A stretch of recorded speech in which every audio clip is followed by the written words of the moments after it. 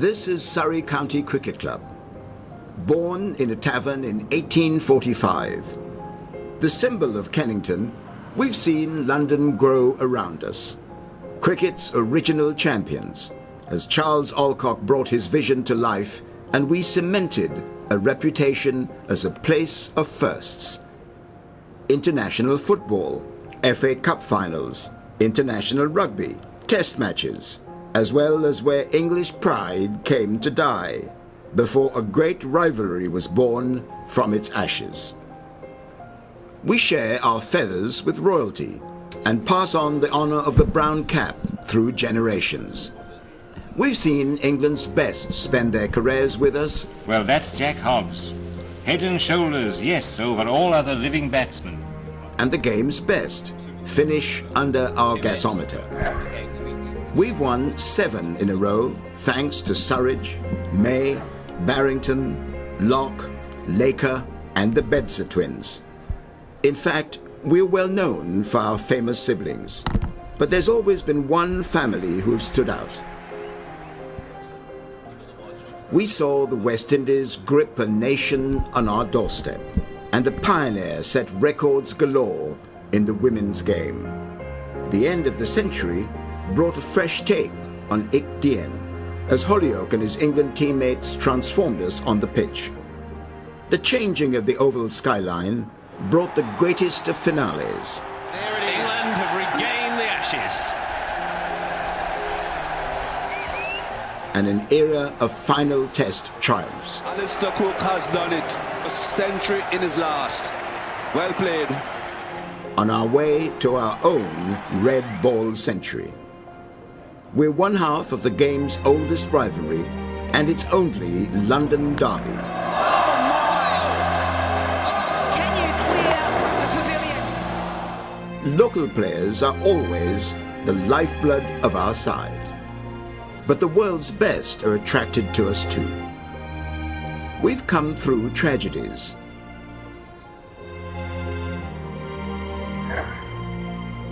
Now we're home to world champions and cricketers of the year. 175 years have passed. There's much more to come. This is Surrey County Cricket Club, heart of London, pride of the county, the grandest stage in world cricket.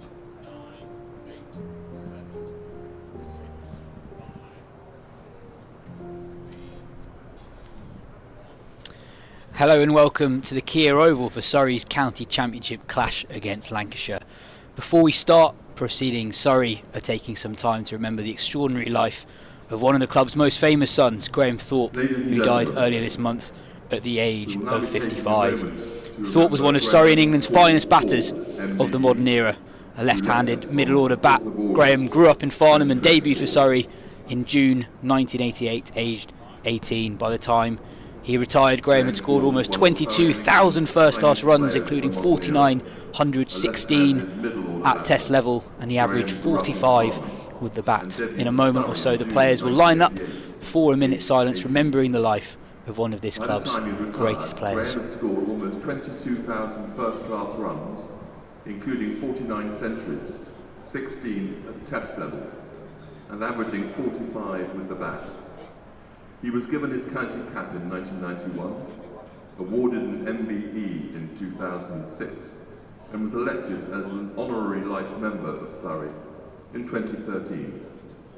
Following his playing career, Graham went on to become an accomplished coach for Surrey, the England and Wales Cricket Board, and around the world. And in 2021, we were thrilled to name the Graham Thorpe Room after him in our members' pavilion. Surrey County Cricket Club dedicate this game to remembering Graham and all he accomplished for Surrey. There is a book of condolence in the pavilion reception, displayed with some of Graham's items from the museum for anyone wishing to mark their respects. Both members and non-members are welcome to sign this book, which will be on display throughout this 4-day match. We now ask all in attendance, if you are able, to stand for a minute's silence in memory of Graham Thorpe.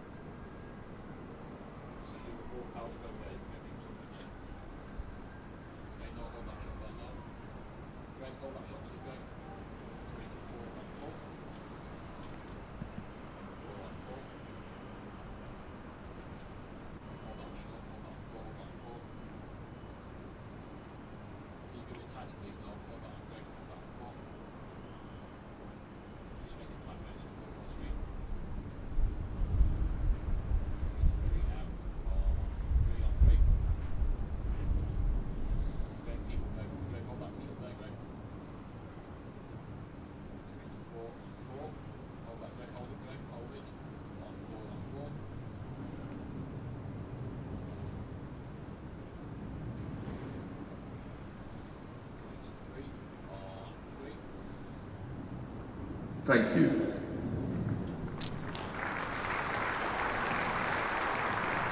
A beautifully observed minute silence for a man who meant so much to this club.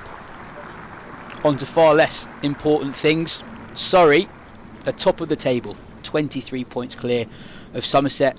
In second place, their opponents this week are Lancashire, who have had an up and down season themselves, find themselves in 7th place, just a few points above the drop zone. Surrey have won the toss, and as they always do, will bowl first today under very grey skies, and there's a bit of grass on the pitch as well, so they've left out their leg spinner Cam Steele. So with the exception of Will Jacks's off spin, it's all seam for the hosts. Plenty of star names on both sides today. Will Jacks and Sam Curran are making their first county championship appearances of the season. Sai Sudharsan, the India international, is in for Surrey alongside several other players of international class like Ben Folkes, Tom Sibley, Rory Burns. And there are several intriguing names too in the Lancashire 11, none more so than the man or the boy carded to come in at number 4, the 16-year-old Rocky Flintoff, the youngest ever Lancashire first-class cricketer. Lancashire have an India international of their own too in Venkatesh Iyer, as well as players like Keaton Jennings, Matty Hurst, George Balderson, Tom Hartley, and another first-class debutant, the exciting young left-arm seamer Josh Boyden.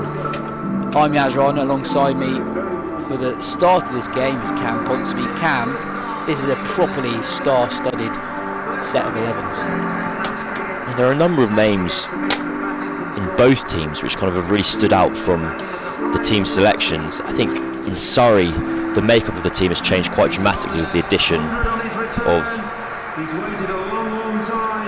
Will Jacks and Sam Curran. I think if you're Ben Geddes, you might feel a bit hard done by not to be selected this week. There's been 5 seamers plus the potential for a 6th in Ryan Patel. You might have thought it's an interest of how they've got chosen to balance their 11. And then for the visitors, Rocky Flintoff and Josh Boyden are both on first-class debut. And it's not a case of Flintoff's being selected because there's an injury crisis and there's loads of players, there's no one available and he has to play. He's been selected ahead of George Bell. He's batting at 4, he's batting ahead of Venkatesh Iyer. And we're in for a very exciting 4 days, or however many days of cricket ahead. It'll be absolutely fascinating to see how the debutants go. Dan Worrell, as he always does, will start with a new ball for Surrey. He'll bowl to Luke Wells, who's at the striker's end. His partner Keaton Jennings at the other end. Keaton Jennings, who is having yet another outstanding season for Lancashire, averaging 65 in the county championship, 400 and 150 from 9 appearances. Luke Wells not going quite as well, but still got a score of 150 in there.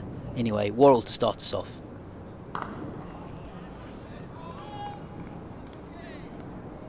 It's good to have the county championship back, isn't it, Cam? It's been a while. It is one of the things I find most frustrating about the setup of the season is how difficult it is to often get into the rhythm of a competition with the breaks, for instance, after the Vitality Blast group stage. You then have an enormous break until the quarterfinals, semi-finals. Same with the Metro Bank, and so have a run of county championship now. It's really excellent. We have had a very long break. I think it's been over a month since we last had a county championship fixture, and so to kind of get yourself back to used to the rhythm and the kind of patterns of the competition. Lancashire, for instance, I had to kind of remember them having a very strong run in the back end of the kind of in the most recent fixtures. You look at the table and actually no, they were just recovering from a very poor start. It'll be a very exciting team to watch this week, with a very fresh-faced lineup.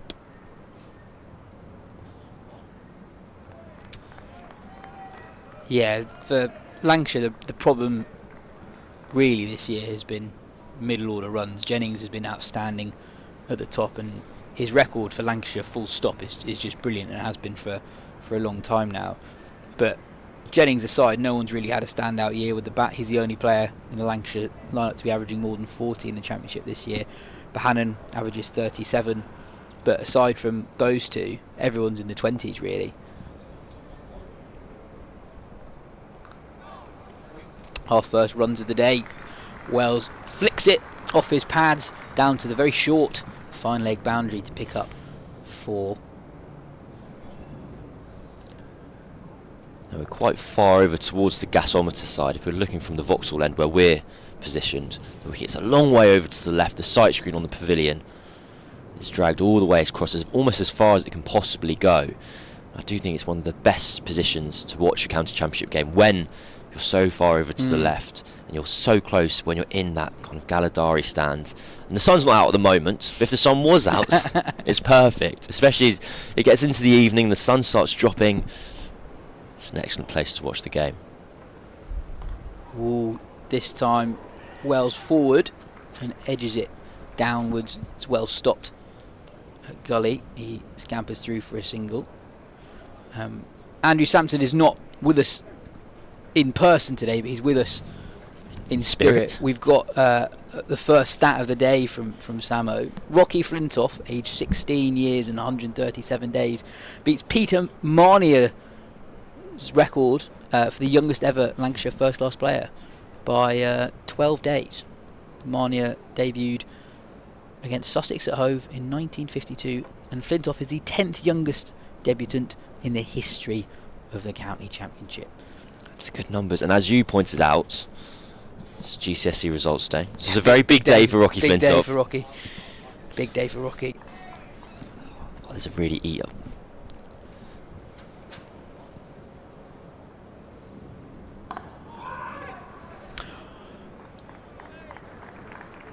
And that completes the first over. Lancashire 5 without loss.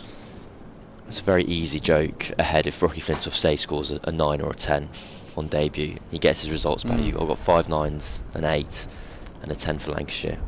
There you go. You can have that one for free.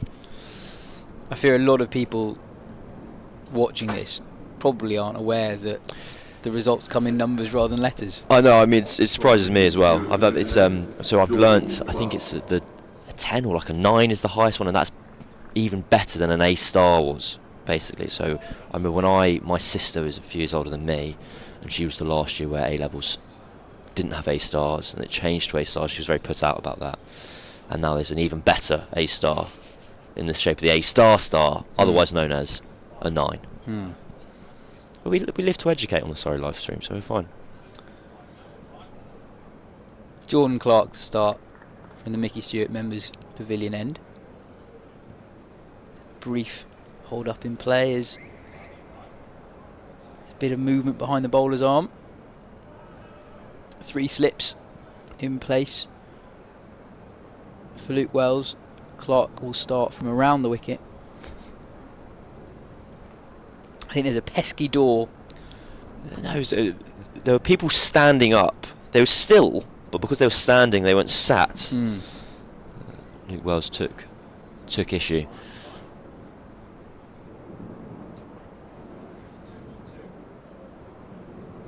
Left alone by Wells. It's been an extraordinary summer for Flintoff. Obviously, there would always be excitement around the son of someone who was such a loved player, but he sort of shot to prominence because there was a video that did the rounds of him scoring runs in a youth game for Lancashire, and it was just so striking how similar he was in style to his dad.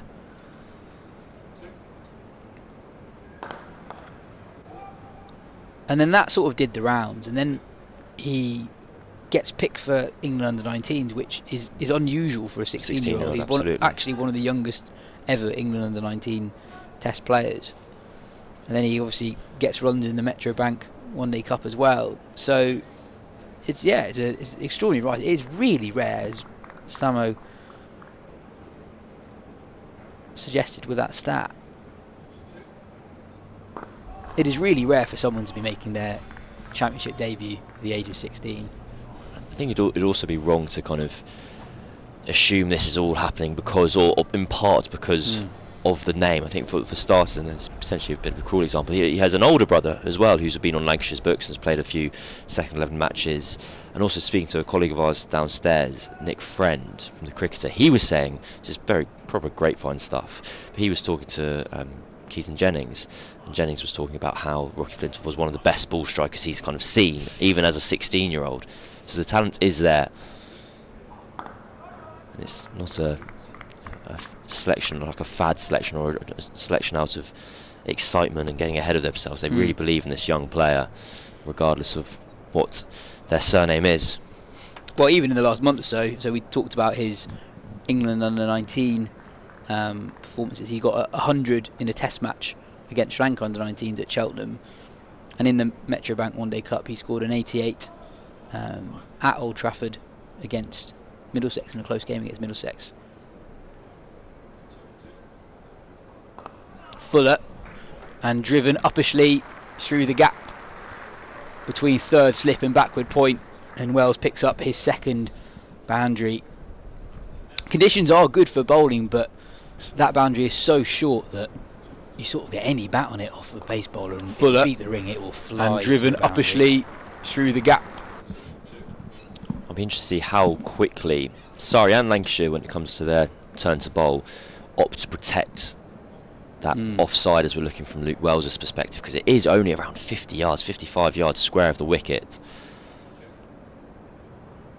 Oh, left alone by Wells. Good finish to the over by Jordan Clark, but Lancashire now 9 for no loss after 2 overs.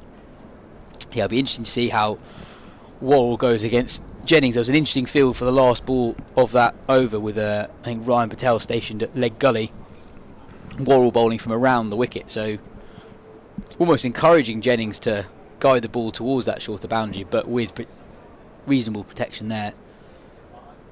Yeah, 4 fielders on the leg side, one at a very fine, deep fine leg. Ryan Patel is at leg gully, and there's another man at a straightish square leg. There's a lot of movement in the field for Surrey at the moment. Ryan Patel's positioning himself at a leg gully just for Keaton Jennings. He wasn't there for the left-hander Luke Wells. We also saw Cameron Steele running on a message. Big appeal. Not given. Worrell bowling from around the wicket, striking Jennings on the pads as the Lancashire opener was looking to flick the ball through the mid-wicket region. I think Dan Worrell liked that appeal a lot. He's just had a word with the umpire asking what was that missing. See on the replay here. Goodness me, it's an enormous amount of swing. I am sympathetic to the umpire for believing that maybe travelling onwards down the leg side. Yeah, and Jennings also standing outside his crease as well, so height possibly in play as well.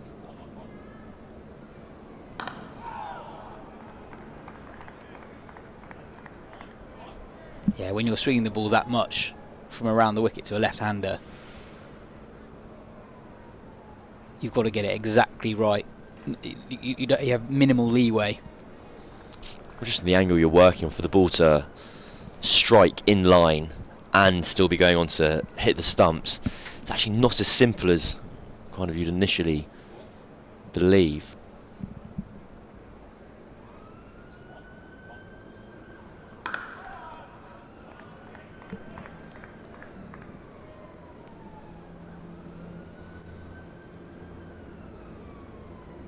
We talked about one of the more eye-catching selections on the Lancashire side. From a Surrey point of view, it's great to see Will Jackson, Sam Curran back in the fold. There's a bit of talk that Sam Curran might get a test call up this week given Ben Stokes' injury. Jennings advances down the ground this time, trying to negate the movement that's on offer for Worrell. That one dying as it passed the batter. It feels like a lovely return for Will Jackson. 2 different types of selections. Yes, it's the kind of 2 England, I guess, white ball kind of superstars finding their way back into the championship side.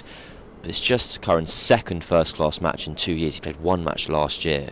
But Will Jackson was almost an ever-present for this side. He was such an integral part of their title-winning side. Yeah, it's a point that I think gets lost sometimes. It's actually a player's development in white ball cricket that means you don't play much county championship cricket. It's as soon as you get an IPL contract, that means you miss so much of the county championship season. A good 7 or 8 rounds of the championship take place during the IPL, basically. So a player like Jacks or Curran have very few opportunities to play county championship. There's also, nowadays, England typically play white ball cricket in September as well, which is another one of the championship stints. So very few opportunities for Jackson Curran to play red ball cricket. But I was actually quite surprised England didn't pick Curran, because Curran has had such a good few months in white ball cricket, chiefly with the bat, and I've heard him talk a couple of times about actually batting higher up the order in white ball cricket suits his game more. For England, he's so often used as a finisher, but that's not really his game. And he's had much more success batting at 3, 4, 5. And I wondered that, given that Stokes was injured as the 6, the easiest way for England to retain their balance of the side would be a straight swap for Curran coming in for Stokes, and picking Curran for the first time in his Test career as a top 6 batter. Oh, so that's interesting. I thought you were going to suggest that Jamie Smith moves up to 6 and Curran plays the role of the all-rounder at 7. So I think we forget that. I think it's often lost and forgotten just how much cricket Sam Curran has played in his life. He's only 26 years old, and he's played north of kind of 400 professional matches. And he had that run in the Test team at the start of his career. He's played 24 Test matches. That's a lot of Test cricket. But we haven't seen him in England whites for kind of 3 years. And again, because he's had this kind of white ball renaissance where he's been playing in the IPL, batting at 3, being the player of the tournament at World Cups, you kind of falsely go, oh, this is a white ball cricketer now. So no, he just hasn't had the chance to continue proving the ability he already had as a red ball player. And I'm a bit kind of biased when it comes to Sam Curran, because I think he's one of the most talented cricketers in the country, if not kind of across the world. And I know that sounds hyperbolic, but what I mean by that is there's so few people who could bat top 3 in the IPL and open the bowling in Test cricket. Yeah. Like, that's a very unusual and unique skill set. And so to England to, and especially in the context of this England setup where they pick players on just what they can do and how good they can be, I don't think it will be forgotten, or has been forgotten, that despite not playing much red ball cricket, I'd be amazed if Sam Curran was ever that far away from selection. You know, there'll be people listening to this who fairly will be saying, oh, hang on, he's barely played a first class game in the last 2 years here. He's not played a Test match in 3 years. I just looked at his numbers. He's never batted in the top 6 for England in a Test match. 350s though, averages 24 with the bat. Bowled him, played on. Wells looked to drive that through the offside, didn't get hold of it. Bit of nibble into him, inside edge, and leg stump is out the ground. Surrey with an early breakthrough. You just wonder whether that short offside has played a role in that dismissal there. Wells throwing his hands at a wider delivery and chopping on. It is excellent bowling conditions currently, and you'll see here from Clark, it was really full. I wanted to give Wells the benefit of the doubt there and say it's just nipped in off the surface. I'm not sure it has. If anything it's swung away. He's been suckered in by that full length, and it's a fantastic start for Surrey. Lancashire 9 for 1. Yeah, really big moment that early on the first morning. You'd say that Surrey hadn't quite been 100% on it with the ball. There have been a few really good deliveries, but never that many in a row, and it's actually a fairly loose ball that brings the first wicket. It's not a delivery you really associate with Jordan Clark. You associate Jordan Clark kind of hitting a really hard length and nipping the ball off the seam, as opposed to getting that movement through the air that we just saw. And especially the movement we saw, it wasn't from straight and potentially leaving the left-hander with the idea of bringing the slips in. Clark started the ball out wide, it continued further out wide.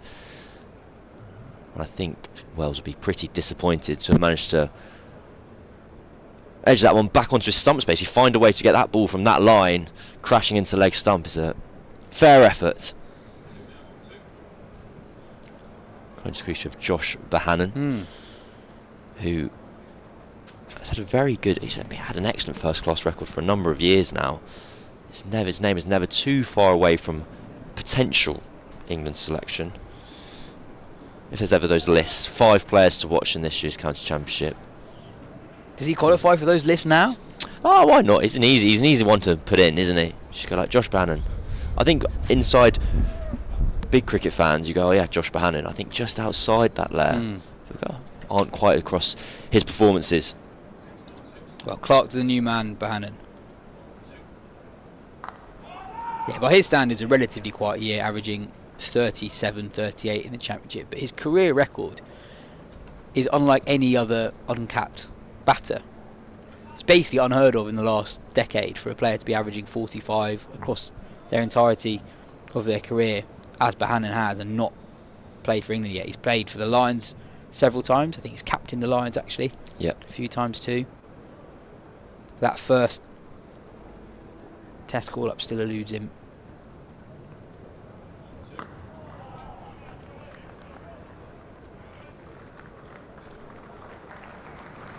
That completes a very successful over for Jordan Clark, a wicket maiden. Lancashire 9 for 1 after 4 overs.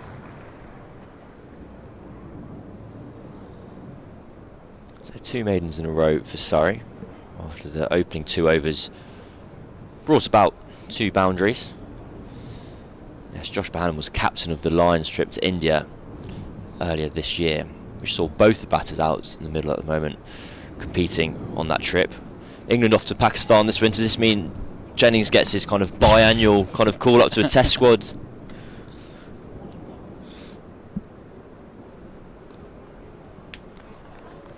Well, I wonder if that sort of depends on how well Dan Lawrence goes at the top of the order. Because if Lawrence shows himself to be a viable opening batter, it helps England's squad composition if they don't feel obliged to pick a spare specialist opener.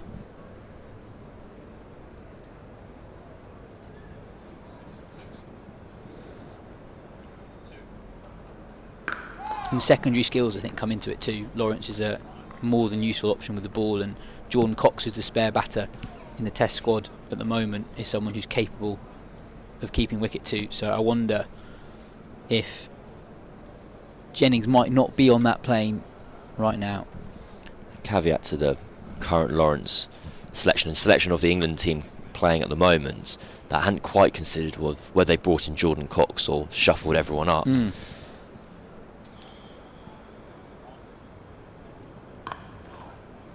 Was just how put out you'd be if you're Dan Lawrence as the spare batter for 17 consecutive Test matches. You go, sorry mate, your chances at the top of the order, does that work for you? And they go, but the guy behind you gets to bat 6 now actually. That would have been, I'd have personally enjoyed if they'd made Jordan Cox open the batting and gone like, Lawrence gets first dibs at 6. I think they're currently off for a delayed for a wet outfield. I did think Lawrence must have been licking his lips last night, facing up to spin at both ends. All the chat about how'd he go against the moving ball, and here's Dan Silva with his part-time office. It was Dan Silva's strike rate in Test cricket 108, threatening. Had a nervy moment early on, nearly run out 4th ball. Yes, would have been out if the shy struck the stumps. I did wonder, it was a point of debate yesterday. I think I've mellowed on the idea that at first I thought Sri Lanka shouldn't have gone out and bowled. I was like, why? You've got a new opener who's not suited to that position. You want to bowl your seamers at him. That's your best chance of getting them out. On the flip side, you go, well, it was a free hit. You can bowl 4 overs and pull the pin as soon as you want. But I do think if you're Dan Lawrence and you're going, oh, who am I nervous about facing up to? Who do you face when you open the batting for the first time for England? People can go through the greats of the game. He goes, Dan Silva. He batted very well. He batted marvellously. Such a watchable player. Dan Silva, I think, is responsible for the best shot I've ever seen off a hat-trick ball. Wow, I wasn't expecting that.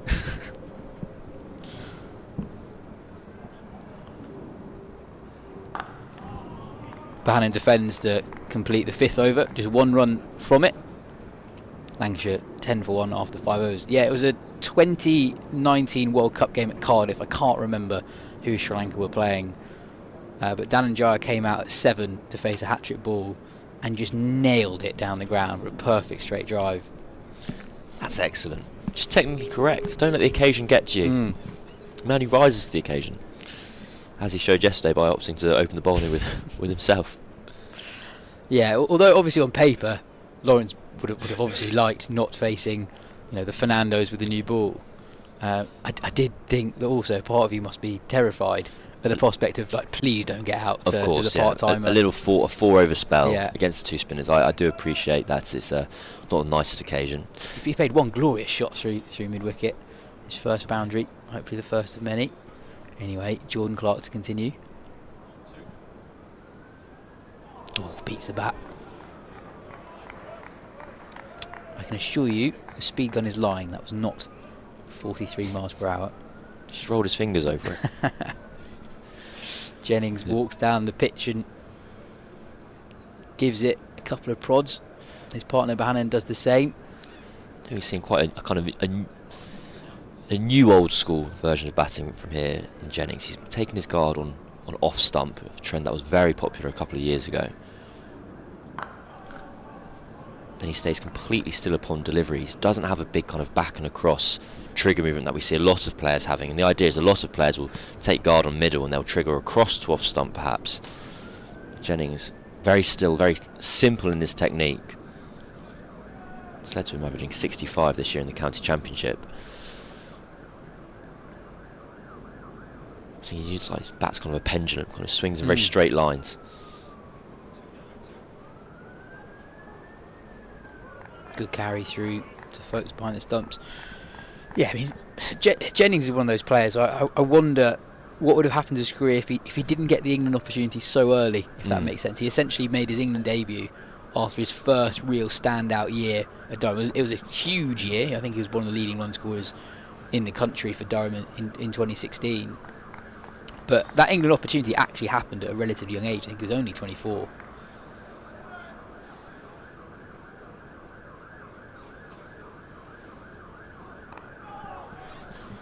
Nicely played by Jennings. Keeps that on the floor. That's his first boundary. Lancashire move on to 14 for 1. Just to illustrate just how good Jennings has been now for a long time. His Lancashire record is astonishing, really. 71 games for Lancashire in first-class cricket. He averages 50 with 1500s in that time. To open the batting in England over that period of time, to average 50 is some going. Just sort of swivel pulled for 1. To kind of further emphasise the same point, in the last 3 seasons in the county championship he's averaging 65 this year, 53 last year, 73 the year before. Mixed in there, he had 3 games away in India with the Lions earlier this year, averaged 51 there as well with a high score of 154. And it reminds me of what she was saying there, if he hadn't got the opportunity so early. I remember having a conversation with someone when Ollie Pope first got picked for England and they kind of worked around Surrey. And they said there's no doubt he's good enough, but they wished he'd got picked after he'd failed for the first time at county level. And the idea of that, there's a kind of train of thought that you are much better suited, much better prepared to succeed at the international level if you've come back from failing at the domestic level once. So you succeeded twice, you've been worked out once, and then you come again, basically. So you don't have to do that recovery job on the kind of the largest stage.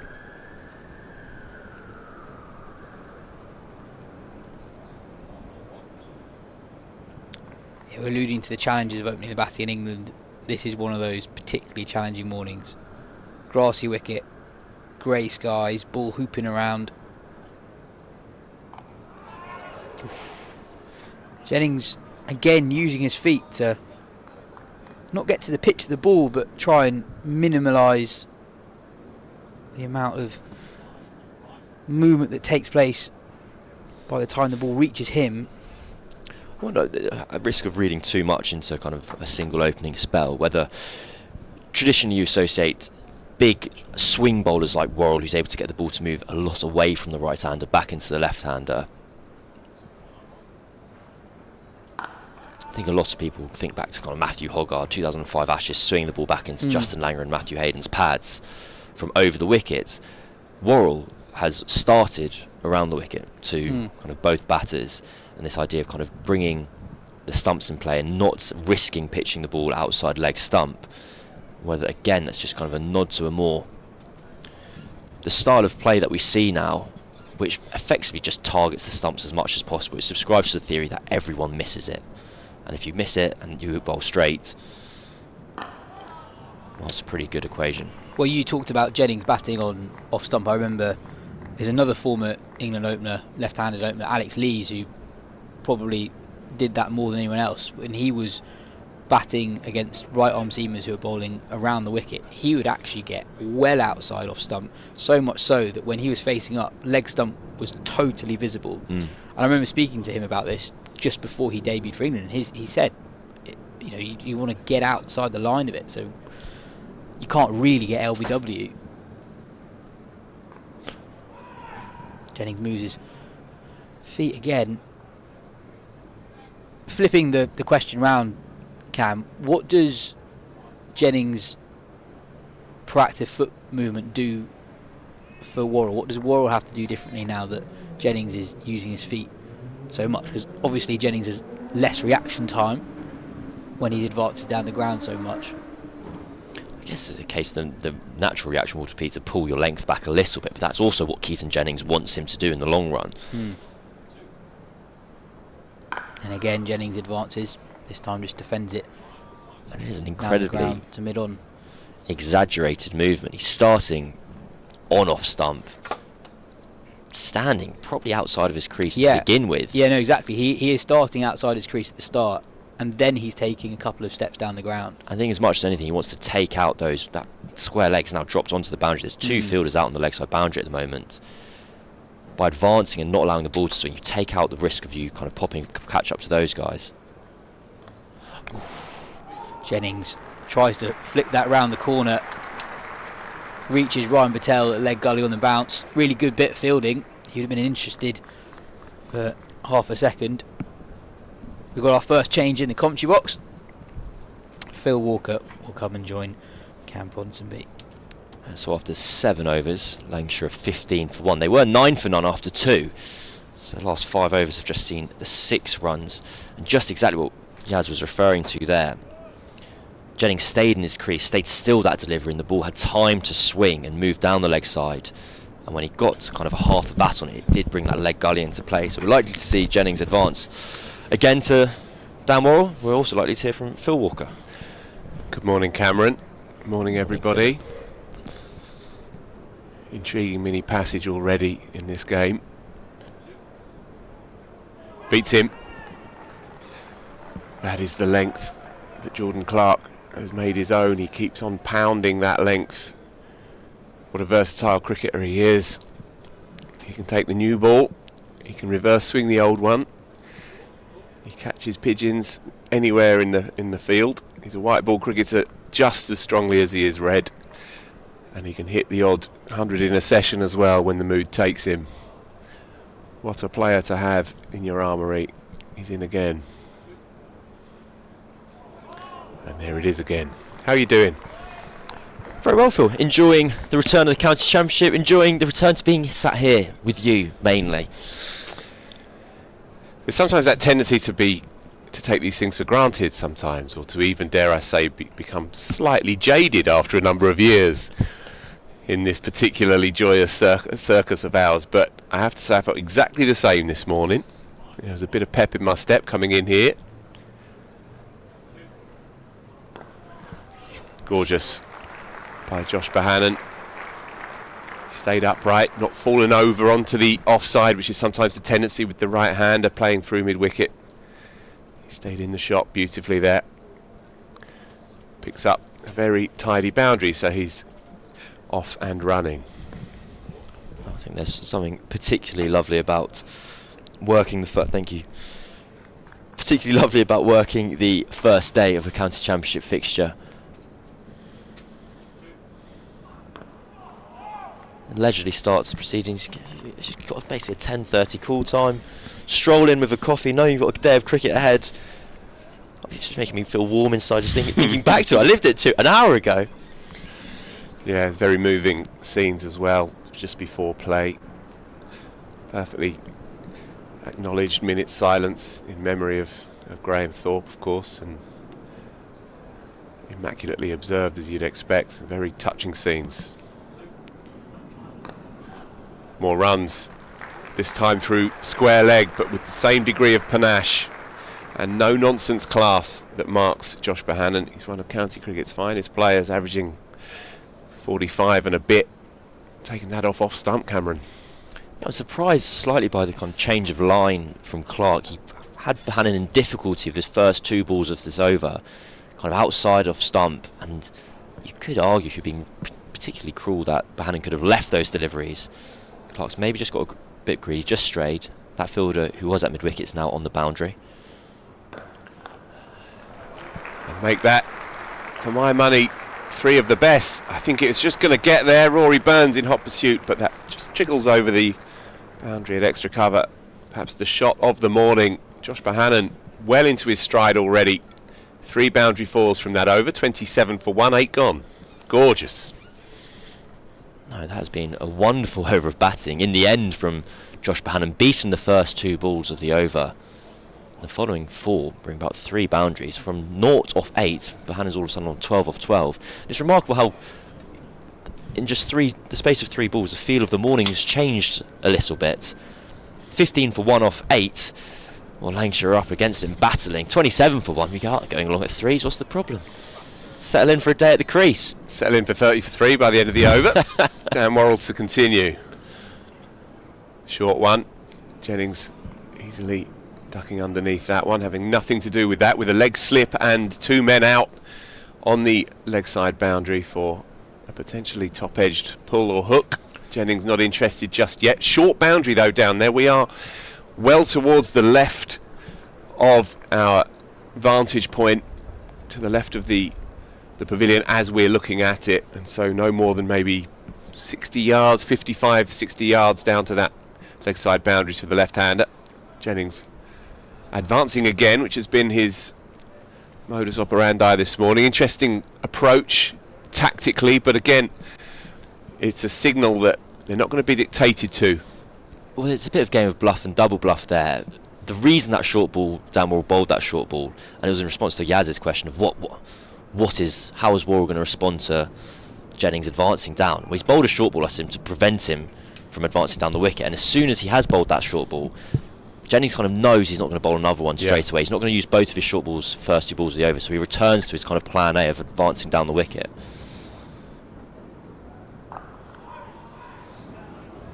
Yeah, exactly that. It's canny batting, and it's not overly expansive. It's just a shuffle. It's moving the weight, transferring onto the front foot, and obviously trying to negate that late swing that Dan Worrell is so adept at getting. So good clear-minded batting from Keaton Jennings, and counter-punching as of now by Josh Bohannon. Comfortably in behind that. You feel with a thrillingly interesting and exciting middle order, but nonetheless raw. You feel like there's a lot on these 2 initially, especially here at the Oval, especially here under these heavy set clouds on a pitch with a murmur of green that rewards the quicks and rewards the seamers and swing bowlers. You feel like this is a crucial first session, and that's good by Josh Bohannon. He's not allowing just to get too excited after 3 boundary falls in the previous over, and that will be the way that he will need to play through this first hour and a half or so up until lunch. Counter punching, top class county pros, these 2. Keaton Jennings has been magnificent over the last 4 years at the top for Lancs, averaging 55 since the start of 2021. which for an opening bat in England is outstanding. He's definitely a more rounded player that you see now than perhaps that early iteration when he was, as Yas observed earlier, thrown into the England side perhaps before his prime and was forced to confront the horrors of Bumrah and so on in that summer. Changed his technique. He describes his game as much more fluent and with much more flow into the shot.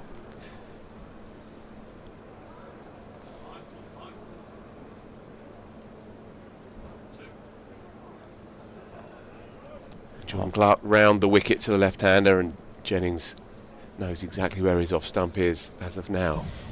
And that average of 55 over the last kind of 3 years. I've always thought there's something wonderful about a batter averaging more than 50. That your average performance is more than the figure that people applaud you for doing well. You get to raise your bat to the crowd, and if you got out at that moment, you've actually done worse than you normally do.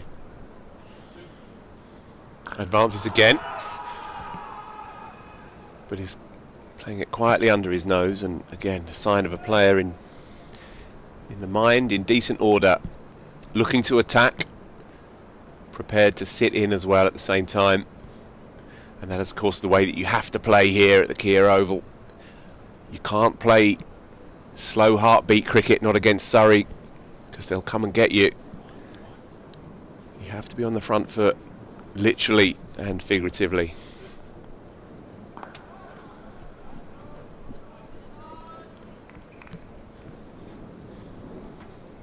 So yeah, full rounds of games. I believe all 18 are playing today. Goodness me. Last round finished on July the 3rd. I make that 49 days since there was a last red ball seen in anger for the Champo, and we are back. And this league is intriguingly poised. Surrey, of course, top. They have it in their hands. They've won 6 games. Scythed away, there to hit, and he's crunched it behind square for 4. Left-hander's classic shot, and Jennings plenty good enough. The ball has raced away. I was just checking if it's gone for 4 or 6. Shows just how short that boundary is out to the offside for Jennings. Just a little bit of width. That shape away that we saw accounts for Luke Wells's dismissal. When Clark started the ball outside that off stump, he's getting the ball to move further. Pick up more runs into the onside. Yeah, just going back to the technical shift that Jennings underwent, which really did precipitate an upturn in fortunes for him, as evidenced by that average of 55 over the last 4 English summers. But when we first saw him, as he describes himself, he had quite a staccato technique, was the word that he used in an interview with me a year or 2 back, and he would be quite rigid in the shot, and so it would mean, he said, that it would cause him problems to the late moving ball. But now if you see him, he taps his bat on his toe just before the ball is released in a more conventional old school style. Squares him up, bit of extra bounce, but Bohannon good for it. 10 gone then, 33 for 1. Excellent contest this. Cameron departs having had enough of my technical analysis, not for the first time. And it's Dean Wilson to join. Morning, Phil. Morning, everyone. Morning, Dino. Pleasure to see you, sir. 49 days since the last championship game, and here we are, intriguingly poised. And some quality on show already this morning. Well, they do say that absence makes the heart grow fonder. Indeed. And we do love our championship cricket. Especially when, as you say, the talent on show is as good as this, a A-grade contest. Did you say eight test players on show? Did you work that out? Was it 7 or 8, I think you said? I think it was 7 officially, looking down the list, but then we started to get a bit silly and say, well, if your surname is we're trying to put together a test team, an England test team, if your surname has played Test cricket would get you in, so clearly Right. Wells and Flintoff were going to join in. Another short one. Worrell mixing it up, but Jennings alive to it. He showed no interest as of yet in the cross-bat shot, despite the invitingly short boundary there behind his shoulder down to long leg.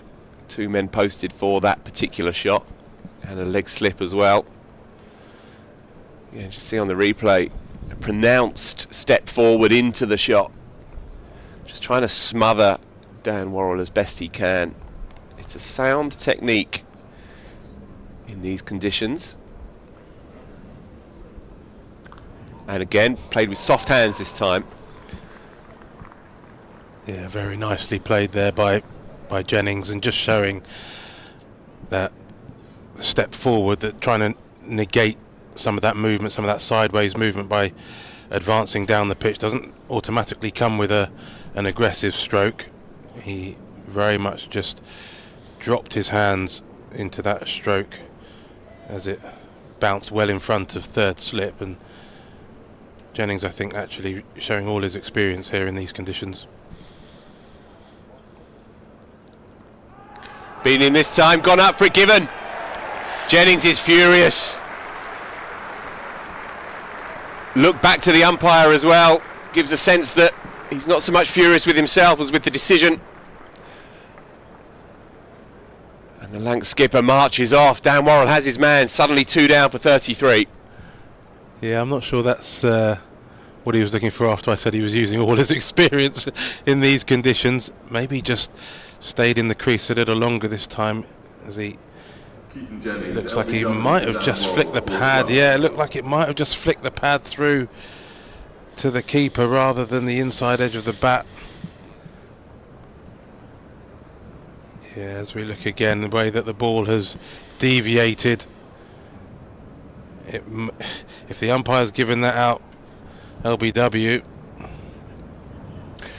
Yeah, well, I guess that is a possibility, that the umpire has felt that it may have pitched in line and be clipping the top of middle and leg, but certainly Jennings, cranky to say the least at this decision, has to go. And so Dan Worrell strikes inside his 6th over.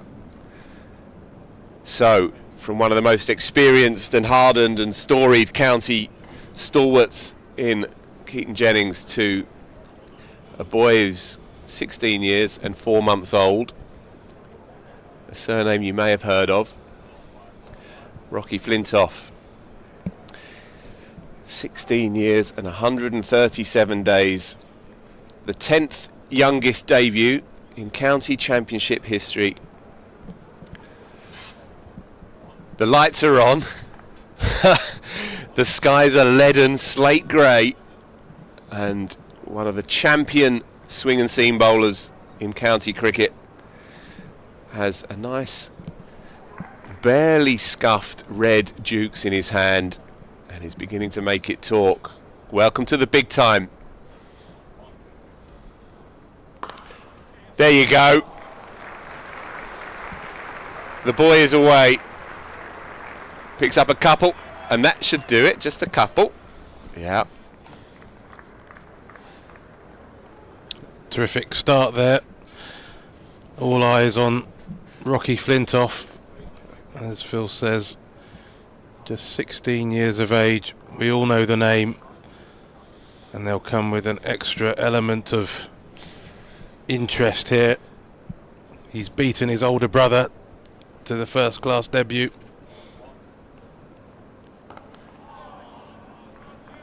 Comfortably enough in behind that one. And so, successful over for Daniel Worrell. 11 gone, 35 for 2. Crucial moments already in this game. You feel like Lancs are, having lost the top 2, just hanging in there a little. Perfect bowling conditions, good toss to win. Just looking at the replay of that decision, I think that's clipping the outside of off stump at the very best. the bowling change. Yep.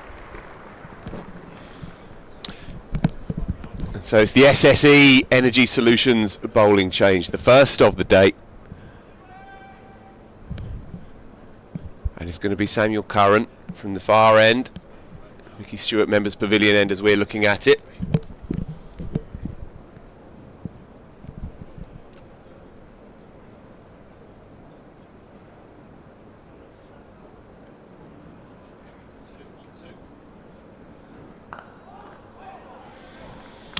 Straight into his work. Had a terrific 100 tournament. Named as the player of the 100, wasn't he? That's his forte, you might say, but he's played plenty of first-class cricket, plenty of Test cricket as well. He knows how to send a red ball down the other end just as well as a white.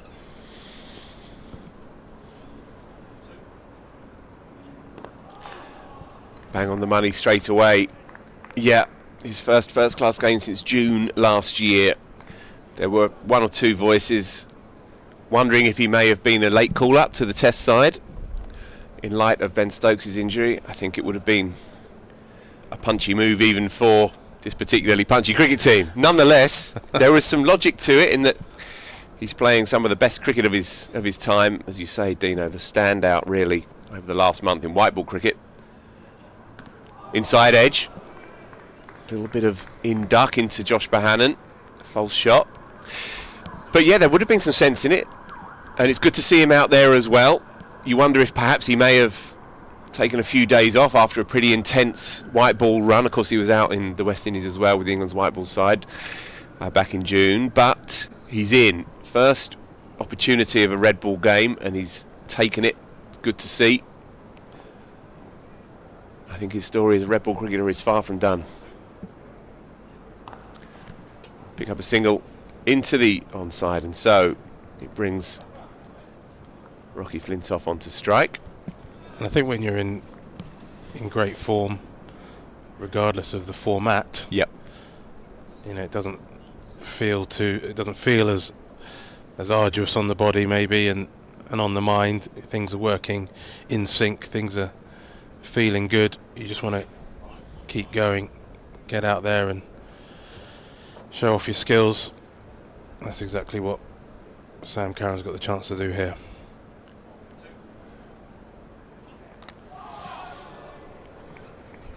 Flintoff pushing forward, slightly on the move. Just feeling his way initially. I don't know if 16-year-olds have nerves. He seems to be in control of himself indeed. It's a lovely shot to get himself going off the first ball of his first-class career in the previous over. He's got to be mindful of the in-ducker from Sam Curran.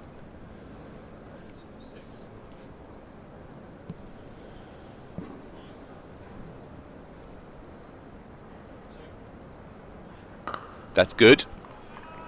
Solidly in behind it. 12 gone then. A very confident looking start from Flintoff. Scored a few, got a half century for Lancashire in the Metro Bank Cup. 88 I think was. It was, yep. His top score there, but you know, clearly a selection on potential. He's made a couple of headlines. I think 100 for the under-19s, England under-19s earlier in the season. Clearly has ability, but at 16 just learning his trade.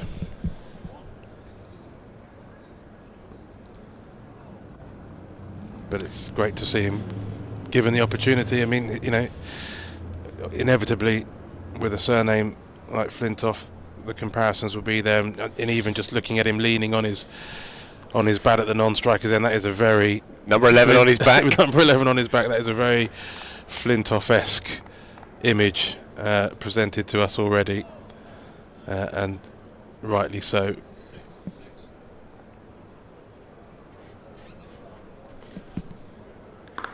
Good again by Bohannon. We have to be mindful, of course, of describing young cricketers in the context of who their prominent parents may be, of course, but in this particular instance, while he is finding his feet and as such a precociously young player, and the mannerisms are unavoidable. He made 100 for Lancashire Twos earlier in the year, and there were a couple of clips that the Lancs social media team put up, and it is uncanny, to say the least. And while he will of course forge his own story and take his own path, it's impossible not to have a bit of fun with it just now. We're trying to wonder actually if the big man himself is in the ground today to see his son make a little bit of history.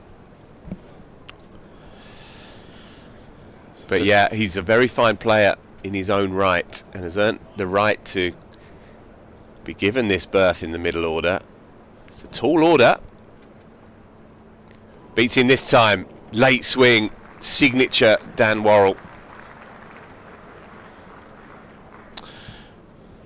And I was just actually looking up to see, obviously, his dad, Andrew Flintoff, played a lot of cricket from a young age.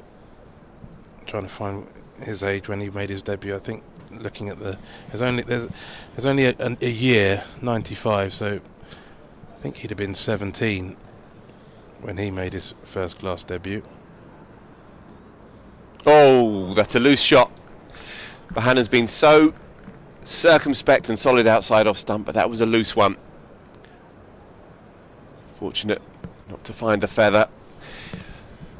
Yeah, Flintoff, of course, I think he made his debut for Lancs with Wasim Akram bowling, and Bumble tells the story of putting Flintoff at second slip and Bumble reassuring the old pros, look, he's got bucket hands, he catches everything.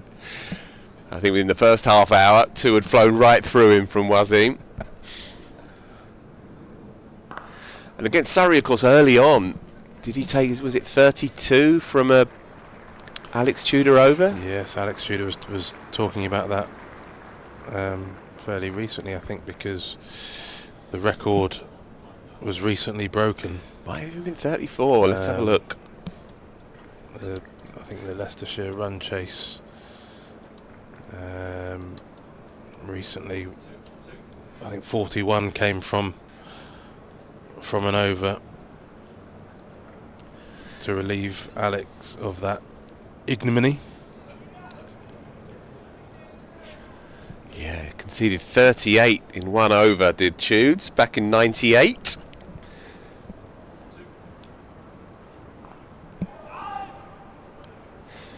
And Flintoff himself took 34 runs off the bat himself in that over. Surrey 146 and 254 for 1 declared. Lancs 151 for 7 declared and 250 for 4. Lancs won by 6 wickets. Back in 98. Flintoff made his test debut that summer, of course, as a young kid. Yeah. Back to the here and now. Again, it's good. Shirt billowing in the wind, untucked already. Pressure, what pressure, eh? Yeah, he looks very organised already. Full face of the bat getting in right behind it. Everything at the moment seeming to come out of the middle. Nothing too aggressive as he plays himself in. Bowl of friendly conditions, of course, so not taking too many liberties.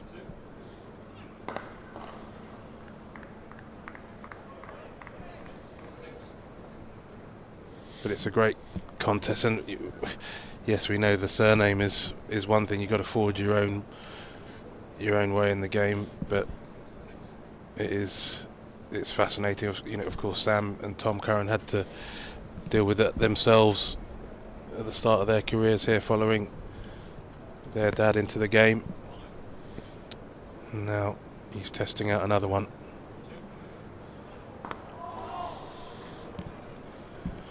Looks solid enough as of now. Got a big role to play here. It's a youthful looking side as well for Lancs. recognising that the title will have eluded them this year and looking to blood a couple of young uns, see how they go.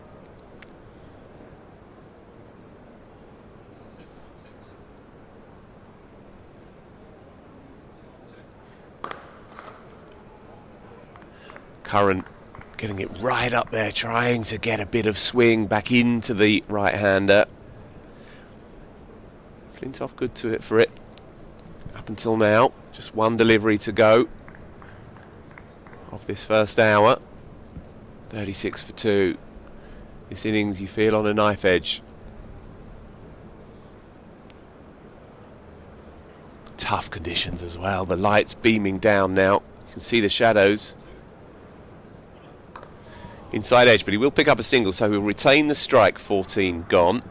37 for the loss of those two left-handed openers. Conditions, the kind of conditions where if it was 5:30 in the evening, the umpires would be having a chat, but at midday, they let the game roll quite right too. Another change of bowler, powered by SSE Energy Solutions, from the first ball to the final over. Let's power change together. It's going to be Tom Laws, superb medium fast seamer, real golden arm, never lets this side down in any form, natural match winner. Rory Burns is just having a chat with him, setting his field. He's a huge fan of this kid, as well he might be. So going to be two youngsters up against one another. Flintoff solidly in behind it, keeping his shape. Miserly 9 runs coming from Dan Worrell's first 7 overs, although in comparison to what he achieved in the 100, that's positively expensive by his standards. There aren't many better in the world at what he does, for my money. Bit of extra carry and bounce this time, but Flintoff jumping onto the front foot has nothing to do with that. Just a murmur of rain in the air, I'm being told, from the back of the box. Nothing too concerning just yet. And the hardy perennials at mid-off and so on in the JM Finn stand end, no sign of brollies just yet. So maybe Jake behind us is just getting a little bit excited. That is his want. We roll on here. Beats him. And again, just that sign that Flintoff's slightly on the move, Dino.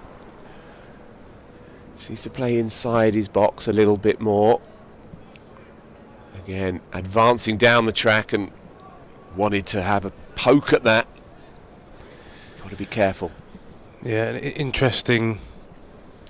Or the slight difference between his approach and that of Keaton Jennings. When Keaton Jennings advanced, not necessarily looking to play aggressively. Pick up a single here into the offside. Keeps his shape better there. Flintoff there, coming down the pitch and looking to get after the ball, and still being deceived. So you can see how much of a kind of bowler's morning it is, and how tricky it is for batters to negate that movement. But advancing down the pitch, just trying to cut the angle, seems like a reasonable approach. Yeah, exactly that. You've got to be prepared to pull out, haven't you?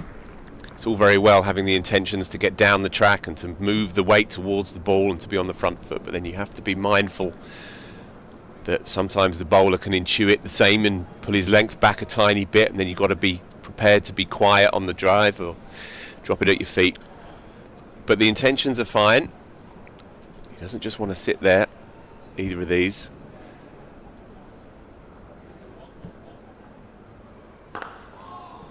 Bohannon, good again. First 15 gone then, of what's going to be an intriguing day's play here. Lancashire fighting hard, having been inserted inside the first hour. 38 for 2. Josh Bohannon has been solid. 13 from 29. And the boy Rocky Flintoff, 4 not out from 14. Yas Rana will take over after a bit more from Dean. Yeah, 38 for 2 thus far, and it's been a pretty sort of sensible, traditional approach from Lancashire, respecting the fact that the conditions are in the bowler's favour, but they don't just want to sit back and allow Surrey just to keep bowling at them. It looks like Rocky Flintoff keen to try and put a bit of pressure back on the bowlers. That's the phrase, isn't it? Trying to shift momentum. It might well be pressure on from a bowler's perspective, but the game is about scoring runs and taking it to the opposition. So an intriguing little cat and mouse game perhaps here, Yas.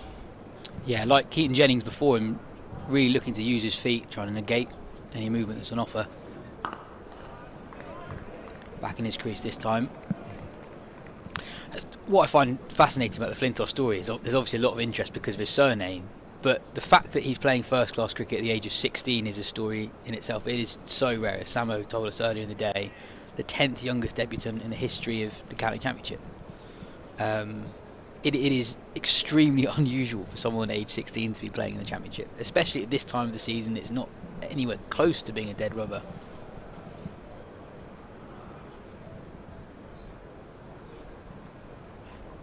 Uses his feet, and plays and misses. It is remarkable. It is rare, but we see, these records they are there to be broken, and we're watching, Sam Curran now, a positive veteran of the game, and yet he's still only, I think he just turned 26. He's played an incredible amount of cricket, so if you're good enough, you're old enough, as they say. And we're finding out just how good Rocky Flintoff might be. It's his first class debut. There's someone we'll all recognise. There we go. Andrew Flintoff, father of Rocky, There's in Dad. attendance. I'm sure full of pride watching his son make his way in the first class arena. We were talking about Andrew Flintoff taking Alex Tudor down in the most thrilling of ways back in 1998. Not sure we'll be seeing those kind of fireworks, but we know Rocky Flintoff has the ability to hit a long ball already. We've seen those clips on YouTube. Looks to drive through the offside, but in the end can only inside edge it past leg stump. He scampers through for a single, moves on to 5. Yeah, and he's not just making his first class debut against anyone, he's playing against the defending back-to-back champions. And he's coming to bat with his side in the spot of bother on a pitch with a tinge of green on it, under grey skies, against an international player in Sam Curran. So it's a serious baptism of fire. Well, he's doing all right so far. Just Bohannon at the other end. Oh, that's dropped at leg slip. They'd moved that man into that position just a few balls ago, and Bohannon directs it straight to Tom Laws at leg slip, who, diving forward, wasn't able to cling on to that one.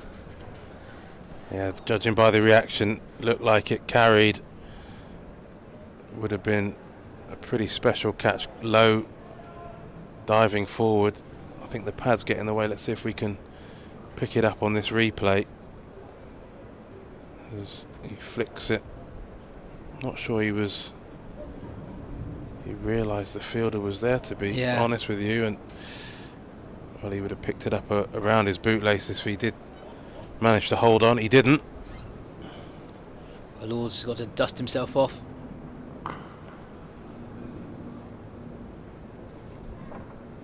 I guess on Flintoff's age, I guess I just urge patience.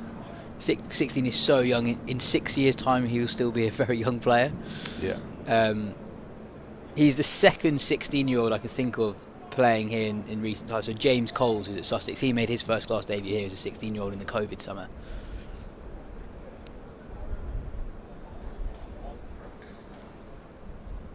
And Coles now, 4 years on, is only just sort of putting in the performances of someone who looks like he might play at a high level down the line.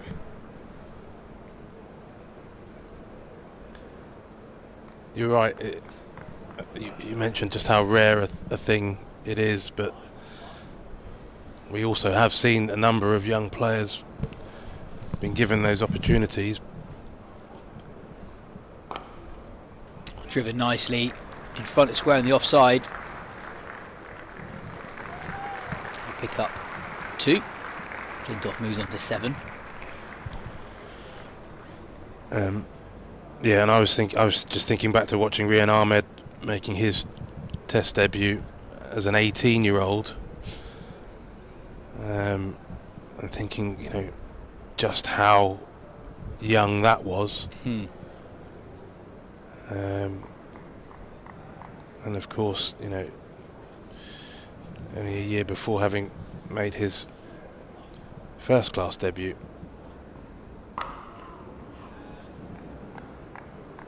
Sorry, List A debut. So, 16, 17, 18, learning your trade, finding your way.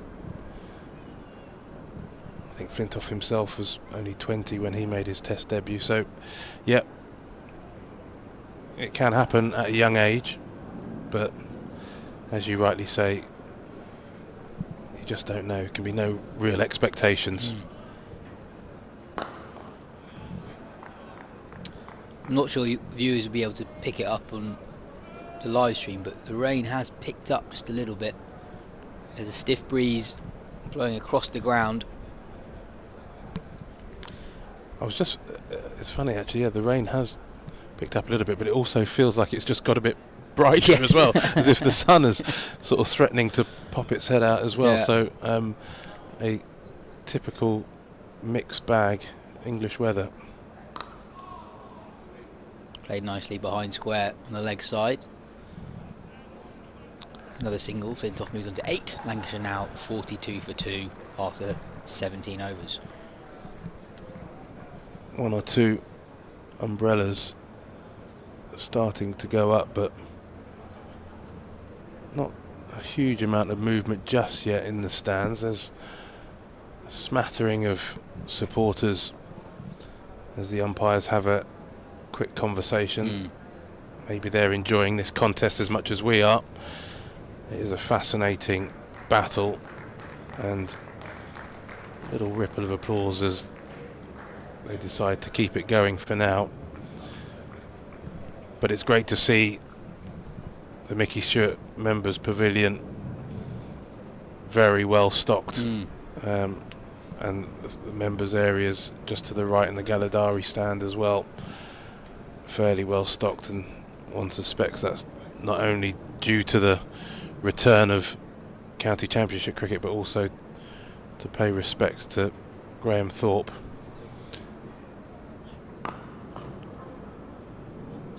Driven nicely down the ground, but not quite timed to perfection, so that's cut off by mid-on. I guess the first thing you notice about Flintoff is his size. For a 16-year-old, he is very, very tall, towers over his partner Josh Bohannon. Played a really impressive knock in the One Day Cup in 88 against Middlesex, and Lancashire were really struggling. I think only one other Lancashire batter in the top 6 past 15. It's just a very patient knock. And given that he rose to prominence with as you say, going viral on social media for his array of stroke play that evoked memories of his dad, it was very impressive to see that he's got different modes even at this stage of his career. Yeah, I sort of made the comparison just watching him rest on his bat, which was very much like his dad, and we saw those clips of the way that he hooked the ball in very much a similar style.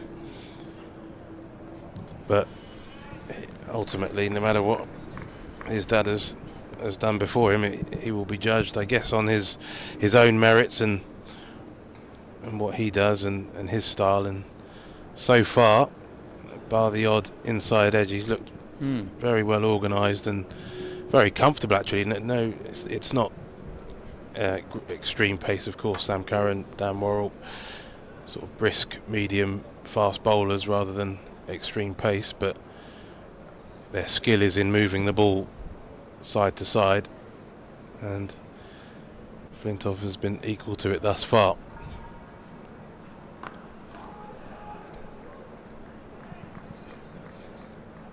On Andrew's own career, so you say that Andrew debuted as a 20-year-old for England. Was he talked about as, a next big thing from as soon as he started playing for Lancashire? Yeah, absolutely. I sort of think back to those days when he was sort of coming through, and there was a generation of really kind of talented young players. We talked about Alex Tudor and obviously those two coming through together, but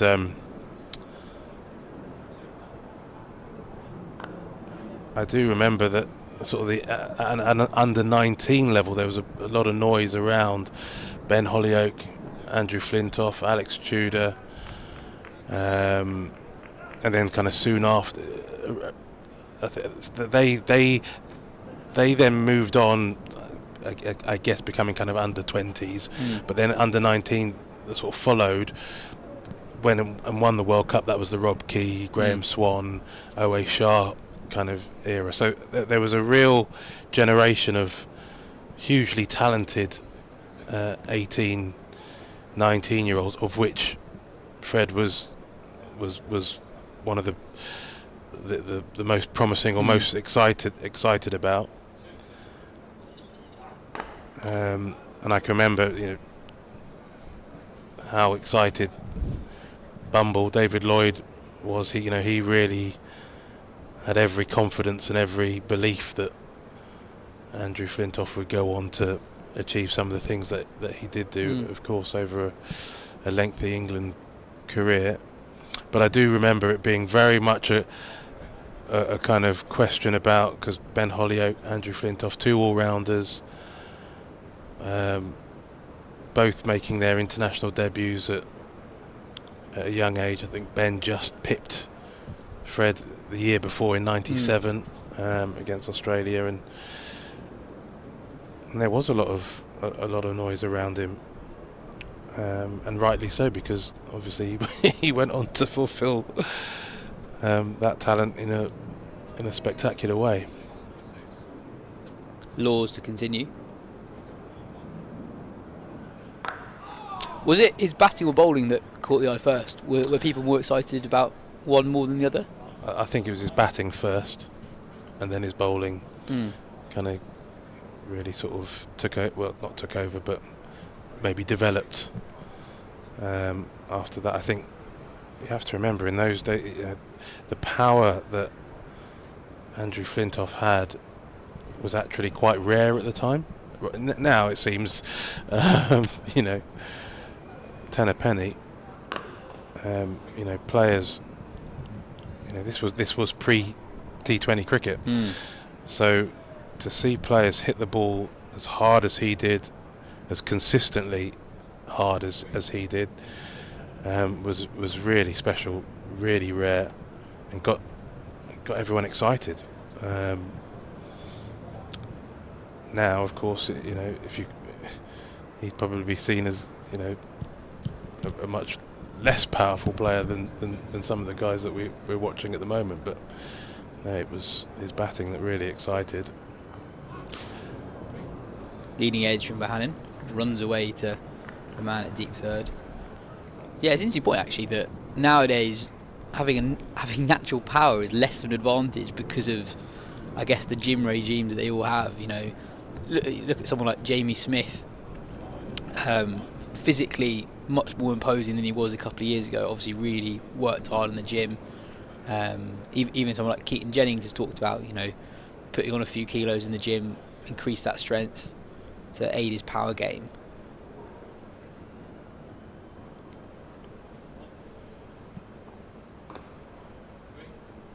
Another single for Flintoff.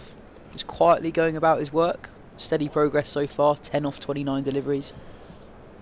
I don't think it can be underestimated. I think, power, strength, bat technology, or whatever you kind of want to say, but it is almost impossible to quantify just what a difference the mental approach and the belief that you can hit sixes almost at will these days. I just think that it wasn't that long ago that for someone to hit the ball as hard and as far as Fred did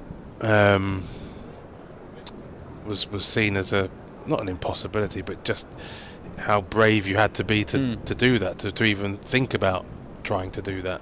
Whereas now there is no mental block. Lovely shot. Oh, brilliant shot from Josh Bohannon.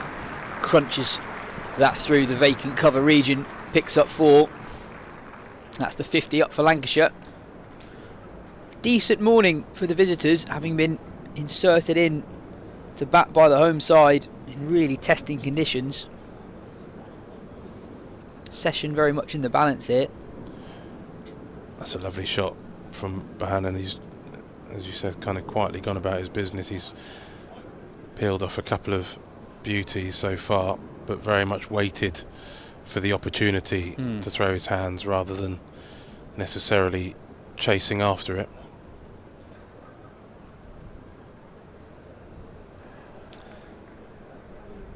It's the end of Tom Laws' third over.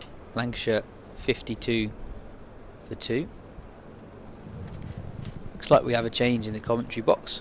Katya Witney coming in to replace Dean Wilson with 40 or so minutes to go until the lunch break. We use this opportunity to go around the grounds. A lot of rain around the country today. Durham going well at Chester Street. They're 66 without loss against Nottinghamshire.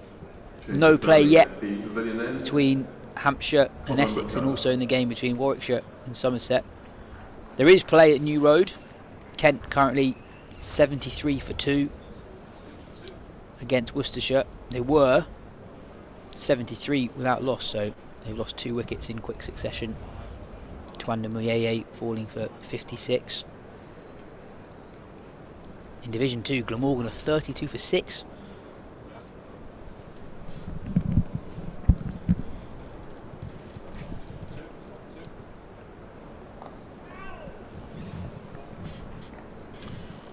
With a change of bowler, and all our change of bowlers this week are powered by SSE Energy Solutions.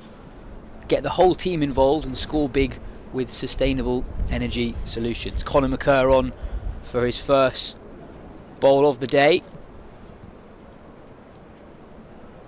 and his first bowl of the season in the county championship, actually.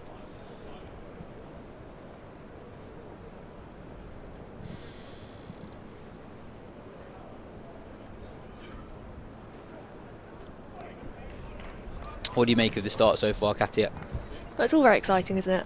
Rocky Flintoff, grey skies at the Oval. You'd think that Surrey would like a couple more wickets before lunch to make putting Lancashire in worth it, but they'll be happy with what they've started with. That drop of Bohannon clearly frustrating, having put the leg slip in only a couple of balls before. But so far so good for Surrey. Yeah, it's very exciting. We haven't mentioned that Rocky Flintoff's also getting his GCSE results today yet. Yeah.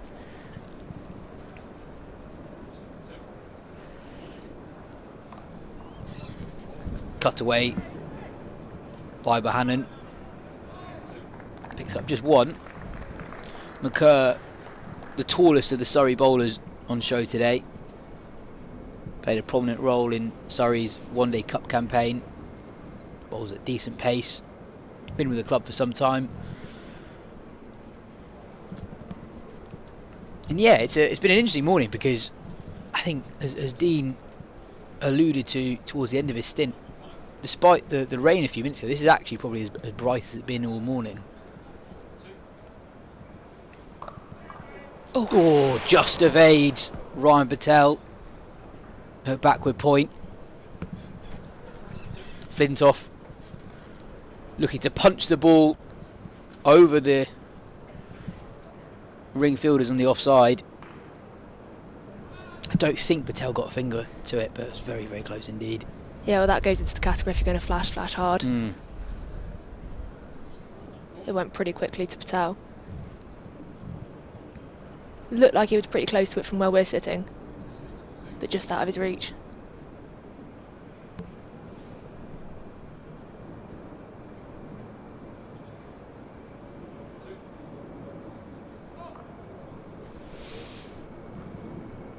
It's another ball that reaches Sai Sudharsan at deep third. It's also called no ball. So yeah, it's an interestingly poised first morning because conditions have been really good for seam bowling, and Surrey definitely saw it that way, not only in their decision at the toss but their composition of their bowling attack, opting effectively to replace Cam Steele, who's been outstanding for them this season. Oh, what's happening there? I think Conor McCur's dropped the ball just as he approached his load up. Yeah, McCur effectively coming into the side for Cam Steele, meaning that Surrey are fielding 5 seamers as well as the off spin of Will Jacks that we're yet to see so far this morning. So given conditions, you'd say that Lancashire have done okay here. If they can get to lunch just 2 down, they'll definitely be the happier of the two sides.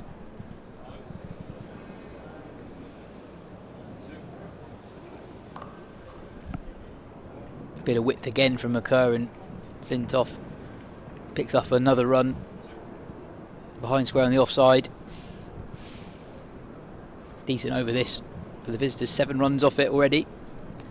Yeah, that balance of the attack again goes to show the flexibility that Surrey have in their side, bringing back in Sam Curran and Will Jacks and allowing them to play those 5 seamers on such a grey overcast day.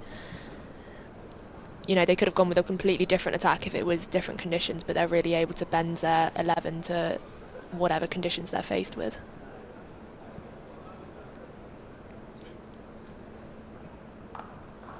Bit of width again, but this time along the ground from Bohannon. Completes a decent over for Lancashire. They're up to 59 for 2 after 20 overs. Yeah, it's an interesting one. I always think that when you field 5 seamers, you can get yourself... I'm never convinced that that's the best way to go, because how much is the 5th seamer actually bowling? Somerset found themselves in that position earlier in the season when they controversially didn't pick Shoaib Bashir after his outstanding tour of India, even though Jack Leach wasn't fit. Going for 5 seamers, Somerset, like Surrey, have loads of options in the seam bowling department. Dropped. It's a genuine edge from Rocky Flintoff, and that's shelled at 3rd slip. Reached him at a very catchable height. Would have seen it all the way through. Oh, that's a bad one. But it's another missed opportunity for Surrey. The 2nd chance to go down this morning. It's a good bit of bowling from Laws.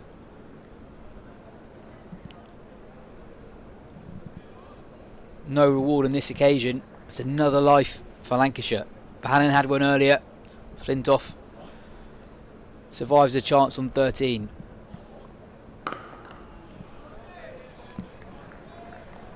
think that was Conor McCur at 3rd slip. Yeah, very straightforward catch, really should have been taken. When you put a side into bat on a grey morning, you need to be taking those chances.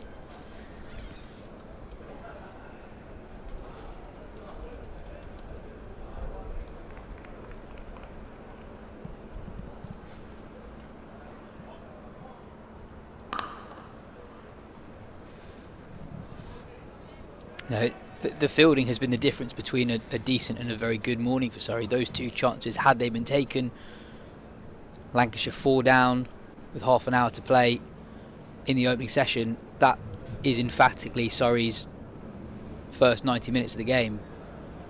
But those two chances have been shelled. This partnership now worth 26, and Lancashire will feel like if they can battle through the next 25 minutes, half an hour, they've got a really good standing in this contest. Yeah, I think it's interesting to see particularly how Flintoff approaches this now. We know from watching him in England under-19s and the Lancs under-16, under-19 side that he's a naturally aggressive player, but on first-class debut under cloudy skies, now having been dropped, does he go back into his shell? You'd think not. Or does he try to attack his way out of this situation? Oh, what a shot that is from Rocky Flintoff. Maybe there's your answer. Mullered through cover point. He picks up 4. Cracking shot. Katya was just talking about the power that he has. And there it is on show. His first boundary in first-class cricket.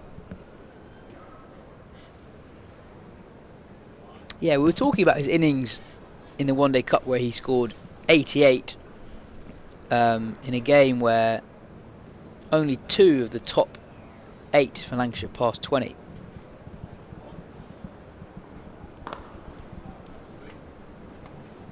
And on that occasion, he hit 6 4s and 2 6s, but I watched quite a lot of that innings, and I was really struck by how patient he was among the carnage. It was a very difficult set of circumstances for a youngster to be encountering. Well, they see Flintoff as a red ball player. That's why he's making his first-class debut. That's why he played in the youth test for England under-19s. So there's clearly something there, and we've seen from the quality of shots that he's had, that we've seen him play, that there's definitely an ability there in the longer format of the game. He's not just a dasher. He's going to be a T20 limited overs player.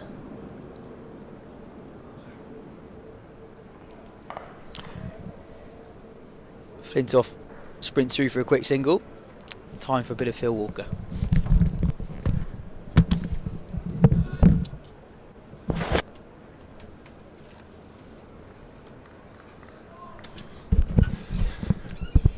Big half an hour up to lunch this. 67 for 2. Lancs have done okay up until now.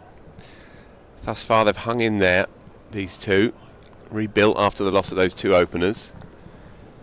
Surrey would have been smelling blood at that point. Chopped away by Bohannon, who's been relatively becalmed since Flintoff joined him at the crease, but he's looked in very good order up until now.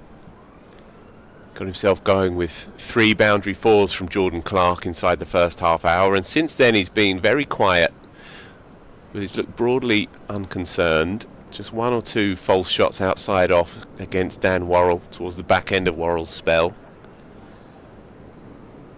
He is the linchpin. Oof. Chopped away, under edge.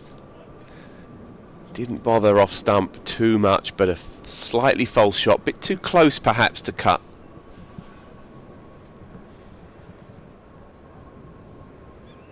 "49 days since the last championship game, Katya, and here we are." What a joy it is. Surrey 23 points clear at the start of the day. Work to be done, of course. It's all set up going into the latter part of this summer. Trying to steal a single, but nothing doing. Yeah, I was worried on my way around here. There are a few spots of rain appearing on my glasses, and as I walk around it starts to get a bit heavier, but it seems like it's abated for now, or at least not got intense enough for them to come off. So hopefully we can get a good day's play in the first championship round since the summer break. Yeah, it's certainly a bit lighter than when I was on earlier. Lights still on.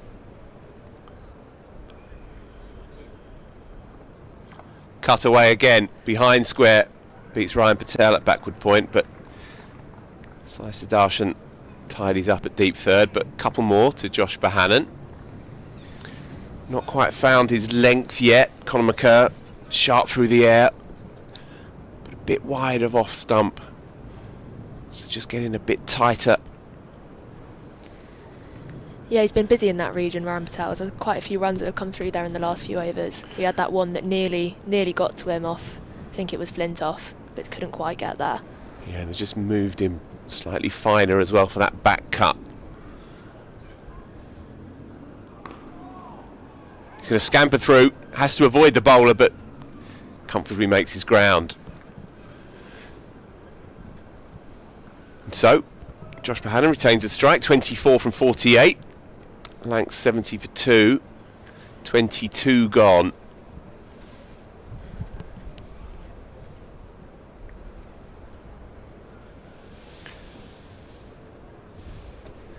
So a quick skirt around the grounds with 25 minutes or so to go up until lunch. Durham going like the clappers against Notts, 89 for no loss. And Ben McKinney, talking of young players with immense promise, there's one out there today in Rocky Flintoff, and there's another Ben McKinney, 56 from 69. Yeah, just 19 years old, a month shy of his 20th birthday. Sunderland boy, opens the batting for England under-19s. He was England skipper, I think, for the under-19s World Cup. Was he Katya, I believe? I think so. Yeah, I think he was in South Africa earlier in the year, and brilliant young player, and making a statement really. 56 from 69 on the first morning against Notts. Goes on the hook this time, crashes straight into the umpire at square leg, who's styled it out, doffs his cap. I think I'd be looking a bit more concerned than that if I'd just been hit by one of Josh Bohannon's hook shots. Don't show it, he says to himself. So yeah, Durham going well against Notts. No play at utility bowl between Hants and Essex, so Surrey won't mind that news too much.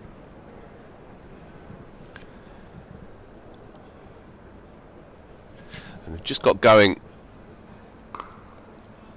in the game at Edgbaston between Warwickshire and Somerset. Just got going. Warwickshire to bat first. Somerset chose to field in that one. Kent 3 down for 79 against Worcester as well in the other game in the top div.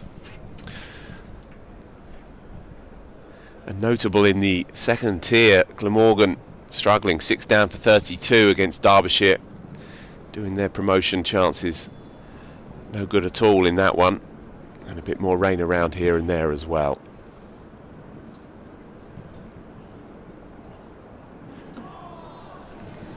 There's a wind warning in place for the test match at Old Trafford today. A wind warning? Wind warning. Could it be so gusty that it's dangerous? Could it be? Maybe it's that temporary stand that they've put in. You think that would act as a wind break more than anything?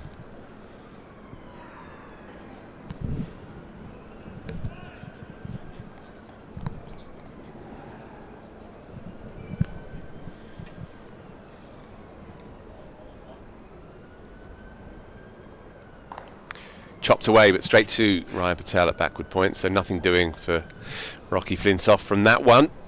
Was it Old Trafford earlier in the year when the covers were billowing too much due to the wind, and they couldn't get them on and off, and so the game was suspended? Was that Old Trafford? Yeah, that was an early game. Was that Surrey's game at Old Trafford? May well have been, you know.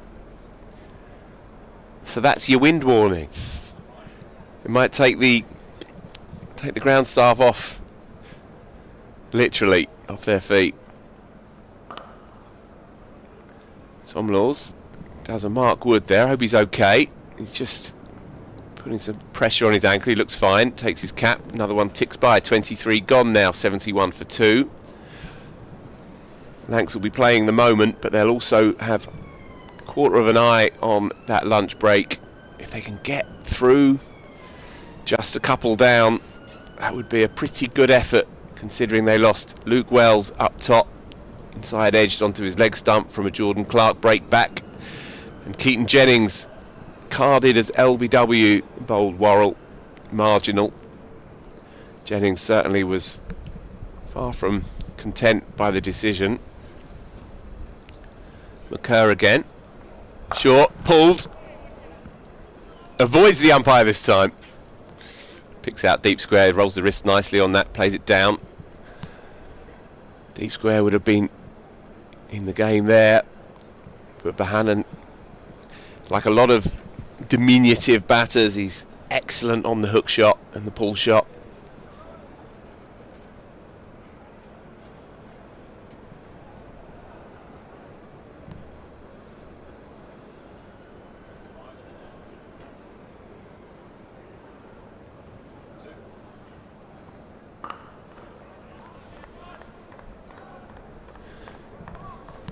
Flintoff into line. He seems to have abandoned the sachet down the track, which was a feature of the first part of his innings. It looks like he might have just put that away for now. Playing slightly more circumspect from the crease, but certainly growing into his work.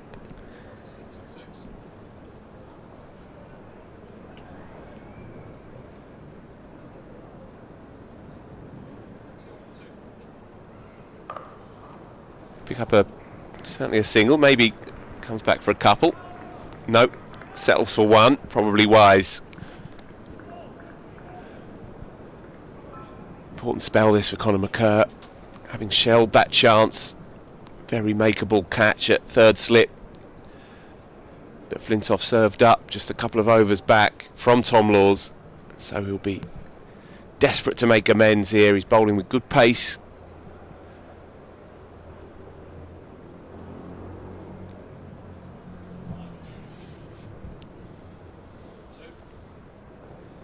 Oof. Bowled in, inside edge, onto the top of leg stump.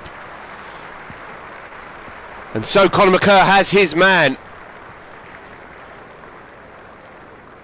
Josh Bohannon will be frustrated with that. He would think he was just trying to angle it down behind square with half a bat face.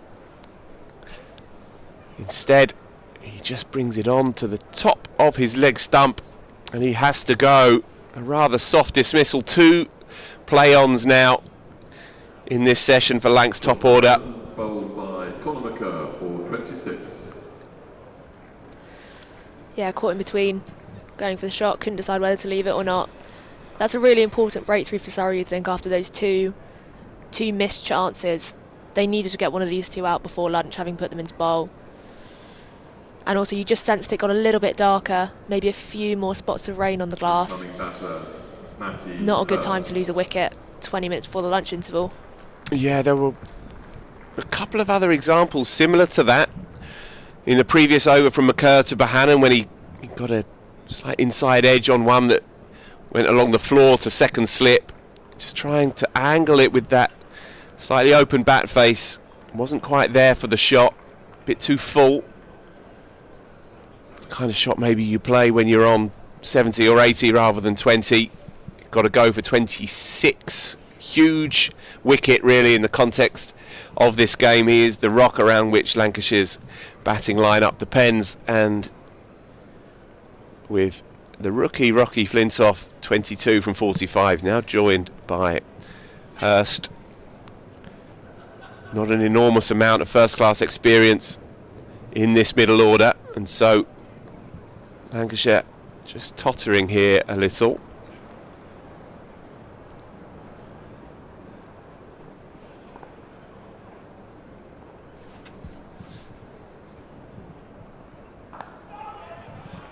So Hurst just into his 12th first class game.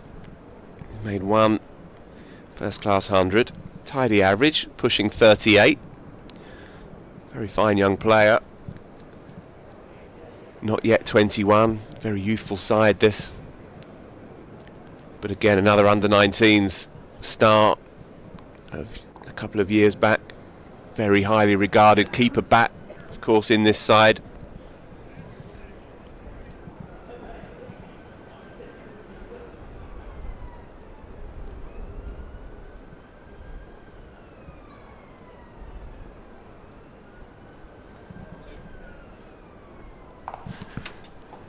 on the pull. Thank you very much. Beautifully played and controlled. He's ridden the bounce. And that's bisected the two men on that leg side boundary. And so a tidy shot first up by Matthew Hurst, who is in form.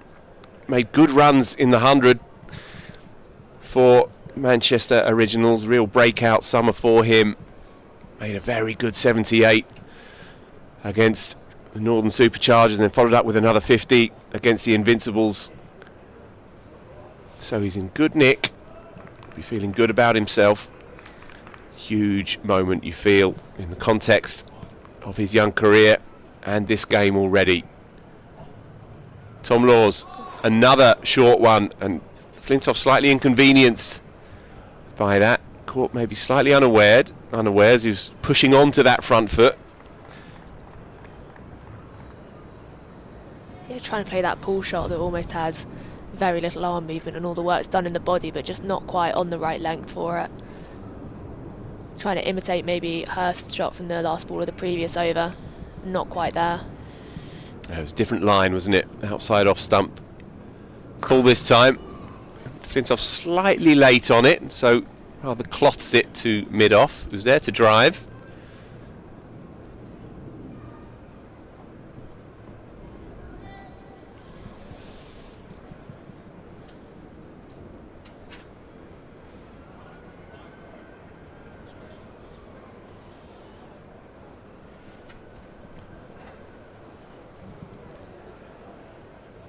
And the wind picks up. And Tom Laws aborts mission. Returns to the top of his mark. You can see from the flags atop the Mickey Stewart members pavilion end that there is a strong gusting breeze running from right to left. As we look at it on screen, Flintoff solidly in behind that. He's played responsibly here. Yeah, I was saying earlier on when we were talking to Yas that it's interesting to see how Flintoff plays this, being the naturally aggressive player that we know he is. But with that wicket of Bohannon, you can see that these two are now trying to get through to lunch and they're really trying to dig in. Conditions have just got slightly more difficult as well with that wind.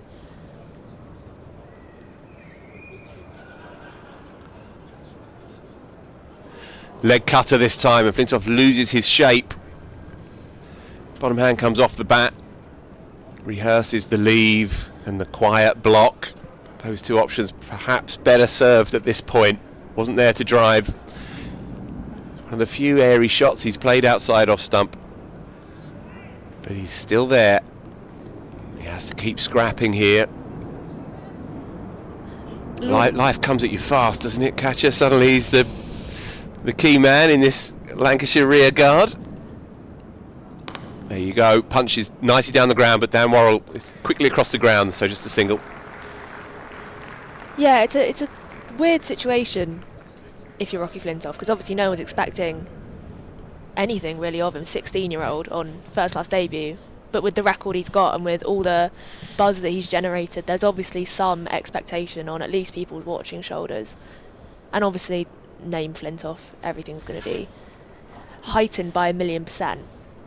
But then you find yourself in a tricky situation against the number one side in the championship. Indeed. On an overcast day, on away territory, having put into bat, 3 wickets down before lunch.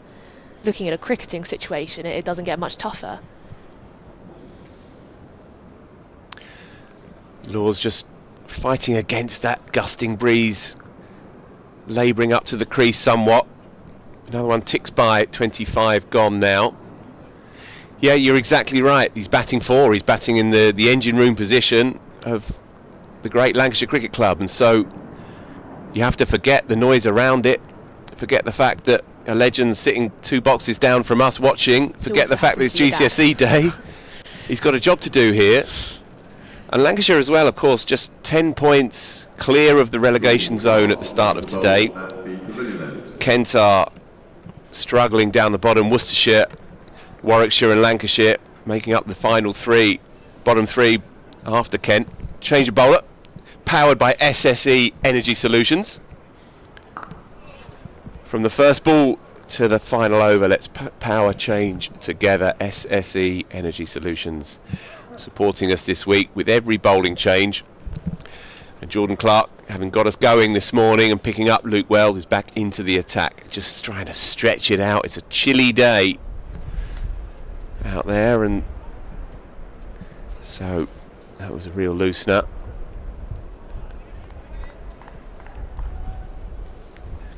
He's a strong, muscular bowler, and he's coming in hard here. Ooh. Beats him.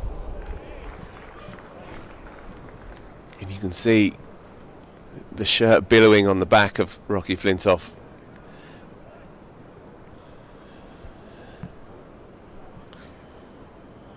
Yeah, it's pretty cold out there as well. Yeah. You wouldn't think this was the middle of August. We had better weather for the championship in early May. Yeah, it's been a wild summer for the weather.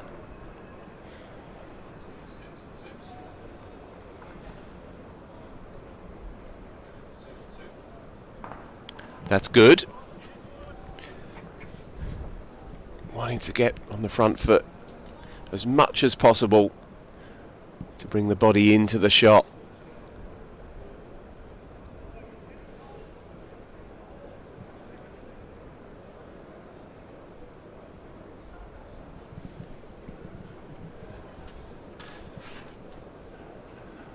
So yeah, very condensed bottom half of the championship table coming into this one.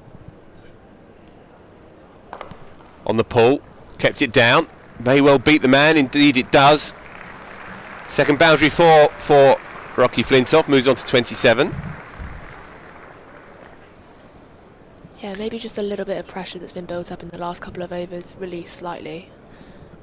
Thought Lords was really impressive in that last over.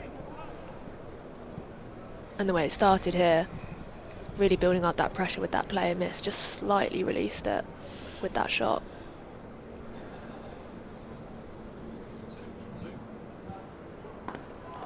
More runs, again through mid-wicket, controlled by Rocky Flintoff. This is good stuff. So yeah, the resumption of the championship, 49 days on from the last round of games. Durham in 5th place on 102 points, equal with Notts, also on 102, and Lancashire just a point behind those two, and so very, very condensed. And then there's 5 points separating Lancs and Warwickshire in 8th place, and 5 more Worcestershire and Warwickshire, with Kent marooned on the bottom. And so these are big, big moments in the championship.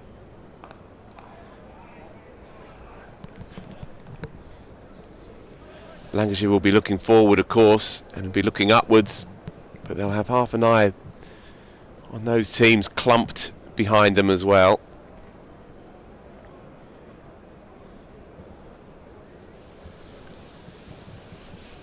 So 26 gone, 10 minutes before lunch. Lancs hanging in there, 83 for 3. It's been a fascinating session, this.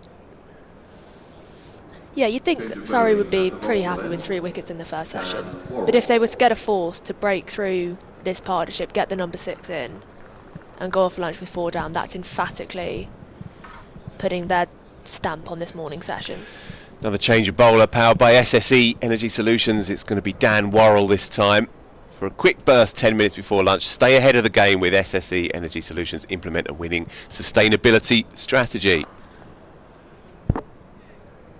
Flintoff solid again, not playing too much away from the body. This is good, playing compactly under the eyes, waiting for that swing, being mindful of any late movement.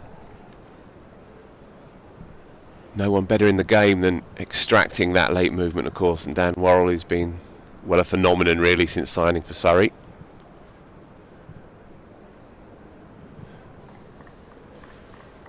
Just moving his leg side field round a bit squarer.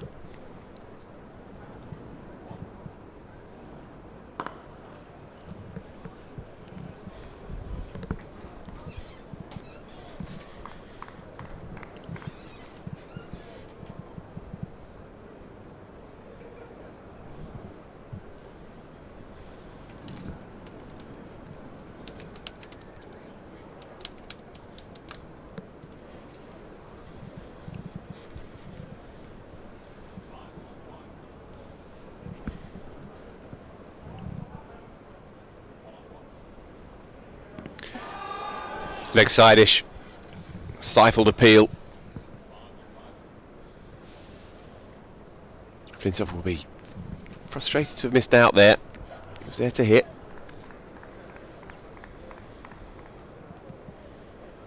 Yeah, that was very leg side. Just followed him slightly.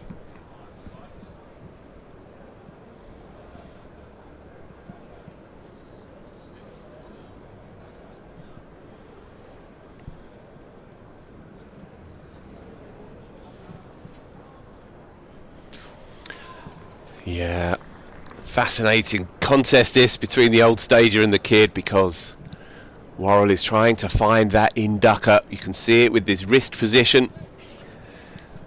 Flintoff good for it up until this point. Yeah, setting up on off stump as well, Katya, I think, and ensuring that he can line him up outside off. Yeah, I just think it's quite a metaphorical moment, bringing on your senior man before tea, all those years of experience versus 16 years of youth. Oh, that's flown through the slips. That's gone quickly.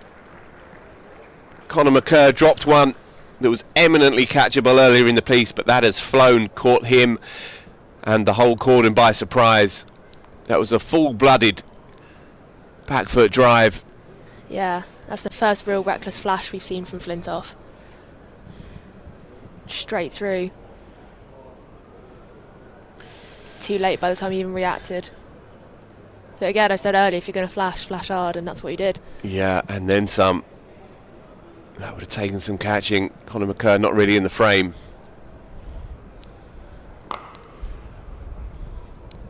Into the 30s though. This has been a very, very useful hand. Decent over rate as well, considering it's been all seen. 27 overs bowled with 6 minutes still to go till lunch. So we'll certainly get one, maybe two more.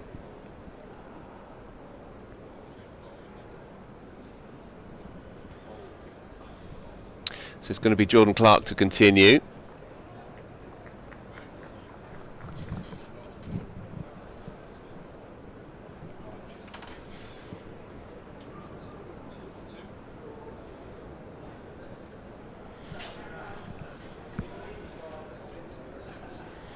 He's just moving his man at deep square a little bit straighter. Bit of short stuff coming perhaps. Nicely played by Matthew Hurst into the offside. Picks up, in fact, slight misfield, and so comes back for a couple. Yeah, I don't think Surrey were too happy with the fielding in this session. Those two drop catches, a couple of leaked runs. It's not like them. They're normally a very good fielding side, very good catching side. I don't know, maybe the conditions, maybe the light, maybe the wind. But still, you'd have expected slightly better to take their chances in the field.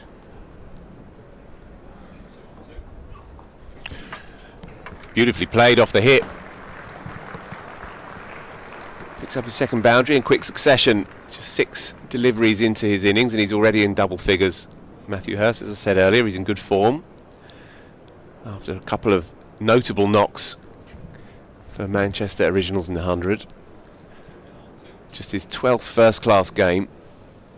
And he makes up a youthful Lancs middle order here, but one which is fighting hard.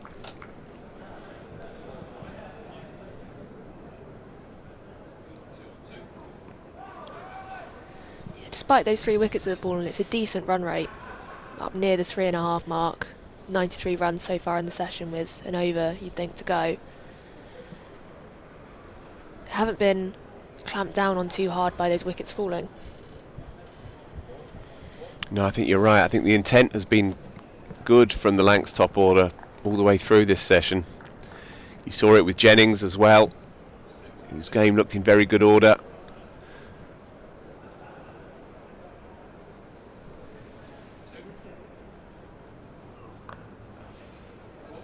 Got to run it. And again, Sai Sudharsan couldn't quite gather for the second time in the over.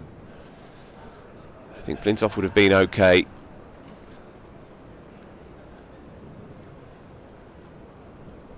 Yeah, still slightly sloppy.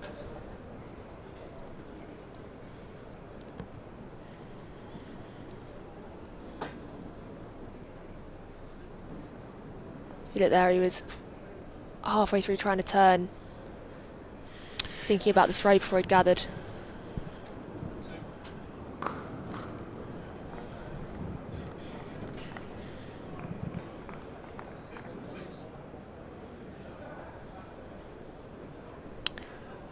So with 2 minutes to go, just one delivery left of the 28th, you fancy that Surrey will be scampering around after this ball to get one more in.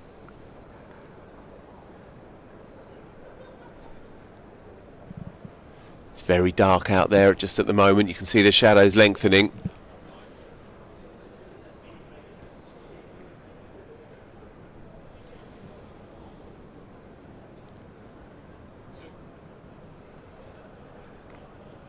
That's good from Flintoff. Lets that one go by. Quite a long conversation between Rory Burns and Jordan Clark before that last ball. Sense trying to use the conditions, Clark gesturing to the direction the wind was going, use the wind with the ball, cut it into Flintoff.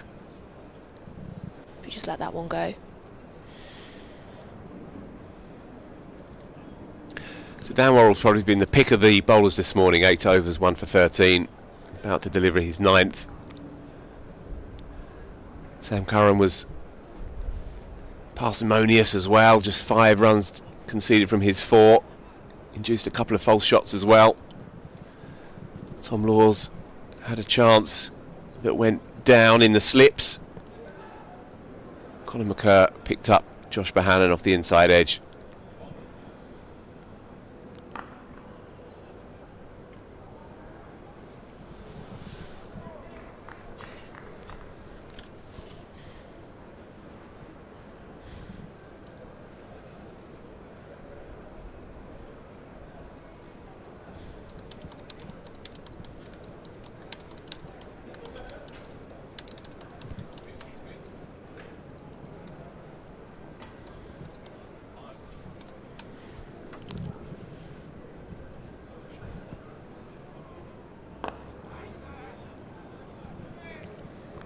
Gathered well this time from Sudharsan. He had that instant in the previous over where he couldn't quite get the throw away. Yeah, and there was a slight hesitation as well on Flintoff's run through from the non-strikers, so that could have been quite tight. You're right, Surrey have been slightly sloppy at times in the field.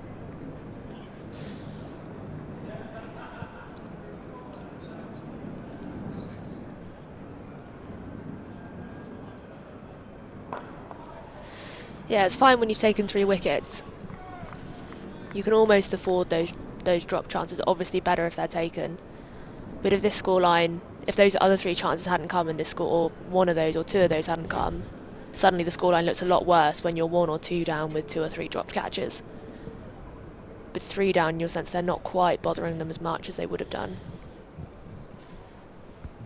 Probably bothering Laws, given that he hasn't got one of the wickets.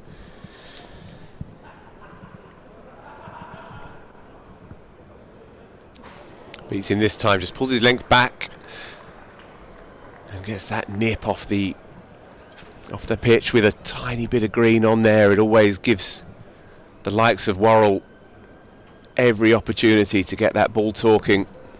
No one more articulate at doing so than him.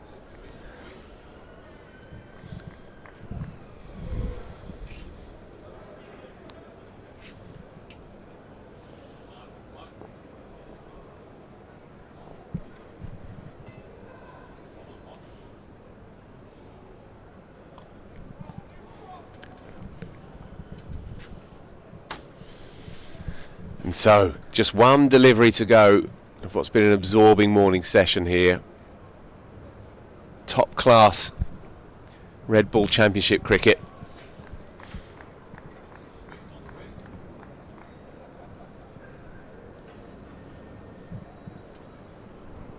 Just take his time here, Worrell, doesn't need to rush.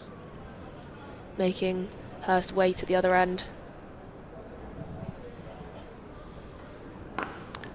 And beautifully played. Matt Hurst has looked good since he's come to the crease. That's his 3rd boundary for, and a pleasing shot with which to finish that session. Honours even, 3 down Lancs for 98. They've lost their top 3. in Luke Wells, Keaton Jennings and Josh Bohannon. But the two youngsters in the middle order have shown great ticker there to make an unbeaten 25 partnership up to lunch. Rocky Flintoff on debut, 32 from 63. And Matthew Hurst joining him just at the death there, 15 from 14 with 3 fours. Wickets shared around from Surrey seamers. 1 for Jordan Clark, 1 for Dan Worrell, who's probably the pick of the seamers, and Conor McCurr as well, inducing that inside edge from Josh Bohannon. So 98 for 3, fascinating morning session. The weather, we hope, is relatively set fair. It's been a rather dank and dismal morning in truth, but the rain has stayed away sufficiently, and we've had a full session. We're hoping for more of the same. So do stay with us. We'll be back here with live commentary in 40 odd minutes, but before then we have John Surtees and Steve Elworthy to discuss the here and now and Surrey into the future. Please abide by club steward instructions. Stay at the pavilion end of the ground, and most importantly, please stay off the square.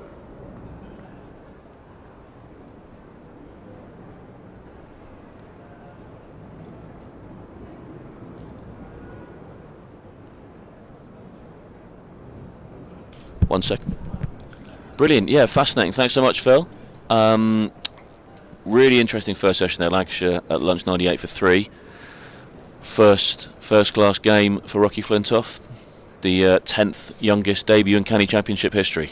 And now, yeah, John Surtees here, joined by Steve Elworthy, Surrey CCC Chief Executive. Steve, we're here to talk about the 2025 schedule, and we will get to that. But just, yeah, first up, we were just discussing this next door. Your thoughts on watching Rocky Flintoff, Andrew's son, making his County Championship debut? Yeah, it's just incredible, isn't it? When I think you said to me he got his GCSE results this morning, didn't he? At the age of 16 and playing first-class cricket. It's incredible. I popped in actually because Freddie's here. He's in one of the boxes, and I had the pleasure of actually playing with him back in 1996 when he was breaking through, and I was overseas pro at Lancashire for a season, and we did have a bit of a chuckle and reminisce on what that was about. But it's fantastic to see his son out there playing, and the characteristics are just so incredible. It could be him. It is. He looks at his mannerisms, the way he stands, some of the shots he plays. You can just see it looks like Freddie. Someone was saying to me next door, it's even the way the shirt falls on his body, is makes you think of Fred, and he's playing with number 11 as well, of course, which is obviously to an English fan of a certain generation, that number you'll always see Flintoff written above it. But absolutely, yeah, amazing. I remember personally, Fred spent a fair bit of time here shortly after his retirement, and I remember Rocky and his brother, Fred's other son, Corey, Rocky's brother, running around the committee room, when Fred was there as a guest of the club, watching some T20s, and demanding people throw tennis balls at them after the match, on the committee room balcony or whatever. So to see him out there really is quite something. But yeah, hopefully from a Surrey perspective, he's had a good morning, and we'll see the back of him relatively early in the second innings, and we can crack on. But yeah, Lancashire 98 for 3, Flintoff 32, Hurst 15 off 14 balls, 67 overs remaining in the day. But Steve, the reason you're here particularly, you're always welcome. It's always great to have the boss on, have the chief exec on, joining us up here. But the reason we're particularly doing this now is because as we went through the morning session, exciting announcement coming from over the river from the ECB about the 2025 schedule next year. So really, we got as before, we got the final test, which is incredibly exciting. England against India, Thursday the 31st of July to Monday the 4th of August 2025. We've got a one-day international next year, Metrobank One-Day International rather than the T20 we had this year. The West Indies come into the Kia Oval next year on Tuesday the 3rd of June for that, and then we've got England women against India in the Vitality T20 on Friday, July the 4th. So really brilliant schedule. What's your take on that? Yeah, listen, when we've been discussing this with the ECB for a number of weeks now, a number of months, and obviously we knew the touring teams, and there was a mixture because we know South Africa are here as well, one-day series. But I think think when you look at that schedule, I think we'll be over the moon with it, actually. You know, you think of a fantastic ODI day nighter against the West Indies. I think the last time the West Indies played here against England was back in 2017.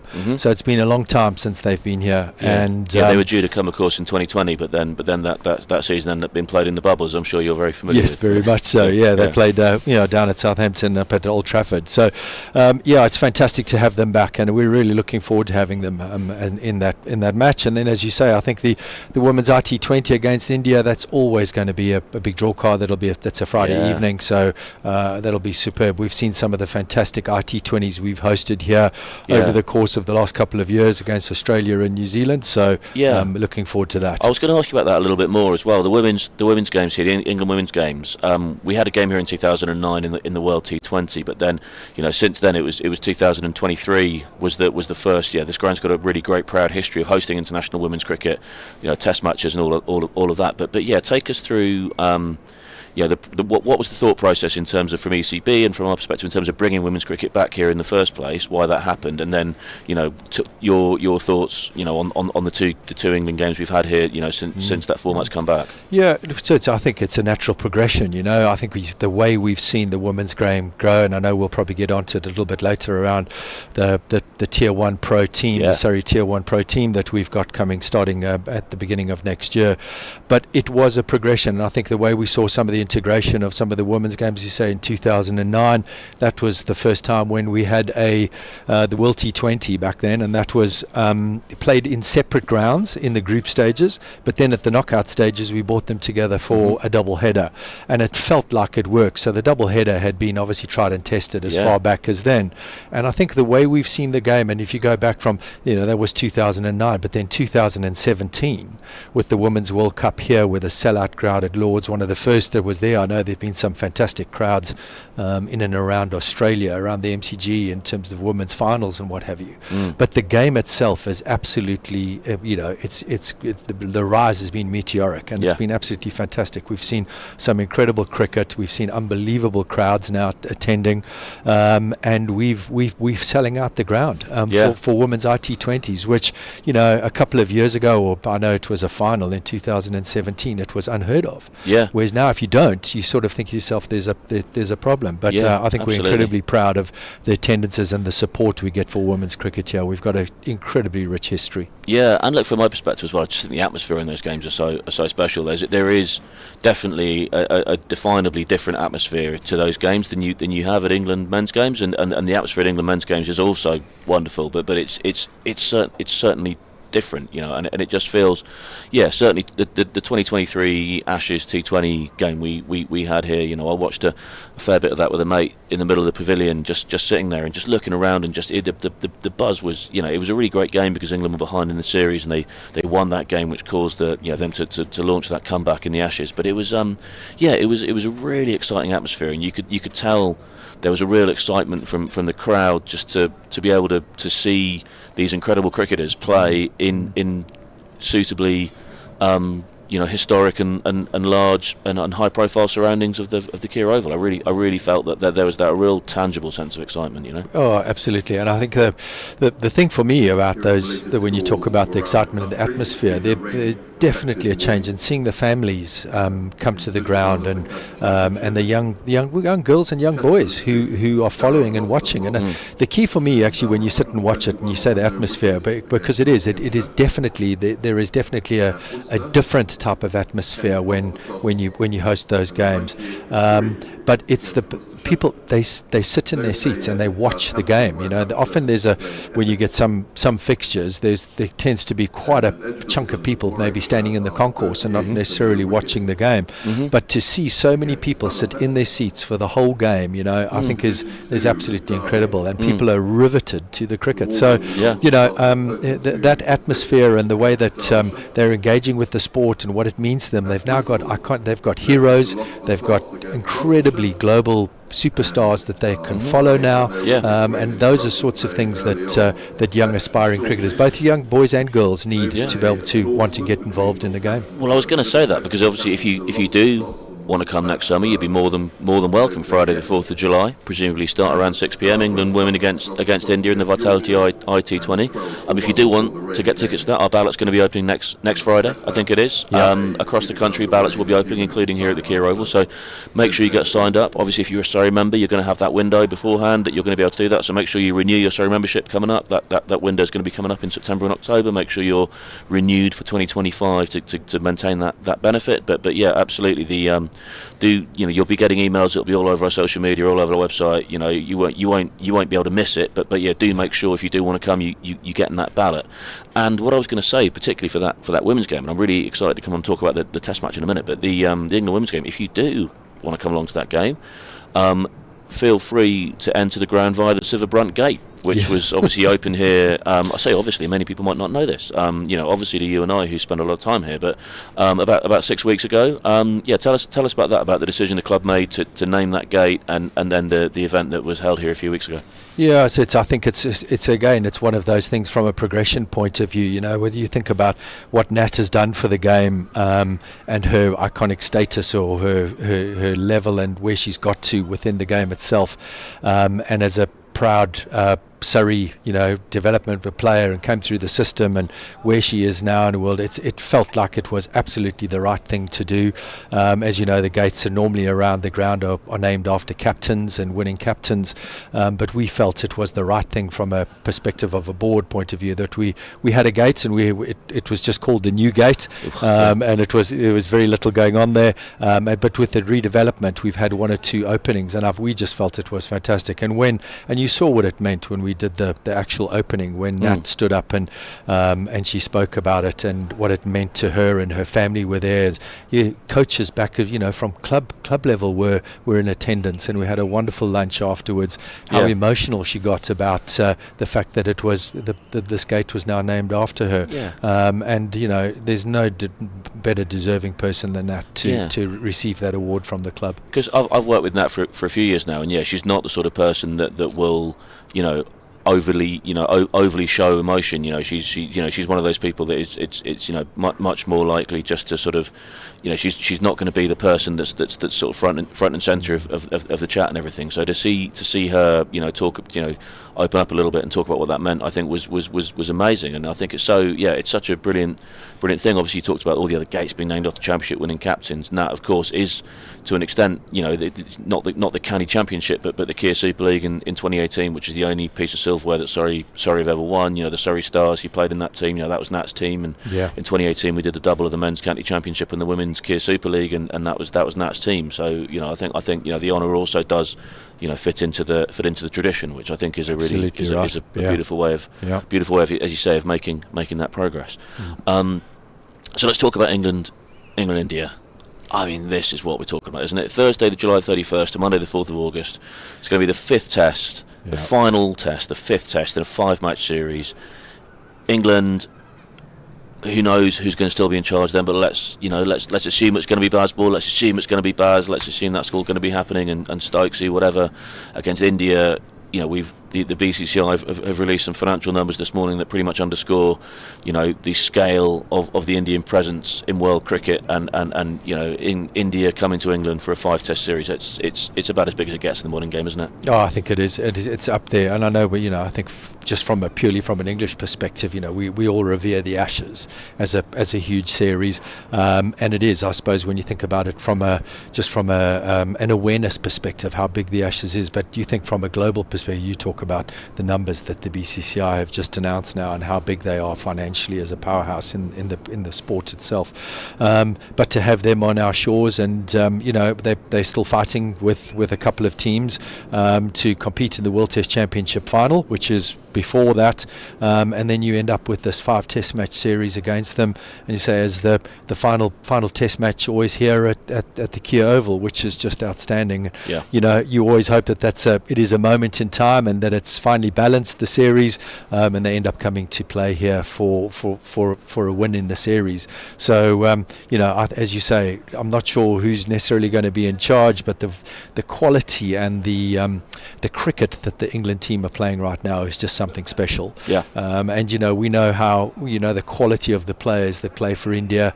There's some incredible players there, and I think that just the matchup and the heads up is going to be an outstanding series for everybody. And look, I think there's a chance as well that if you think about this, so India coming over next year, 2025, then the next India 5-test series looking like it's probably going to be 2029. So you think about that generation of Indian superstars, like they're really, who've changed the game. I think this could be, if you want to watch them play Test cricket in the UK, this is your big chance to see, Virat Kohli, to see, Bumrah, Jasprit Bumrah, exactly. Yeah, to see Jasprit Bumrah. Bowlers. Yeah, exactly. Yeah, to see some of these guys, I think it could be the last time that that golden generation. I'm not saying India haven't got another golden generation up their sleeve. I'm sure they have. Suresh Iyer and Sai Sudharsan. B. Sai Sudharsan playing in this game today as well. I'm sure there's another golden generation going to roll out of India as well. But to get a chance to see guys like the Kohli and Bumrah generation, it will be incredibly exciting, won't it? Yeah, it will be. It will be. You're saying that these are, I suppose, the generational moments, as you say. The next time potentially that they come back will be 2029. Will they be in the side? They probably won't. But it is, and I have no doubt, thinking about the pipeline of players that they've got coming through, and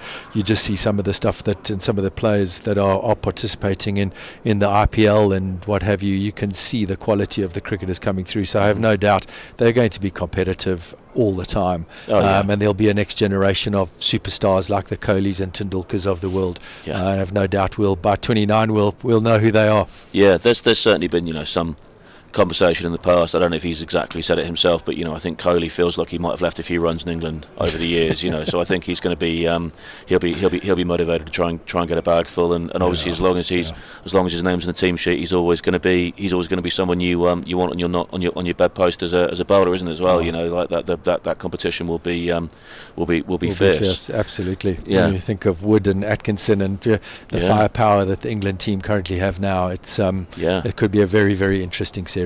Well, you talk about the firepower the England team have got. Obviously 4 Surrey players playing in the ongoing Test match at Old Trafford. Ollie Pope, the first player to captain England since Alex Stewart, Mark Butcher era, stepping in there. You've got Jamie Smith, who's taken to a Test cricket like a duck to water. Obviously Gus Atkinson had an incredibly memorable debut at Lords as well. Dan Lawrence, stepping in, opening the batting. I imagine he was delighted with how yesterday evening went. Stepping out there as the opener and just having that little period to negotiate, and he's managed that. So that's obviously coming up for us here in a few weeks' time in the final Test of the summer against Sri Lanka. But hopefully another opportunity to watch some of these brilliant young Surrey players play on I think England India in the final Test match at the Kia Oval. You can't get much of a bigger stage than that in world cricket, can you? No, you can't. And as you say, I think we're still going to have some significant Surrey representation. Then you say those players on their own, they are incredible individuals. They've shown their worth over the course of the year. You think of Gus Atkinson's debut at Lords, it was unbelievable. First game, you dream of things like that. Getting your first wicket, never mind getting 12. It's ridiculous. But Dan Lawrence, as you say, as well, and then you've got the likes of, as you say, Jamie Smith and Ollie, who are, Jamie, as you say, it looked like he had been playing Test cricket for a decade. He walked out there and he just looked natural. And we've seen him here so many times. He can just take a bowling attack on, and he can take a game away from you very quickly. And plenty of the blokes up there today as well who will be hoping July next year. They may have an England sponsor on their England crest on their shirt as well. Exactly. Who's to say who's to say that's not possible? Someone like Jamie Overton, sort of coming back to fitness. He's played a lot of Test cricket. Dom Sibley played a lot of Test cricket. Rory Burns potentially played a lot of Test cricket. Sam Curran obviously we wanted to get back into that Red Bull game. Will Jacks, again another really exciting option for England in Red Bull cricket as well. So there are plenty of other Surrey players, alongside the 4 who are already there, who will be hoping to sort of force their way onto that stage, and it's always a brilliant moment for a Surrey member, to be sat there in their pavilion at an England game, cheering out these players, supporting these players who they've grown up with, they've watched for the last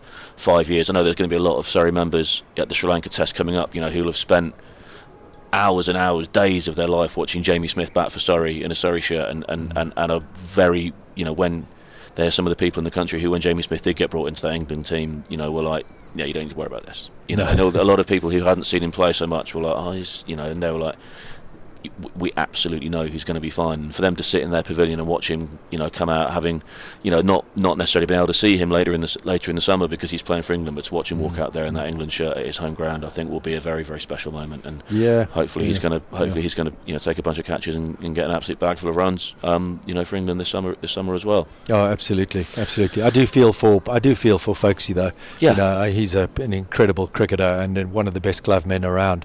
And these things when it comes to selection, that's always really, really difficult. Completely. And he's certainly, when he's got into that England team, he's done incredibly well. So, and it's always hard taking it on the chin. When you don't get picked when you are in possession, but that's the modern professional game. There's some incredible cricketers out there, but he's a quality individual, and I'm sure he's going to keep on performing. I certainly think the one thing that folks you can take away from the series so far this summer is that Jamie Smith is definitely good enough to play as a batter.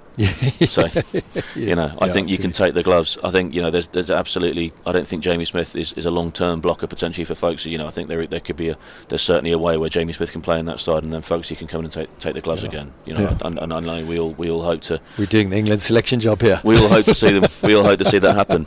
But look, we've talked about a lot of these exciting Surrey men's players, who are looking to get into the Test match reckoning and the England reckoning for next summer. Let's talk about some of the Surrey women's players, because one of the other things I wanted to talk to you about today is another really exciting thing that's coming here in 2025 is the return of Surrey women to the top tier of the game.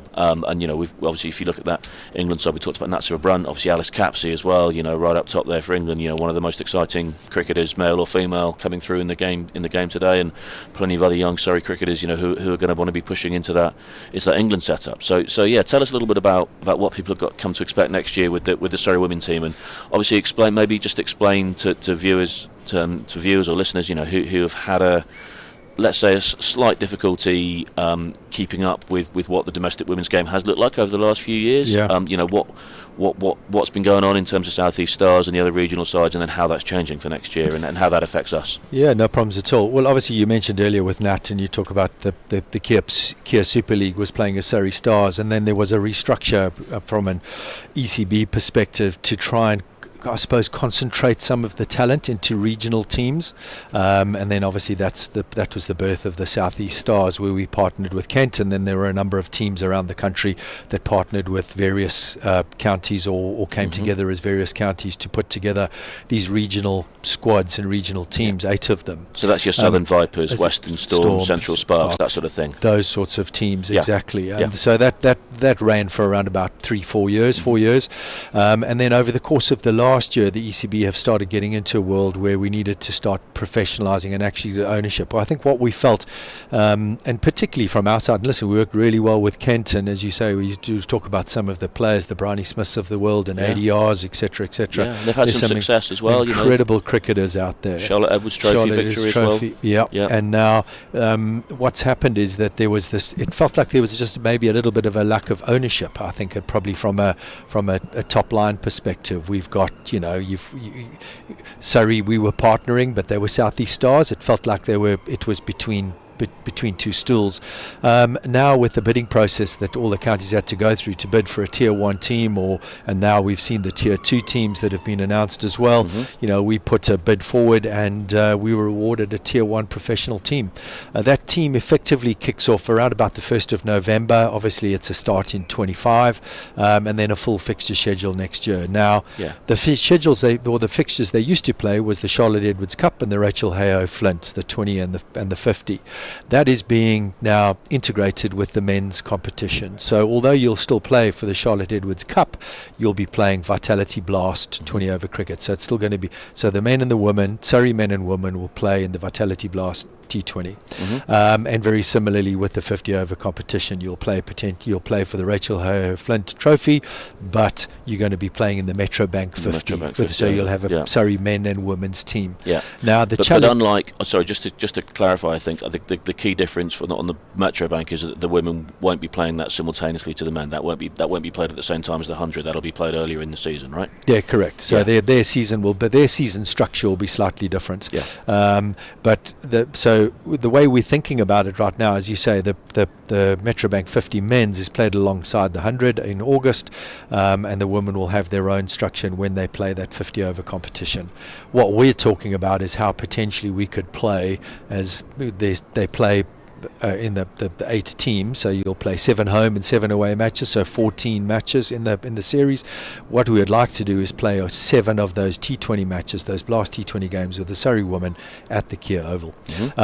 Some of them, obviously, we know how the complex it is putting together a fixture schedule for a summer, which the ECB does through Alan Fordham, but what we would like to do is play a number of those games which will be double headers. So potentially you're going to be having games where we'll play a T20 Women's Series game first, and then a men's game afterwards, very similarly as they do in the 100. So there'll be probably between 3 and 4 double headers, and then there could be between 3 and 4 standalone games that are going to be hosted here at the Kia Oval. That's so exciting. It's unbelievable. I think it'll be fantastic for the women's game, and as you say, it's going to be a fully professional Surrey women's team. Bryony Smith has signed up and captain, and you've got a fantastic number of players that are signed. I think we've signed at the moment, the last count with Emma Calvert, who's the director of women's cricket now for Surrey. I think we've got 12 contracted players, and I think we've got a further 3 that are going to be contracted separately. So we'll have 15 player squad initially. 15 player squad initially. Over the course of time, that's obviously going to extend, and that's going to increase in numbers as players come through in the pipeline, etc., etc. Yeah, and the England centrally contracted players that hasn't been through that as well. So there could be, if you're again similar to the men's game, there's that group of players in the top 15 or so England players who've got central contracts, of which obviously Alex Capsey is one of those. And so that announcement will come in time as to how those players with central contracts will then start to relate to the domestic side. Domestic structure. That sort of thing as well. But incredibly exciting, as you say. It's fantastic for the game, and we're incredibly excited to get it underway as well. I think we can't wait to get behind the team and get them in play. And obviously we've got, this is going to be their home. We've got a huge development going on over winter with the change rooms, which is going to be fantastic. And we'll have a men's and a women's change room for them. So this will be their home, and they'll have their own lockers and their own change rooms and their own medical facilities and analyst spaces and all the rest of it. So we're really looking forward to that development starting this winter. Well, look, I think it's such an exciting time to be a Surrey member as well, because you're talking about next year. We've talked about England against the West Indies in the men's ODI 3rd of June. We've talked about England women against India in the Vitality IT20 Friday, July the 4th. We've talked about England men against India in the final Rothsay Test match Thursday, July 31st, Monday the 4th of August. I mean, they are knockout blockbuster games. We haven't talked at all about the prospects of the Surrey men's side next year, largely because we haven't finished this season yet, but still, there's a full season of men's cricket. There's a chance that Surrey, we hope that Surrey might be going for a 4th straight county championship next year. Who knows? There's a chance we could be defending the Vitality Blast next year. Who knows? Really exciting stuff. You've still got all those Metrobank One Day Cup games as well. On top of that, for your membership, you're getting a whole new team to support. This is incredible. How exciting is this for us? So remember, we're adding, 15 pro players. We're adding a whole new team of personalities for you to get to know and for you to throw your support behind, because it's essentially, this year you've got 1 team to support across 3 different competitions. Next year you've got 2 teams to support across 5 different competitions. How good is that? I know, it's unbelievable. Right? It's unbelievable. And as you say, we're at the sharp end of the summer now, aren't we? You talk about the Surrey men's team, the quarter-final of the Blast here just before the Test match coming up. September and then 3rd, we're 20-odd points clear of the championship with a couple of games to go. So, there's still a lot to play for, as you say. We could, with a couple of trophies here as well. And then you stroll into into next season with, as you say, 2 professional teams across 5 different competitions. So it'll be fantastic. I'm looking. When you think about it from an international point of view, you've got all of those huge iconic games, but you've got this incredible domestic schedule underneath it, which I think is just absolutely fantastic. There's something for everybody, which I think is, that's one of the beauties of the sport, and I think that's something that we as you say, the membership is incredibly strong. We're just shy of 21,000 members now. It's unbelievable support for this club, and I think this is going to add another layer to it, which will be outstanding. Yeah, absolutely. It's buy one get one free. You've already got one team. We're giving you a whole another team. So let's just go over this again. In terms of the schedule for next summer, England against West Indies, Metrobank One Day International Tuesday, June the 3rd. England against India, Rothsay Test match Thursday, July 31st to Monday, August the 4th. England women against India, the Vitality IT20, Friday, July the 4th. If you want to get tickets for those games, best 2 ways of doing it. Best way of doing it by far. Become a Surrey member. For 2025, that'll open very soon. All our current 21,000 members, as you said, Steve, will be getting their renewal documents in the post and on emails and all of that. So if you're a member, make sure you get your renewals done. If you're thinking about maybe becoming a member, become a member. And become a member in September this year or October, because then you're going to get your 2-week window in November where you're going to be able to have first dibs on buying those tickets. You're going to be able to buy tickets for your mates as well. You're going to be able to buy tickets in the pavilion. All the good stuff that comes with being a member. Make sure you do that. Obviously, I promise you, over the next couple of months, it will not be difficult to find out how you can become a Surrey member next year. Our marketing team, our digital team will make very sure that is very easy for you to do if that's something that you want to do. And as I say, if you are a current member, make sure you renew and get that done. If you don't want to be a member, if that doesn't fit with you, if it's not something you want to do, sign up for the ballot. So the ballot launches next Friday. Again, our marketing team, our digital team are not going to make it difficult for you to find that ballot. All you got to do is pop on, gives you details. Let us know what it is you want to come and watch. You'll get put into the ballot, and then once you've had that 2 weeks of member prior access to those tickets, then there'll be a draw, and a completely random draw. And then if you've won the right to be able to buy those tickets, then you're going to get emailed, and then you'll have an opportunity to buy those tickets yourself, and then you're right there. Absolutely. So that's the way to do it. That's the way you're going to get involved for next year. If you want to get involved again this year, T20 quarter-final coming up Tuesday, 3rd of September. Still tickets available for that. Come along and support that. Yep. Again, if you remember, that's another great extra free thing on your membership. Qualifying for a home quarter-final. That's a whole extra game you get to come and watch. So make sure, if you're a member, make sure you get down. That's going to be free. We're sitting in the members' areas. Make sure you do that. Again, if you're not a member, that's going to be a really brilliant game. Surrey Durham, really serious game, and then hopefully if Surrey win that, then obviously the finals day coming up. And then you've got Surrey Durham 17th to 20th of September as well. Final County Championship. Well, I mean, obviously the last 3 days of this game. If you're not doing anything tomorrow, if you're not doing anything this weekend, lovely hot bank holiday weekend in London. Pop down and watch some cricket. So there's a lot. I mean, not so much at the minute, but I've seen the weather. I've seen the weather forecast for the rest of the weekend. It's looking. I think this is hopefully going to be the sharp end of the weather for the next few days. Yeah, it looks like it's improving, which will be fantastic over the course of the long weekend, as you say. Yeah, long bank holiday weekend. We were chatting earlier, or the commentators chatting earlier. 7 England internationals, 7 England Test internationals playing in this game. You've got outstanding. You've got Sai Sudharsan. You've got Ia playing for Lancashire as well. 2 of the more exciting young players in India as well. It's you've got young Rocky Flintoff, who fair to say, attracting his fair share of attention on his first-class debut. It's every game of county championship cricket's brilliant, but there's a lot of stories, there's a lot of narrative, there's a lot of names in this game. So again, if you're not doing anything over the next 3 days, even this afternoon, do pop down and watch some cricket. And then Surrey Durham, last game of the season, you got there 17th to 20th of September, where hopefully he says finding something in the commentary box that's made of wood to touch and failing, so touching his own head. That could be a really special 4 days for Surrey players, Surrey fans, Surrey members. Those last 4 days. So plenty of cricket to still get involved with this year. Plenty of cricket to get involved with next year. Exciting international schedule. Surrey women's team, and then obviously all the domestic stuff as well. Steve, what's your last message for anyone who's listened to this and been enthused and wants to get involved?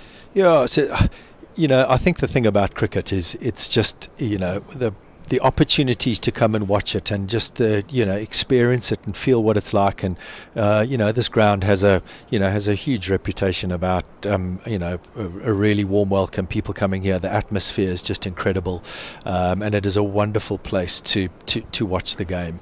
I think one of the things is, from an administration point of view, if we're not in this game to get more people to either want to play it or come and watch it or get involved, follow it somehow, we shouldn't be here. And I think for us, every everything we do is about trying to get people to engage and play the game. So, anything we can do to try and help you get to that place would be just absolutely brilliant. But yeah, please, as you've said, you've articulated incredibly well. There are many ways to get involved. There's the club setup, which is still currently running and still going along, and you've got some fantastic cricket going on down from a club's point of view. We've got some fantastic community projects going on. Yeah. So, there's a whole host of ways you can get involved. But, cricket has been part and parcel of my life since I could walk, and it's the most amazing place to be involved, and it's one of the biggest clubs, and it's a fantastic place to be. So, yeah, get down here if you can. Brilliant. Little trailer. If you stick around at tea time, we've got a second session. The members are just being sort of politely stewarded off the field. You can hear the 5-minute bell there just ringing in my ear. So cricket's going to be coming back in about 5 minutes' time. But if you stick around during the tea interval, we're going to be joined by Simon Hard from the Surrey Cricket Foundation. If you're used to be if you used to be a cricketer and you've given it up because you feel you're too old to play for your club now or whatever, we're going to be talking about walking cricket with Simon, which I know is something that our foundation spent a lot of time and a lot of effort, a lot of money on. It's a really exciting, really great format of the game. Really helping people continue to play cricket. Maybe far beyond the years that they thought they were going to be able to. So yeah, do continue to listen at tea time. Simon will tell you about walking cricket. We'll tell you about how you can get involved. All the different walking cricket programs around South London and around Surrey as well, and why. If you feel that playing cricket at full speed is probably something that maybe beyond you now physically, walking cricket could well be the thing for you. But look, Steve, thanks so much for joining us. Really exciting remainder of 2024, incredibly exciting 2025. All the details on the club website, kiaoval.com. You'll find all the details there. Ballot for the Test match opens, and the other internationals next summer opens next Friday. Membership renewal coming up shortly as well. So make sure you do all of that. The players will be out in about 3 or 4 minutes. There's a few Lancashire players, a few Surrey players now coming down the stairs. Yep. I can see Cameron Ponsonby, and I can see excitingly Nathan Johns, who's not been on yet today, waiting to take over this from us. So we're going to pass over to Cameron and Nathan, and in 2 or 3 minutes' time, second session of Surrey versus Lancashire.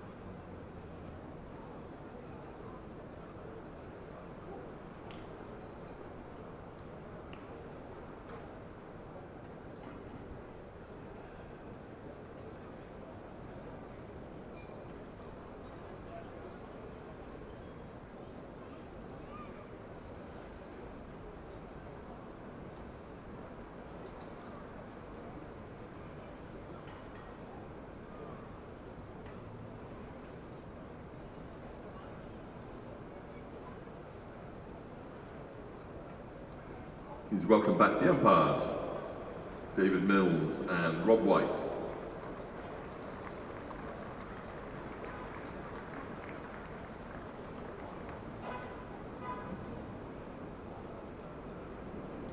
Rory Burns heading out Surrey into the field. Welcome back to the Kia Oval, where we're about to have the start of the afternoon session. The umpires and players are making their way back out onto the field. I'm Cameron Ponsonby. I'm joined by Nathan Johns. The score is 98 for 3 with Lancashire having Rocky Flintoff, son of Andrew Flintoff, on 32 not out of 63 on debut. He's the youngest ever first-class player for Lancashire, and he's been batting very nicely indeed.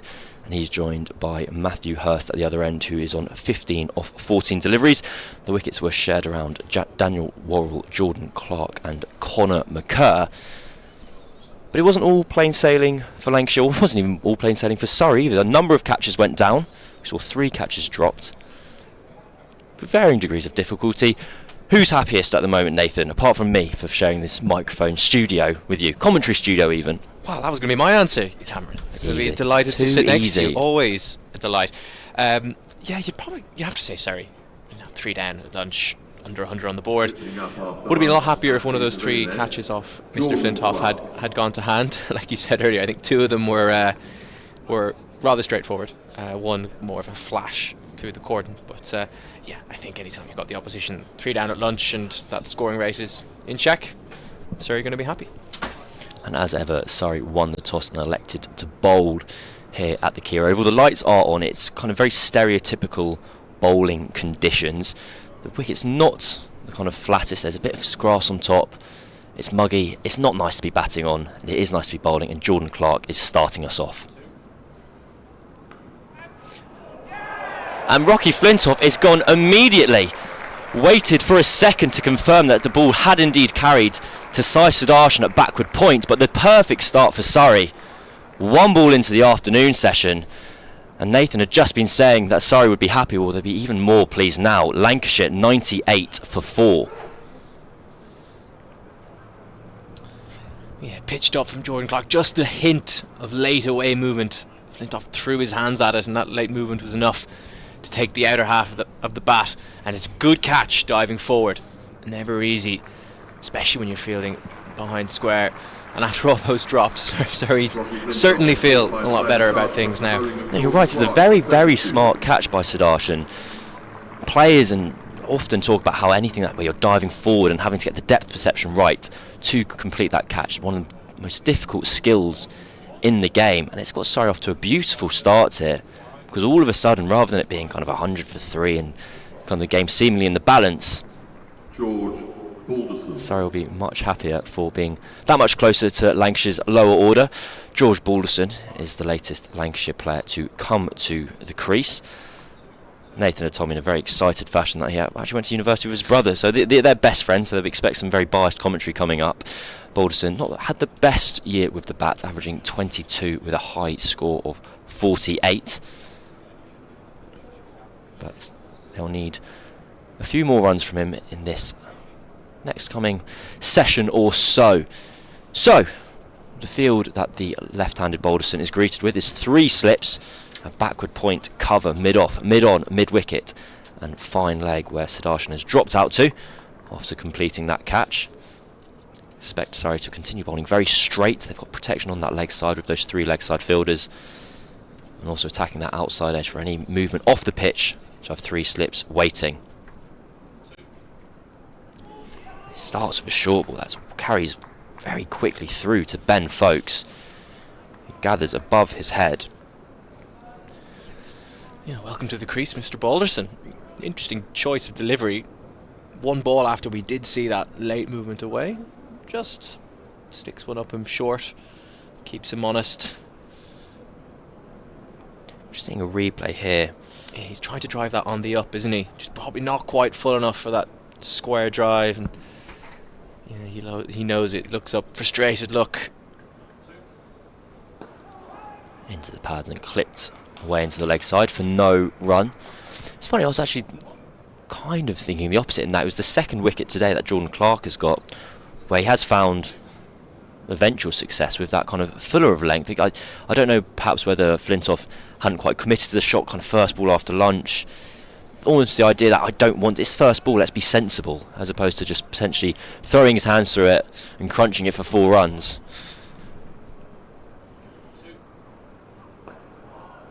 Balderson defends.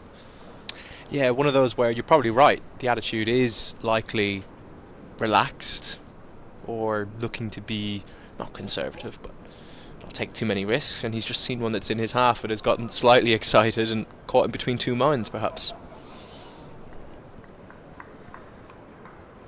And 2 balls to go of Clark's over. The perfect start so far for Surrey to this afternoon session.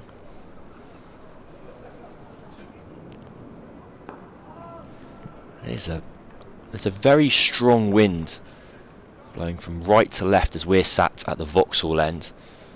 You can see it blustering across the players' shirts. So that my first impression of when Rocky Flintoff came out to bat was that he looked exceptionally cold. That was kind of main observation. He was in a t-shirt. It's a very brutal wind. I can't quite make out who it is at mid-wicket, but they have their hands firmly shoved down their pockets. Yeah, that's Sam Curran, is it? Sam Curran, well, I think it's a bit warmer in Chennai.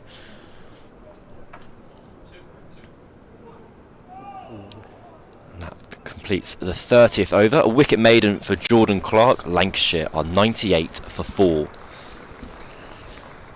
Yeah, good variation of length from Clark. Balderson, 2 proper short ones there in his first 5 balls. Never easy. Welcome to the crease indeed.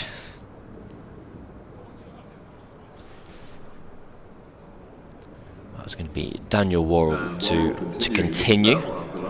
It's not a bowling change, so I don't get to do the ad read yet, Nathan, which I'm incredibly excited about. You've been talking about that all morning. I know. Well, I just love the people who sponsor Surrey County Cricket Club. They're great partners, and I'd just love to be able to say their name on air. Worrell to continue. That's a sharp run by Hurst, who just dabs the ball into the offside. There's an incredibly satisfying deep red line along the outside half of Rory Burns' trousers. He is the man in control of shining the ball, and often opts for the kind of inside half of your sleeve. You pull it over your hand, you'll see Joe Root often shining the ball in such fashion. But he does often also have the technique where he rubs the ball against his leg, and it is the most perfect straight line where he is getting that buff and shine. You sound like an expert in all things I am shining and cricket balls. Is that your job for Spencer? You the shiner? I shine everything. I'm just a very, very accomplished cricket ball manufacturer. No. Oh, that's Balderson off the mark. Sorry, continuing with this field that they've had to Worrell, had for Worrell 2 left-handers, in particular to Keith and Jennings, where they have that kind of leg gully in place, and they're going a much more leg side field. There is still 5 fielders on the offside, but it's 3 slips, 2 in the ring, and then catches on the leg side and protection on the leg side boundary. With that shape, Worrell gets back into the left-hander, but Hurst on strike, so a more conventional field to the right-hander.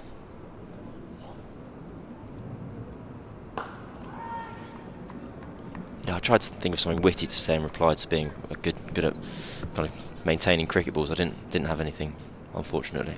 That's all right. Threw a curveball at you. No. It wasn't that big of a curveball though, because I brought it up myself. I think it would have been I could have anticipated it. We'll workshop this for another time. It's fine.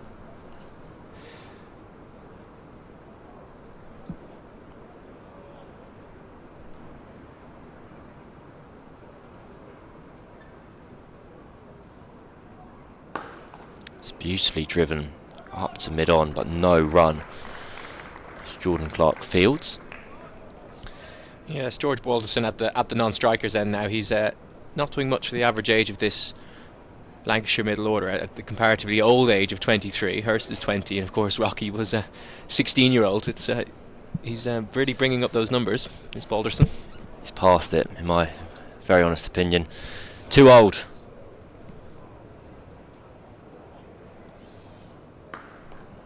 Well defended by Hurst once again. Have 1 ball remaining of this over.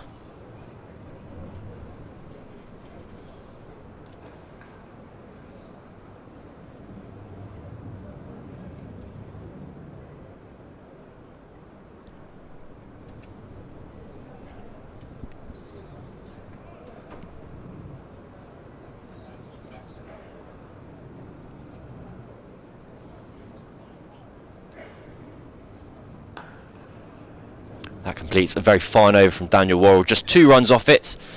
At the end of the 31st over, Lancashire 100 for 4. Worrell's figures 10 overs, 1 for 19. He's bowled beautifully. Just he has such a fantastic shape to his bowling. I've always enjoyed with how Worrell stands out against the kind of modern trend of kind of wobble seam bowling, where success lies in the unknown and the unexpected, where you're trying to get the ball to behave erratically off the pitch. Whereas Worrell effectively goes, I'm going to swing the ball away from you, I'm going to try and nick you off, and we all know what's going to happen. It's just whether you're good enough to combat that. Jordan Clark straight away to continue. Well, he showed off some of those skills to great display recently with the white ball during the 100, did Mr. Worrell, opening the bowling for the London Spirit. The infamous 10 dot balls in a row to start the game against the Welsh Fire. I think that's famous. Well, it was a great moment. It was a ridiculous start to the game. A helpful surface, granted, but he's essentially just bowling 85-mile-an-hour leg spinners. And poor old Tom Kohler-Cadmore could barely get bat on ball. Short of a length, and Balderson fends the ball away to the vacant square leg region. I was trying to work out kind of what the vibe was. If Tom Kohler-Cadmore was kind of guilt-free in that situation, I think if I was Kohler-Cadmore, I'd be feeling increasingly self-aware and awkward and anxious, being like, I'm on 0 of 8 in a 100 game. But as you mentioned, it was, I don't know how much there was he could have done about it. The ball was moving so wildly.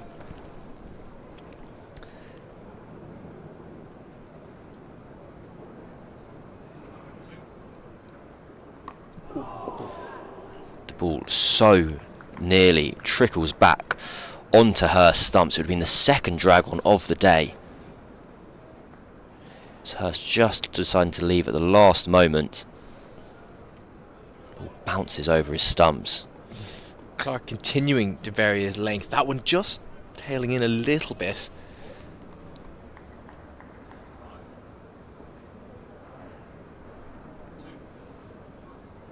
A play and a miss. This is good from Clark. He's kind of finding success in natural variation, I'd say. His length has been kind of changing from kind of just, he's not quite been holding that very disciplined line that he's so often known for. But he's performing well with the changes. And it's having an effect. Hurst, after getting one that pitched up and nearly came back in through the gate, looks to go back and kind of gets caught in the crease, feet going nowhere. Little bit of a waft outside his off stump. Driven 4. Clark just strays in length again, and this time Hurst throws his hands through the ball. His innings is just standing out as a bit of an anomaly in today, where others have found runs pretty hard to come by. And I say he strayed in length, it really wasn't that full, just a bit wider. And Hurst moves on to 20 off 22. It's his 4th boundary. No one else has scored more than around a strike rate of 50 or 60. And Hurst is rattling along. Well, I wonder if, having seen what Clark has been doing, by varying his length every delivery ever since Balderson has come in, he's taken a calculated risk and said he's going to pitch this one up and I'm going to drive it.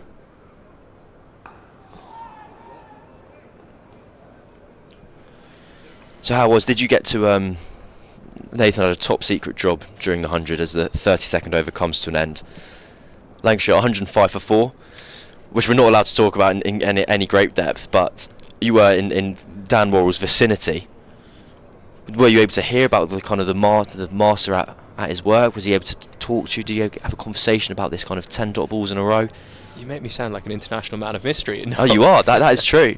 No, I did some work for his team during the 100. It was an enjoyable experience. Yeah, it was good. Managed to pick his brain a good bit on just bowling more generally, not necessarily just that performance.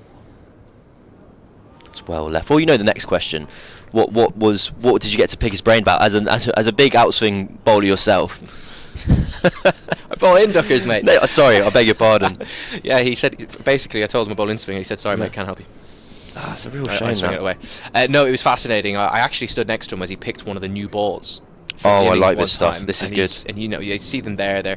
They're doing a very unscientific but scientific looking process of throwing the ball up in the air, having a look at the shape. And of course, Dan Worrell was the man who was entrusted to pick the new ball. And more often than not, he did a good job because he got them to move quite a lot. So yeah, he picked the right ball. It is one of the many kind of intricacies and sillinesses of the sport that we kind of discussing the lacquer on the ball of the 100 balls, and they had the H. Yeah, it's the imprinted. The extra bit of lacquer on the H. I think that has always been there, and scoring rates were still lower this year. I think pitches as well, and maybe some of the weather prior to the competition had an effect. Worrell's maintaining a very tight line here. He's just got 2 fielders on the offside, kind of in the ring in front of square. He has a point, and Rory Burns at what those in club cricket would kind of think of as a cover, extra cover. I think at the professional level of the game it's more commonly referred to as mid-off. I think that makes sense anyway. So you're very good at picking balls now, is what we've learned. Well, you can pick them and I can shine them. Between us. Oh, what the dream duo. Another dot ball for Worrell. Yeah, I do like this from Worrell. He's just given himself that scope to bowl straight with this field, hasn't he? He's got that catcher, kind of like a leg gully, leg slip. His fine leg is also quite, not close proximity, but close line as well to that leg gully. So he said, if I do stray a little bit too straight, there's at least a chance of getting a catch. And if he doesn't get a catch, at least it's not going to go for a boundary.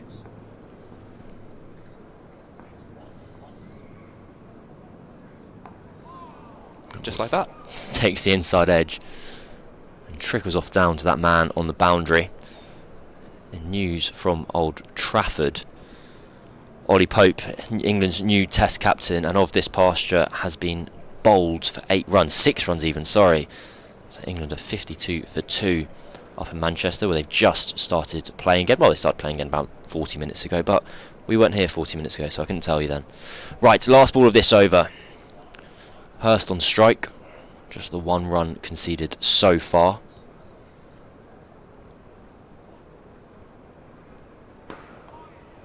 Defended back down the ground after 33 overs here at the Kia Oval. The score is 106 for 4, and we get ever closer to that potential bowling change. When will it occur? That's what I want to know. Well, I think everyone will know all about it once you get your hands on it. I'm giving it the beans when it comes along. I cannot wait. Just on that conversation we were having at the end of the last over about Worrell, and that kind of style of, I'm not going to try and wobble it and guess what happens. You're going to know exactly what I'm going to do, and you have to be good enough to counteract it. I think there are times when, especially on days like this, that ball hasn't quite got up as much as Balderson was expecting. He ended up playing it very well, kind of evading, kind of bounced the length, but it wasn't really short from Clark. Just to finish that point quickly, on days like this, floodlights on, grey skies, the ball is just doing enough. Like, there aren't that many people who are good enough. Yeah. to even if you know it's coming, and I guess that's the point. And and Worrell knows he's going to play, especially in this part of the world, he's going to play enough cricket, often enough in helpful conditions, that more often than not, he's going to come out on top. Driven down to mid-on for no run. Well, it is the ultimate kind of comedy storyline, is that Dan Worrell plays Test cricket for England against Australia in the Ashes next year. It won't happen, but why not? I think it should happen, because I think I'd enjoy it.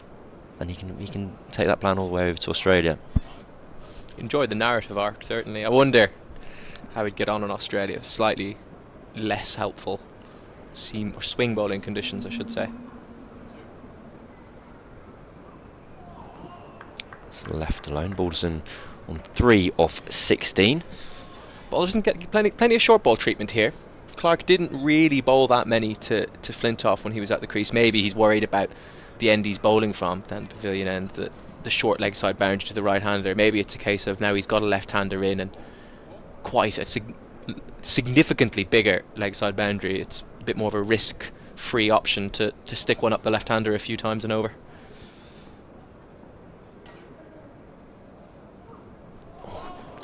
And Clark goes short again. Well, if he keeps playing them like that, he's going to keep seeing a few. Here's Balderson. Got himself in a right tangle there. See on the replay here. Yeah, initially goes to duck, then realises it's probably not short enough to duck, and tries to throw his hands at it, get his hands out of the way. It's a well-directed short ball, that.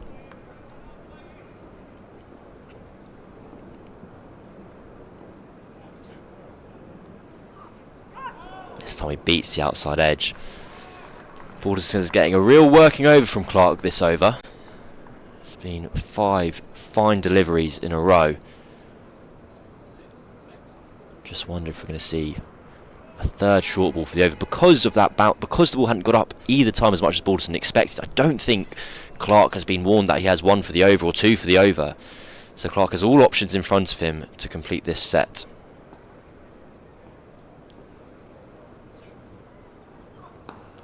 gets straight and kind of leading edge from Balderson, trickles back towards Clark.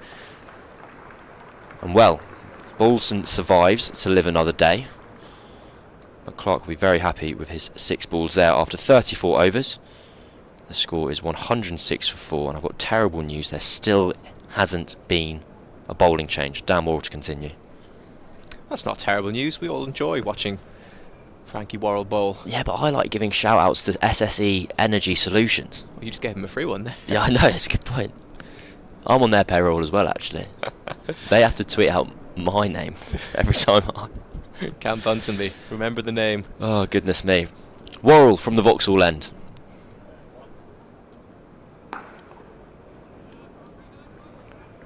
Driven back to the bowler for no run. Yeah, very different challenge here.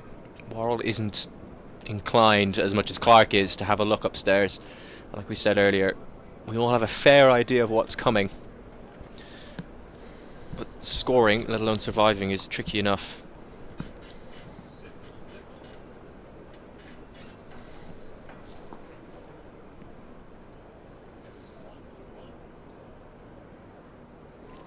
Playing a miss outside off stump.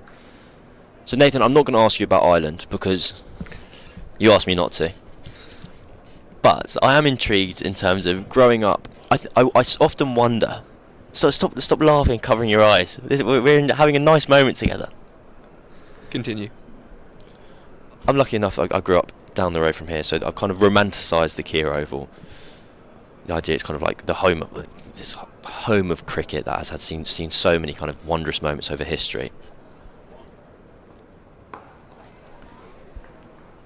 Coming from overseas, does kind of coming to the Oval for the first time give you that sense of excitement in terms of someone who loved cricket growing up, or is that reserved just through proximity because you were close-ish to England, or is this the kind of what's your sensations kind of coming and working at the Oval for the first time? And bear in mind you're on the Surrey funded live stream. I want you to say it leaves you cold. That's what I want you to say, because that'll make me laugh. Lancashire scamper a single as Nathan Johns gathers his thoughts. Well, to be fair, today walking in I did feel cold for the first time, and that's got nothing to do with the Oval. That's got to do with South London weather ensuring this is the first time in weeks I haven't put on a pair of shorts, sadly. But no, there's a handful of grounds in the world, isn't there, that, especially coming from a country that doesn't have the infrastructure and doesn't have the gravitas of beautiful stadia. There are a number of grounds in the world that you do always want to go to, and as cricket fans, and add to your bucket list.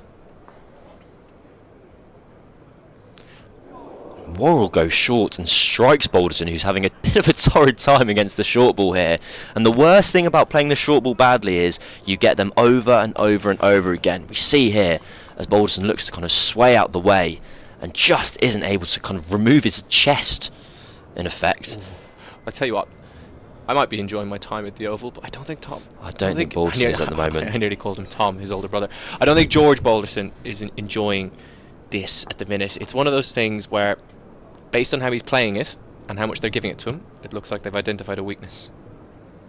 He goes short again, this time at 2 short, so Balderson is able to sway out the way. The end of the 35th over arrives, and the score is 107 for 4 as I look intently to see who's going to bowl. It's still Jordan Clark. You'll get your moment in the sun. It'll happen. I've only got 5 minutes left. But I do want to ask it in terms of general. We want to continue your thought process on what you were talking about earlier. But if you do have bucket list grounds, your favourite grounds across the world, do get in contact with us at surreybroadcast@gmail.com. So did the Oval sit there as somewhere that you were excited to come to, or was it just like the 2 big ones, the 2 London grounds? So you'd say that existed for you as well? Someone should be like ticking off Lords on the Oval. 100% Lords and Oval in a similar bracket. Australia, Melbourne, obviously got to be up there. South Africa, Cape Town, just because. Have you been to Cape Town? I have, yeah. Wow, beautiful part of the world, beautiful stadium. Probably one of the most, just because of how different and the backdrop is with the mountains there. It's probably the most naturally, aesthetically pleasing ground in the world, I would say. I'm very jealous if you haven't been there.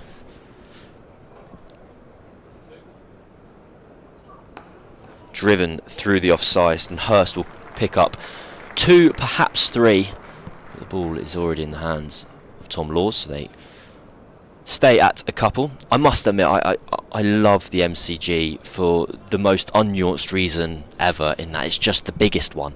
Well, that's why it's nice, isn't it? Because the bigger the ground, when it's not full, the more hollow it is. And obviously the MCG only fills, for cricket, it only fills itself once, maybe once twice a year, Boxing Day test. I do remember seeing an AFL game at the MCG. Oh, I'd love to do that. And the place was empty.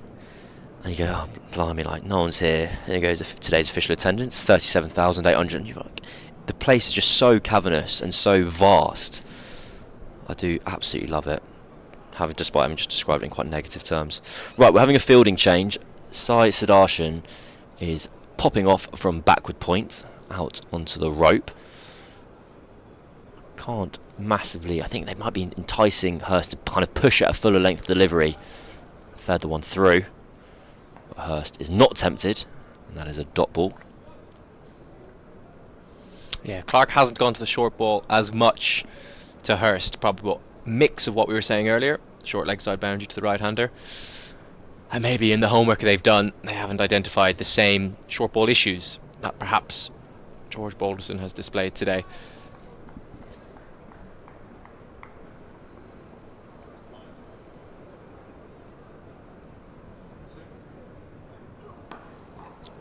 Well defended by Hurst.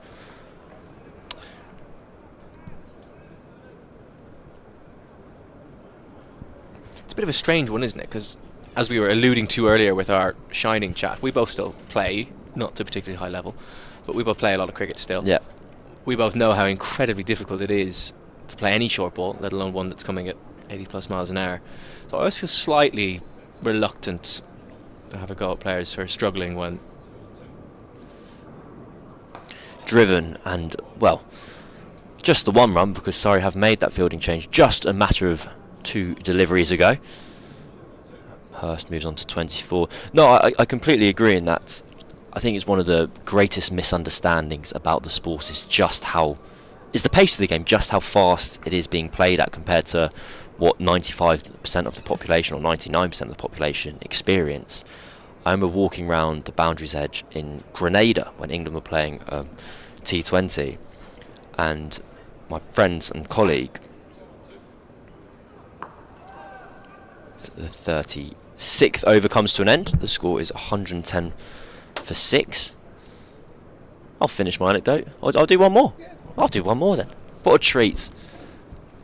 And you know what's the worst thing? I only get to do one more, and Dan Worrell's still bowling, so I won't know I've done a whole stint without giving the sponsors plug. Anyway, a friend of mine who kind of mainly works in football was walking around, and Adil Rashid was bowling, and we were square of the wicket, and he kind of turned to me. There is a change of bowling. Fantastic news. Change of bowler powered by SSE Energy Solutions. From the first ball to the final over, let's power change together. And from the Vauxhall end, it'll be Tom Laws replacing Daniel Worrell. Thank you so much for alerting me to that. I'd have been furious with myself had I missed that. And it's clipped away through the mid-wicket. They should have kept Dan Worrell on. That's my conclusion there. They pick up 2. But it was, my friend saw Adil Rashid bowl, and he couldn't believe the pace of it.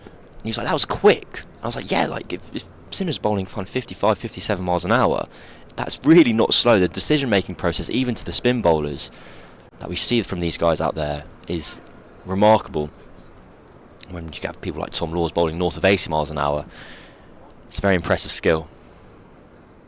Driven airily, but for 4. Matty Hurst hasn't been hanging about today, and he moves on to 30 off 35 deliveries. And again, that really wasn't that full, but just on line. Hurst has decided he fancies it. You'll see it's almost landing in kind of the second foot mark of that'll be Jordan Clark coming round the wicket to the left-handers. But with not much cover in the offside, he believed it was a risk worth taking. Yeah, and it's a shot he's played consistently throughout his innings, as Hurst. He's looked very, very strong when looking to attack on the offside. This time he almost drags it back onto his stumps, but he's rewarded with 1 run. He's not going to die wondering here, is he? If they pitch in his half outside that off stump, he hasn't shown much of a willingness to let it go. It's nearly his downfall there, but positivity rather. Just seeing Dan Morris just had a little chat with Tom Laws, kind of gesturing as the way he believes Balderson's going to kind of nick off in effect. A little bit of a conversation. Only one fielder out on that leg side, short leg side boundary, but I wouldn't be surprised to see Surrey persist with their short ball ploy to Balderson. It's full this time, defends into the offside.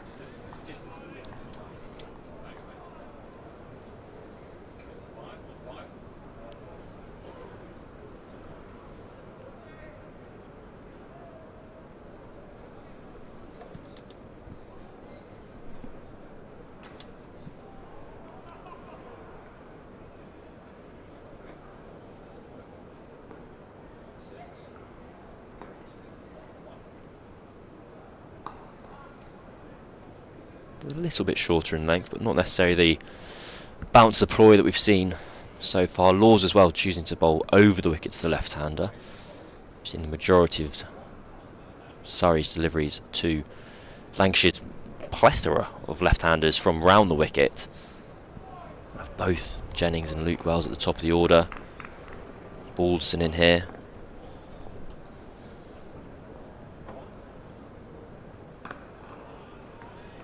And that is the end of the 37th over. The score is 117 for 4. We're here at the Kia Oval, and to take you closer to the Tartar tea break is Phil Walker. I'm getting you loads of money, mate. Yeah, mate. Oh, God. Good stuff. I'm enjoying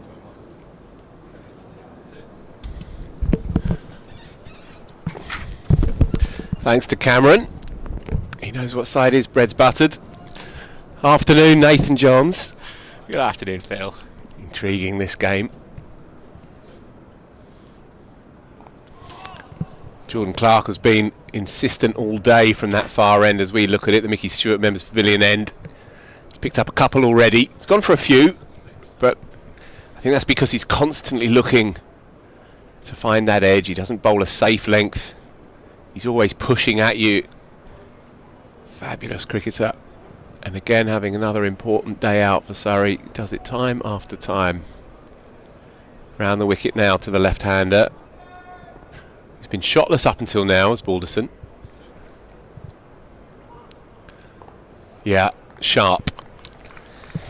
He's played that one a lot better though than previous short balls has Balderson. It's interesting. You look at the field they have here for the short ball ploy. Obviously this leg side boundary is much bigger than the offside from the pavilion end as it is to the left-hander. But they only have one man back on the hook. They have just that conventional deep backward square or fine leg, whatever one you want to call it. So they obviously don't think he's going to take it on.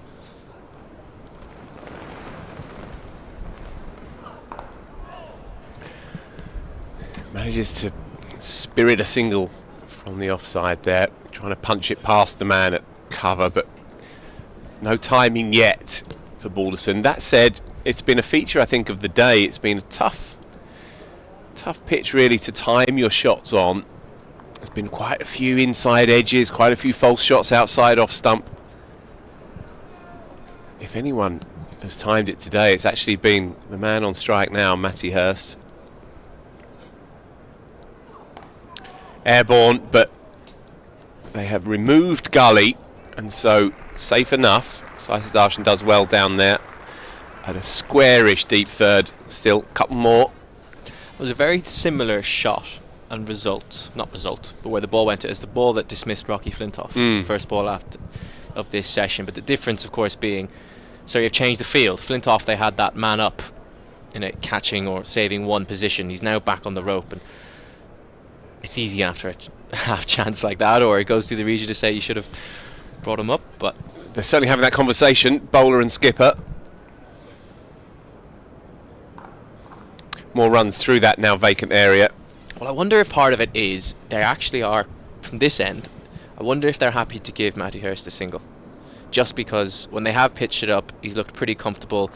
And I think Jordan Clark would much rather bowl at George Balderson here and bowl 2 or 3 short balls and over at him.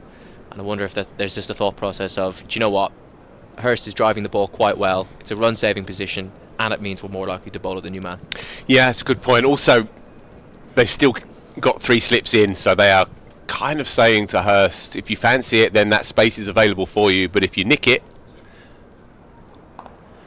then we're there in the office. That's been punched nicely, though, across that very, very quick offside boundary to the left-hander, and so that's the first boundary for George Balderson. He'll be feeling a little better about life. 38 overs gone, 1-2-6 for 4. A bit of a confidence booster, that.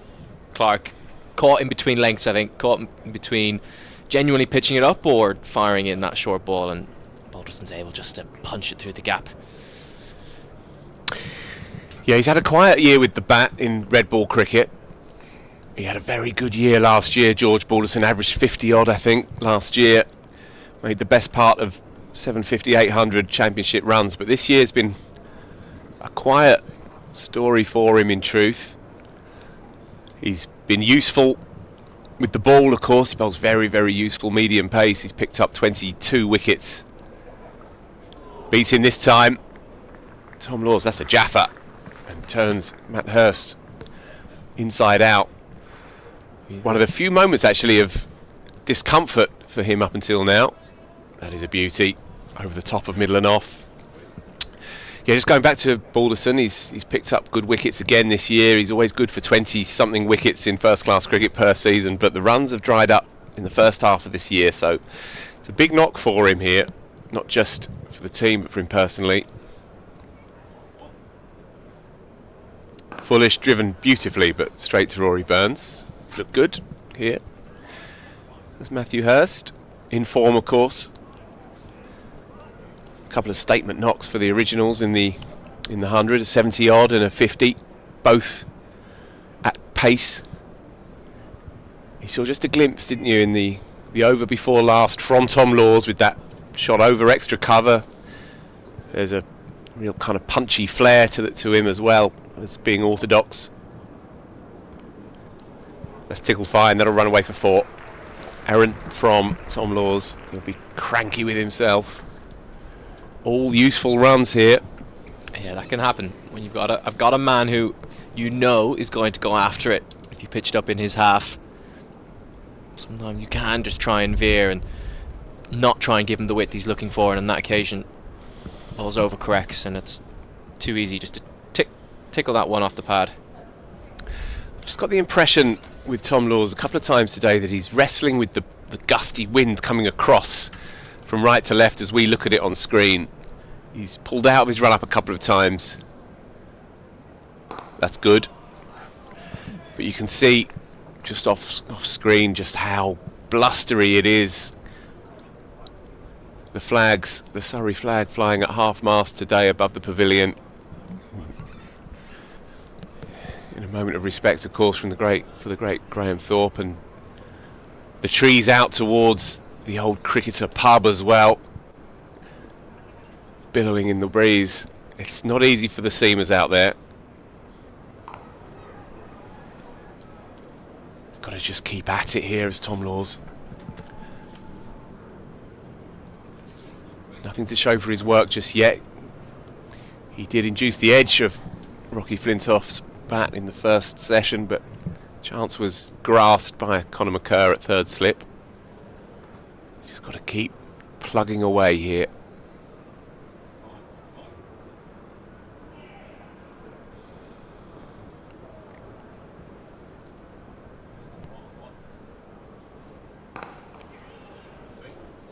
Got to be quick. Dives, and as it was, no direct hit, but there was a delay before setting off, and Matty Hurst made his ground in the end, but that would have been very tight. He just thought better of it initially, and then thought, no, I'm going to try and squeeze one. And then he gives it his all. He would have been okay with the dive. That's a full-blooded dive as well. Nathan Johns departs the box for a time. Yas Rana joining me. Sam Curran. Just quick look around the grounds in due course, but we've got a change of bowler powered by SSE Energy Solutions. Climate change will not wait. It's time to hit the ground running with sustainable energy solutions. SSE Energy Solutions supporting us throughout this game. We're very thankful to have them as a partner for this championship game. And it's going to be Sam Curran. Just his second spell of the day. Just bowled 4 overs. I guess he bowls 4 overs in his sleep.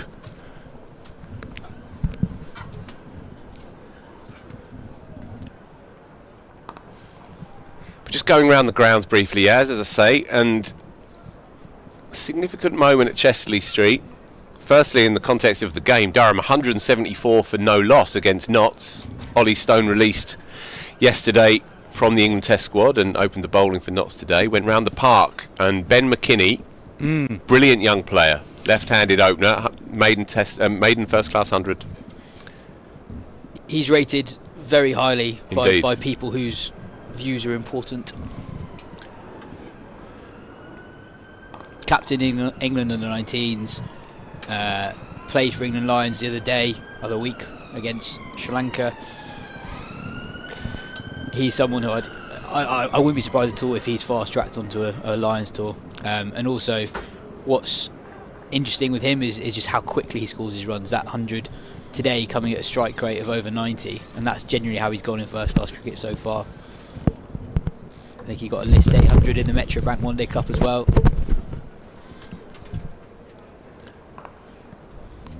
I was going to say, actually, with Hurst on 41 not out here, I think one of the stories of the English summer has been this new crop of young batting talents coming through. Hurst, only 20 years old, really encouraging, exciting campaign in the 100. McKinney scoring 100 here. Hamza Sheikh, just 18 years old at Warwickshire. He's making his Warwickshire first-class debut today.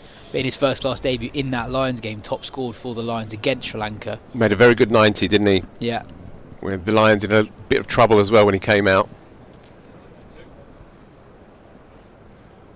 Jacob Bethel as well. I know he's been around for a while, but he's actually only 20 years old as well. I think it's more likely than not that he makes his England debut in the white ball stuff against Australia next month. And there's one here, 41 not out as well. Exactly. I'm sure there are others I'm forgetting. Actually, Freddie McCann, who's bowling to McKinney at the moment at Notts. He's another teenager. He scored a massive 100 in the twos, equalled Dan Lawrence's England under 19 highest score record as well, with 170 odd against Sri Lanka earlier in the summer. Playing a miss this time. Fresh air shot by George Balderson, who's been becalmed throughout his innings here. He thought there was a bit more width available to him than perhaps there was. Living dangerously. Dan Lawrence goes in the test match. He has 3 down for 75 England. Good game developing up at OT. Longer tail than usual as well, with Wokes at 7 and Potts carded to come in at 8. So Sri Lanka will feel like they're not too far away from having a sighter at the England tail.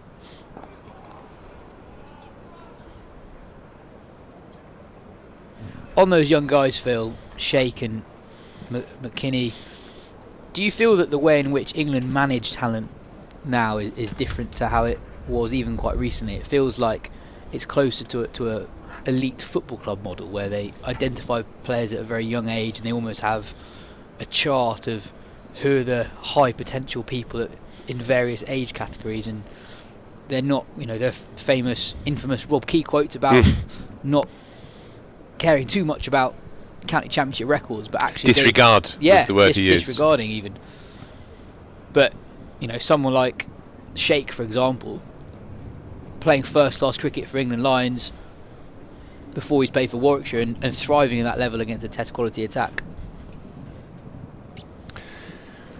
Yeah, I think you're absolutely right. I also think there is something about the landscape now that is more cluttered, and so identifying talent requires thinking outside of the constraints, the traditional constraints. In the past it would be runs, wickets, experience, cold hard numbers, but often now you have potential red ball stars who aren't playing very much red ball cricket, and so you have to go more on instinct, data underscored nonetheless, but still instinct and potential. Laws again to continue. I think there's also an element of it which is, Sheikh plays for England Lions before he does Warwickshire. There's so much riding on how each county goes in the Championship that sometimes they're not as brave as they could be in terms of giving youngsters a go themselves. I think of someone like John Turner, for example, at Hampshire, who I don't think's played a Championship game this season, or if he has played one. And this is a guy who Rob Key is talking about before the start of the summer. There's someone who could play Test cricket for England in the near future. And I know he's had injuries, but there have been weeks where he has been available. He's in the Hampshire squad this week, so it'll be interesting to see if he gets on the park once play starts at the Utilita. Yeah, and I think you're absolutely right. And I think sometimes teams, when they are facing potential relegation dogfights, they do play it a bit safe. It's very tidy again on the pull stroke hook shot. Very controlled. He's looked in good order. But if you look at this Lancashire side, Matty Hurst 20, Rocky Flintoff, we've discussed him enough today. But there's another debutant as well, and young quick Joshua Boyden, alongside Flintoff, making his Championship debut here. Tom Aspinwall as well, another good young player. George Balderson's just 23.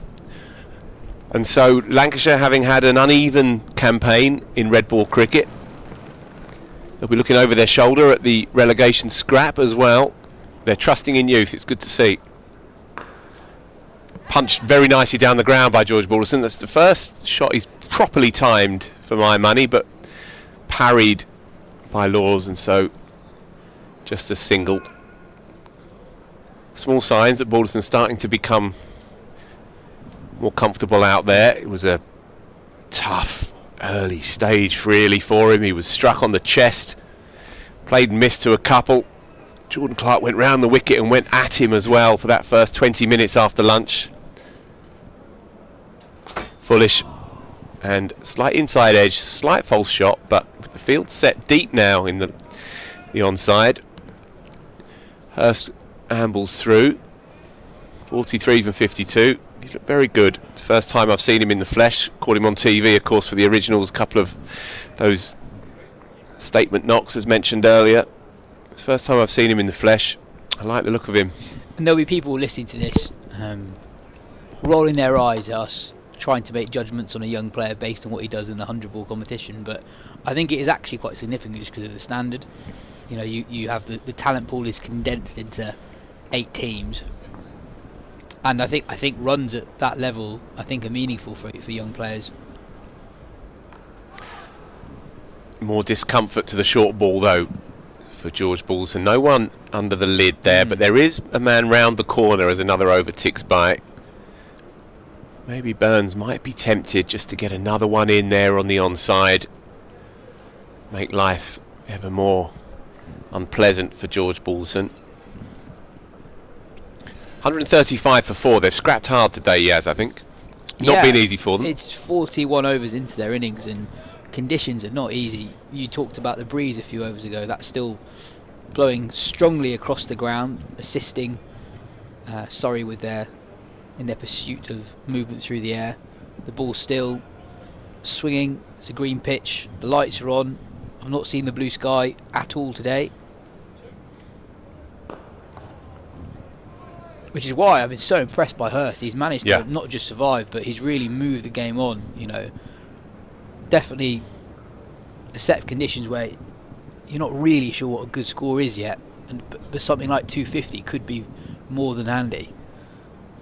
As you always see it, you'd expect the pitch to improve across days 2 and potentially even day 3 as well.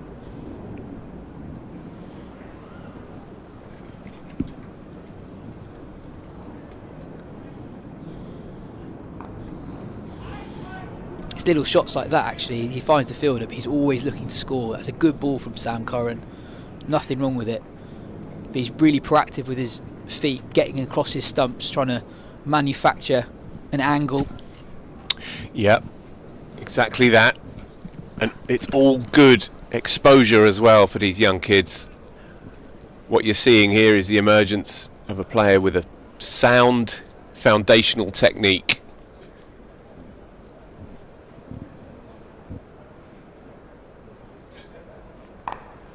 Doesn't quite get that, but will pick up a single. Worrell does well at mid-wicket. That would have inched away for 4, you fancy, over can be no more than a 50-yard, 55-yard boundary. Of course, with a test match here in a couple of weeks' time, they're keeping the big strip untouched for now. Yeah, I think we're a good 7 strips away from what they'll use in the test match. But yeah, on Lancashire as well, I think kudos to them really. 7 academy graduates in their 11 today. A lot of them are closer to the beginning than the end of their professional careers.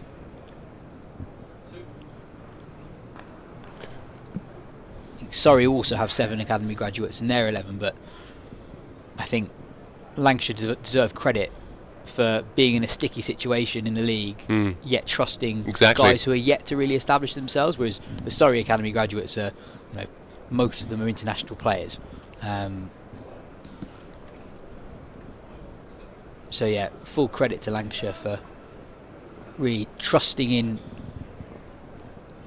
the players that their own academy produces.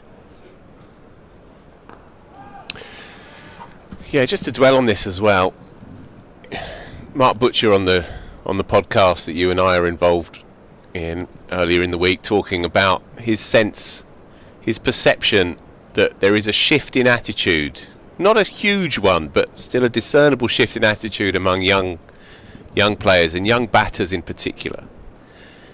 And those who choose the white ball, not just prioritising it, but to play it exclusively, are running the risk of having a bad summer or a bad 18 months and suddenly having very little to fall back on. 42 overs gone, 136 for 4. And so he's sensing that there is a change in approach from young players in particular, and perhaps there's a recognition, a newly found recognition, that if you are going to sustain a career with the bat across the formats for a significant amount of time, then you need to work on the fundamentals. The fundamentals never go away. As you say, people might roll their eyes at the idea of Hurst making runs in the 100 and that being relevant. Well, it's more relevant than we think. But what is equally important, and more so for his overall development, is the fact that he's gutsing it out here in tricky situations under slate grey skies against the best attack in the country. And increasingly there is that sense, as Butcher touched on in the Wisden podcast, that you can't guarantee having one without the other. And you're seeing it with certain players who have actively moved away from red ball or ignored red ball cricket, and they're struggling. Yeah, I can't think of many players who've totally abandoned first class cricket. Certainly players in their 20s who have managed to make that work.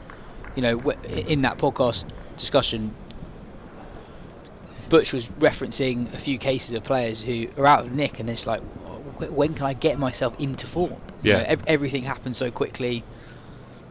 You block a couple and suddenly you're behind and need to catch up. There we go. Some naked aggression finally from George Balderson, who's been quiet up until now.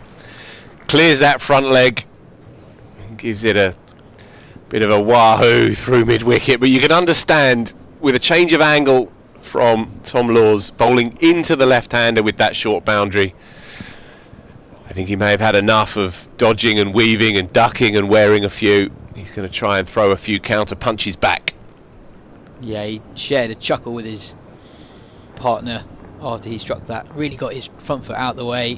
Good old-fashioned hack. Question is, what comes now, though?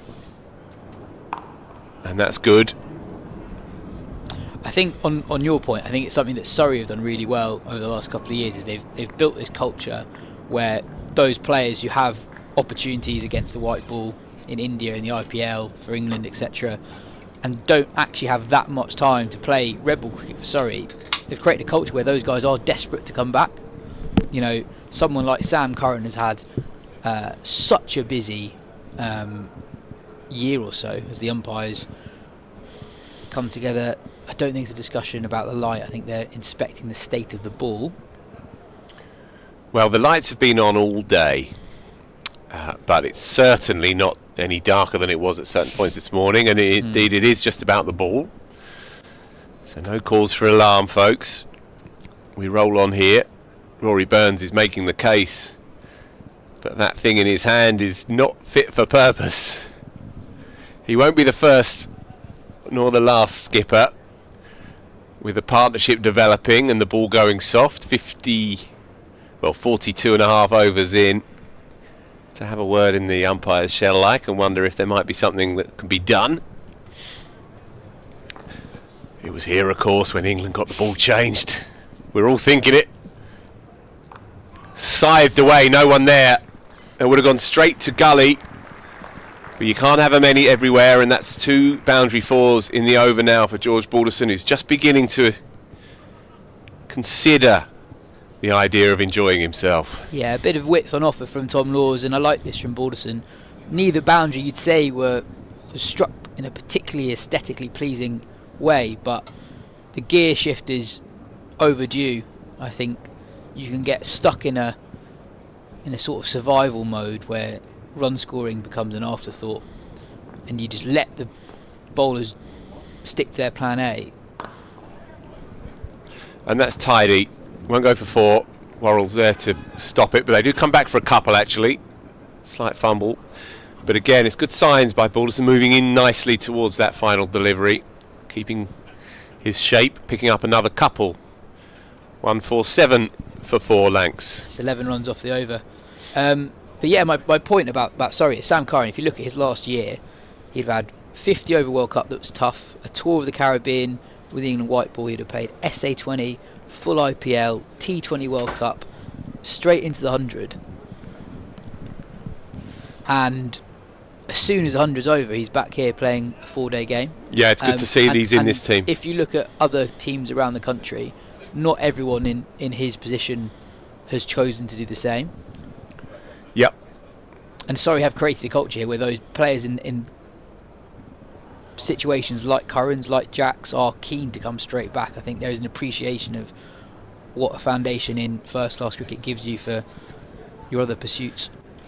First-class game since June last year. Round the wicket now. Cramping Hurst a wee bit for room. Been very tidy so far, Curran. Just 7 runs from his first 37 deliveries bowled today. He's going to bowl 4 over spells, isn't he? That's what he does. But no, you're absolutely right. It was stirring stuff to see him in the 11 this morning. That speaks well of him and his own ambitions. There were 1 or 2 voices wondering if he might have made the cut as a last-minute call-up in light of Stokes' injury. It's good again by Hurst. Economy of movement at the crease.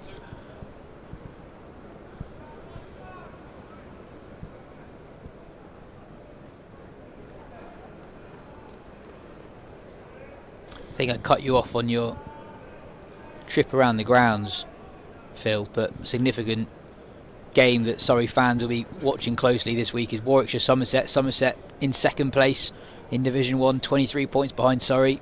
Warwickshire going well so far, 85 for 1 after 21 overs. Yeah, Somerset of course in second at the start of the day, 23 points shy of Surrey and half a dozen ahead of Essex. But again, the game between Essex and Hants, down in Southampton, no balls bowled at all yet. But that's one to keep an eye on, because if that is a washout of a first day, then it could be that these two teams, for whom a draw means nothing and a loss is not terminal, we could see some funky behaviour over the weekend. Yeah, even with a total washout on day 1, I'd be surprised if that finishes as a draw. So Curran's been ramrod straight in this spell, second spell. The runs entirely dried up here. From his end at least.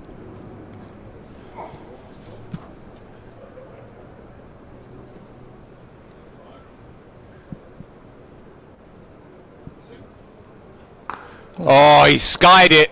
What's happened there? Jordan Clark under it. And he's downed it. That's extraordinary.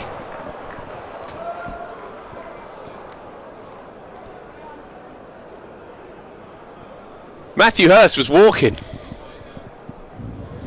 It was a peculiar, injudicious shot. Came out of nowhere. We were just saying he just needs to settle in, see off this spell from Curran. It's a skyer, but Jordan Clark has not needed to move. You catch that in your sleep. It's an extraordinary drop. And Surrey, their Butterfingers day continues.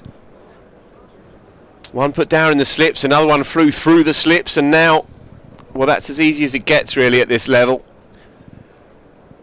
There's a gasp that went around the ground. There's a gasp in this room, Phil. I think that was a bit of cricket that, for the sake of our sport, it's probably best to leave behind us for a bit. I don't know where that shot came from Hurst. He was looking so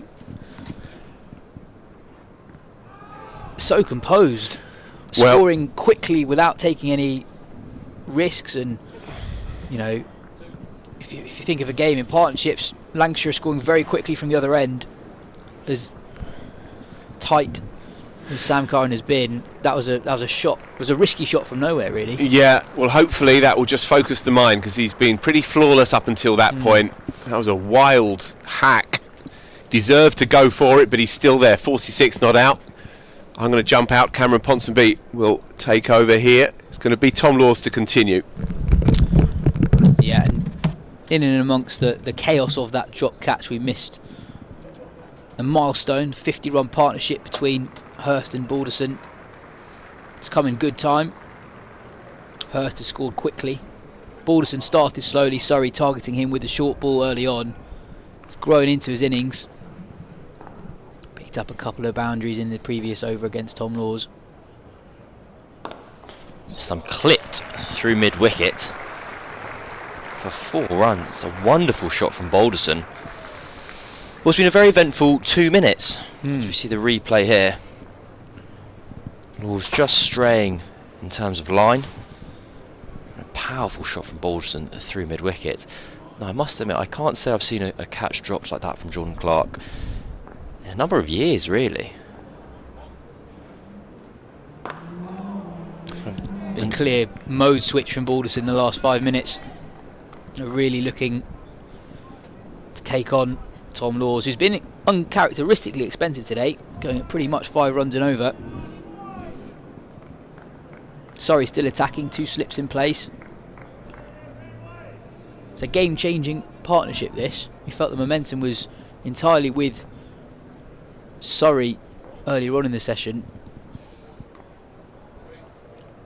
Tickled off the hip for another run. That's where I think Hurst's shot wasn't actually too out of character. I mean, it wasn't the most aesthetically pleasing thing that's ever been seen on a cricket pitch, but he has been very positive throughout his innings. He has been taking on length.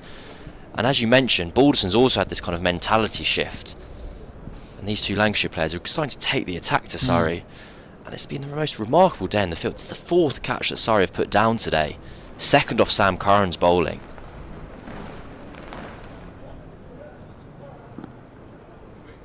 I think 2 in particular that you'd say are proper regulation chances as well.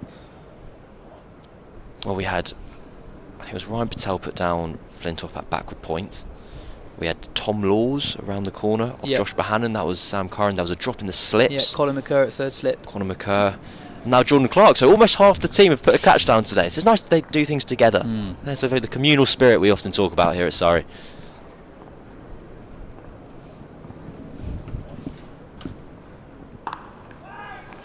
Balderson, who survived that early kind of short-pitched onslaught, is now coming out the other side and playing with a lot of intent. Just have a look at the bowling figures. It's been a kind of tale of 2 bowlers in effect. Dan Warren and Sam Curran going at 1 run and over apiece, and then Jordan Clark, Tom Laws and Conor McCurr all going around 5 and over.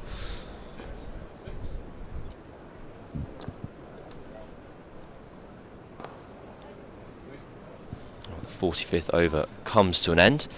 The score is 155 for 4, and well, it's been a very entertaining half a day's play. I would be tempted to get Will Jacks on from the Vauxhall end, not just Cam, so you can give our friends at SSE Energy. You need to that needs to start rolling off the tongue quicker. Yas. I would never forget who our partners are. Not just for that reason, but I would be tempted to get the offspin of Jacks bowling to the left-handed Balderson. It looks like the way Hurst and Balderson have taken on the last 15 minutes that they'll look to attack Jacks. There's a very tasty short boundary one side of the ground.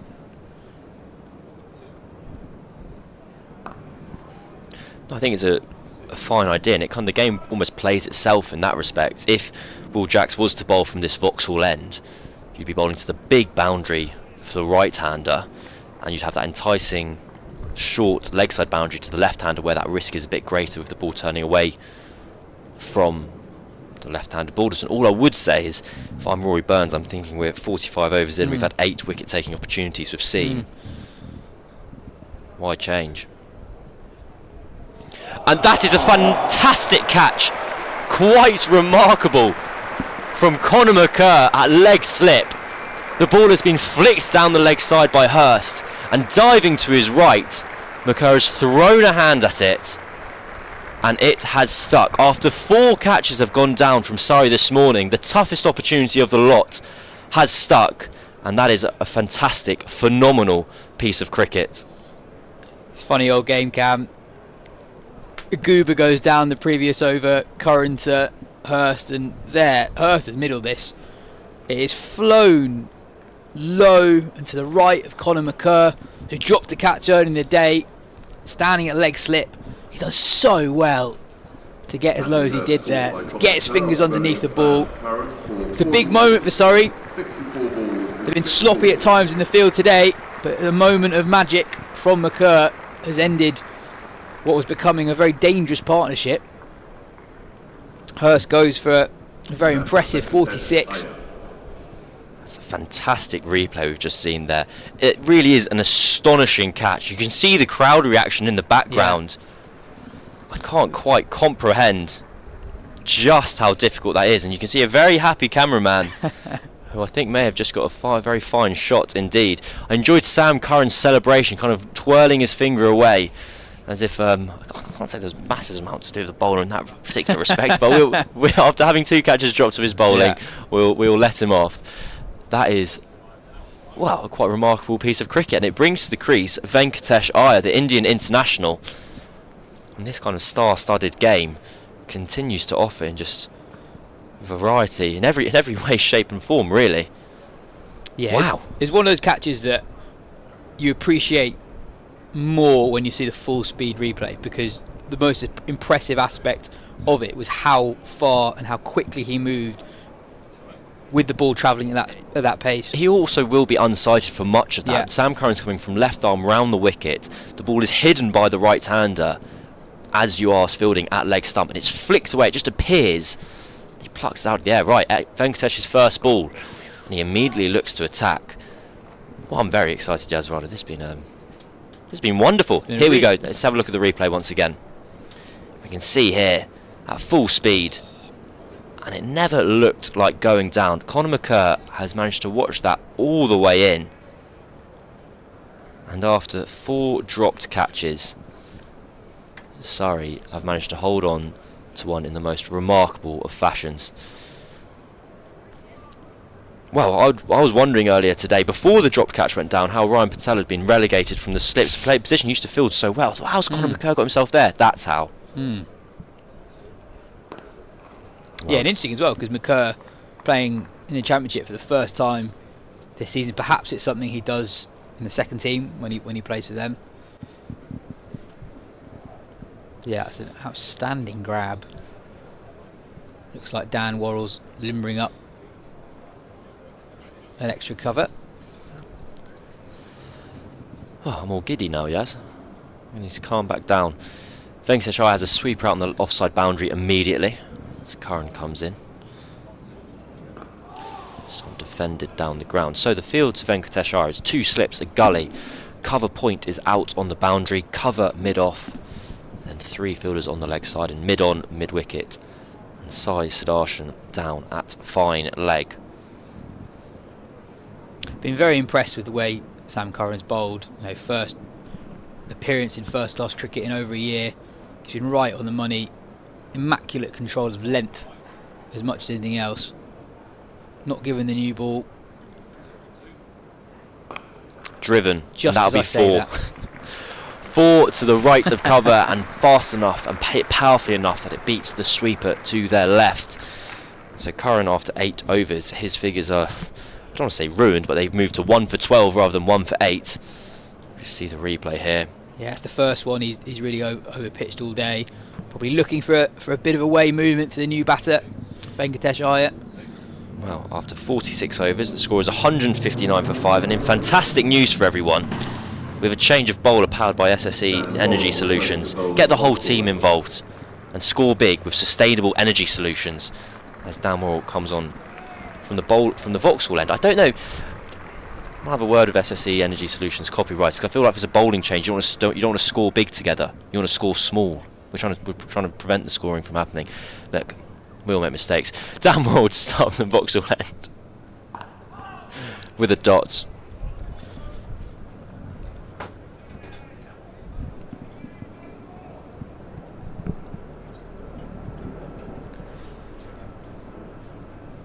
Just been told I need to be doing more ad reads, and that's fine. It's my favourite part of the job, so I'm actually quite furious I've missed out on an earlier opportunity. We should manufacture a situation where there's a third microphone and it's just for you to read out the ad reads. Tucks away for 1 run. It's another left-hander in this Lancashire batting line. We have both openers in Luke Wells, Keaton Jennings, George Balderson and Venkatesh Iyer. So 4 of the top 7 left-handed.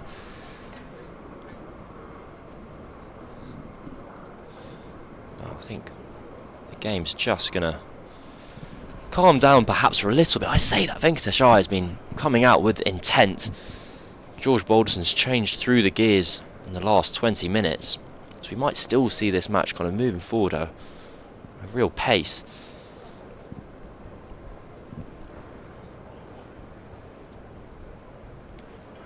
Left alone by Iyer. Yeah, maybe counter-attacking is the way to go, even if conditions are favourable for the bowlers, just because of how far across that pitch is to the gas holder side of the ground. It's not much of a hit at all to find the boundary. We were saying earlier, maybe a 50-55 yard boundary, much shorter than we usually see. Get full value for your shots on that side of the ground, so you can get the scoring rate moving. And Venkatesh Iyer runs down the wicket and edges behind in the most remarkable dismissal. And Surrey have a 6th. We were just referring to Lancashire potentially continuing to attack, and Venkatesh Iyer took, well, the positive option. It was also the reckless option, and it turned out to be the wrong option. He loses his wicket, and Surrey, Lancashire even, 160 for 6. Yeah, Dan Worrell having a little chuckle to himself after seeing that shot from Iyer. I was advocating positivity, but that, Cam, as you called it, bordered on reckless. Iyer totally losing his head position in trying to play that shot. He's barely had a look at Worrell. Been at the crease for just 6 deliveries. I did wonder, given his batting position, that was a bit of a clue as to how he'd play. You know, he's the Indian overseas player, and I know that he's billed as an all-rounder, but he is predominantly a batter. Well, Surrey Wickets are, of course, brought to you by C&C Insurance Brokers. Who could forget?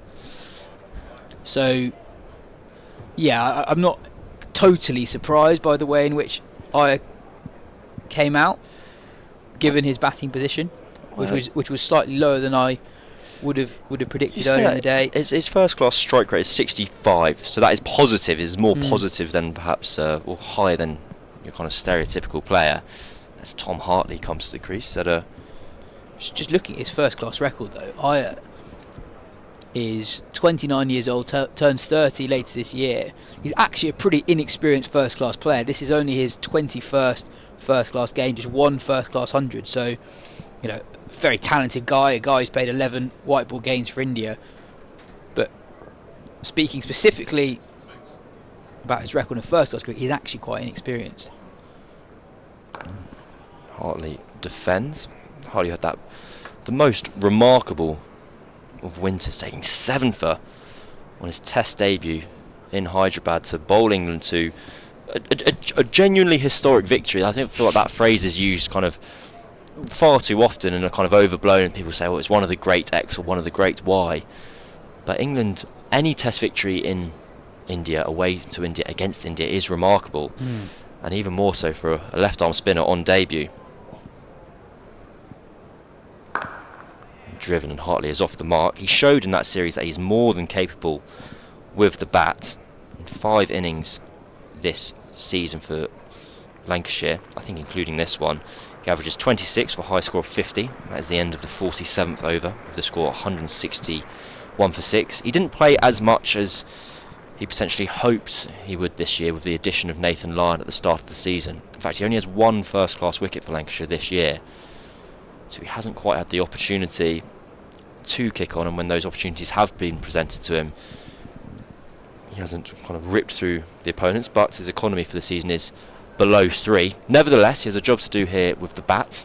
I thought he batted very well on that India tour. He did bat very well. I think India found time and time again that Hartley was a very difficult player to remove once he got his eye in. That's beautifully bowled by Sam Curran. I just pulled up Hartley's numbers from that India tour. It's amazing how you kind of remember things. So he averaged 19 with a high score of 36, and that kind of the case in point in that he was coming in down the order, and he never had any like particularly significant contributions in terms of the quantity of runs, but the quality of his contributions. He made 23, 34, 21, 36, and then those fewer runs, but we forget about those. It's fine. Some clipped into the leg side. Curran just pushing his length slightly fuller after the wicket of Hurst, just searching for a bit of away movement to yet another Lancashire left-hander. That breeze that we've been talking about all day still blowing strongly across from left to right on your screen as we look at it now.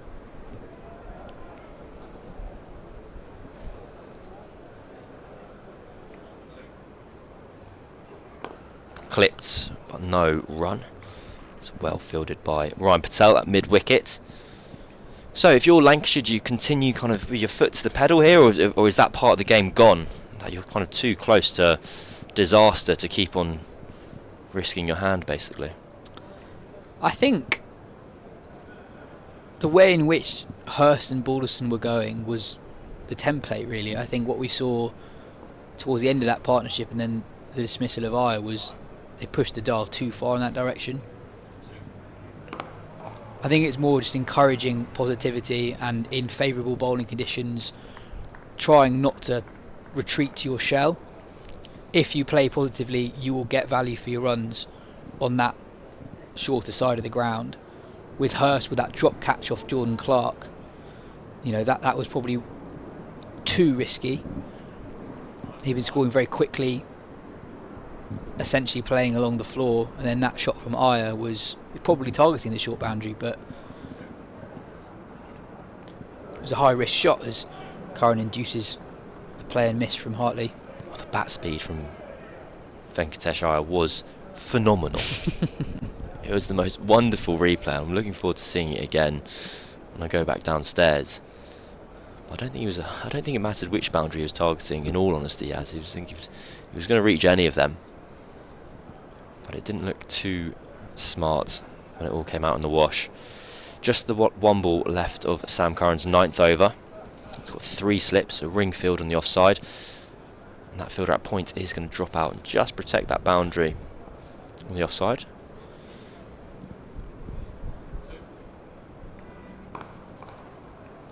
and like magic, the ball finds its way to the fielder at deep point in Tom Laws. It's the end of the 48th over, and Lancashire are 162 for 6. Surrey will be desperate to bring about an end to this Lancashire innings in quick time, as you alluded to earlier. Several missed opportunities today. 10 wicket taking chances, you'd say. So far just 6 taken by Surrey. Favourable bowling conditions throughout the morning and afternoon. There have been periods where Lancashire have fought really well. Bohannon, Flintoff, Hurst and Balderson all sticking around for long periods of time, but perhaps showing that the sort of day it's been for batting, all of them getting out after getting in. Right, we're going to a slightly more leg side theory from Dan Worrell to Tom Hartley.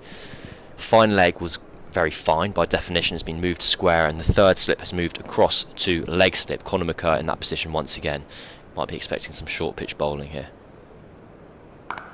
Surrey really do like the leg slip, don't they? And Worrell often to the left-hander starts with one. That's his plan A almost, is to have a leg slip in. And I guess if he's looking to swing the ball into the left-hander, especially from around the wicket, it's a shot that, trying to help it round the corner is one that you just play without thinking about. Absolutely, it's a shot you play on instinct. The ball's angled in at your body, and all you're thinking, I'll just help it round the corner, get a decent bat on it, I'll get 4. Goodness me. Just Conor like McCurr in action at leg slip immediately. No, you're completely correct. I mean, Matthew Hurst, when he flicks that ball round the corner and was caught by Conor McCurr, he has never once played that shot in the nets and gone, I might be out there. Yeah. Just go 4. We see the replay here. The ball angling in, helps along its way, and Conor McCurr fields well. It is remarkable because it's not like slips, your traditional slips on the offside, where you kind of know what that mode of dismissal looks like, and it can be from an error, in effect. Well, you often say if the batter gets strangled down the left side, it's unlucky. And beating both sides of the bat here in Worrell. But what Surrey do by having that leg slip in, and what anyone would do by having that leg slip in, it basically removes that element of misfortune from the dismissal. When people say, you're very unlucky to have been caught down the leg side, it's like, well, no, we're bowling with that as a potential mode of dismissal in mind. And sometimes you see it, I go back 5 years to England against Australia in the Ashes when they just couldn't get Steve Smith out. It was basically plan W to Steve Smith. They tried everything else. Whereas for Surrey and with Worrell in particular, it's a very deliberate ploy, because that is the shape that he gets with the ball. He gets the ball to come into the left hand, especially from around the wicket. And really that fielder is just almost just at the end of the Worrell boomerang from where he starts his run up and the shape he gets with the ball. If you just let the ball continue on its natural path, it would actually reach him, yeah.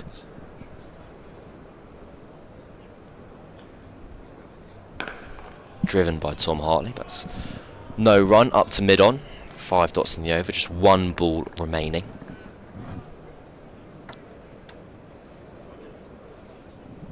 England recovering well. Up in Manchester, Root and Brook steadying the ship. They put on 52 in 10 overs.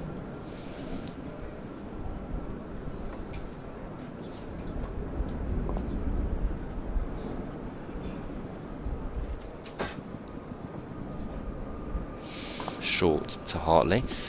He defends into the leg side, and they opt against a single. I must admit, I thought there might have been time for them to scamper through for 1, but they choose against it. End of 49 overs, it's 162 for 6.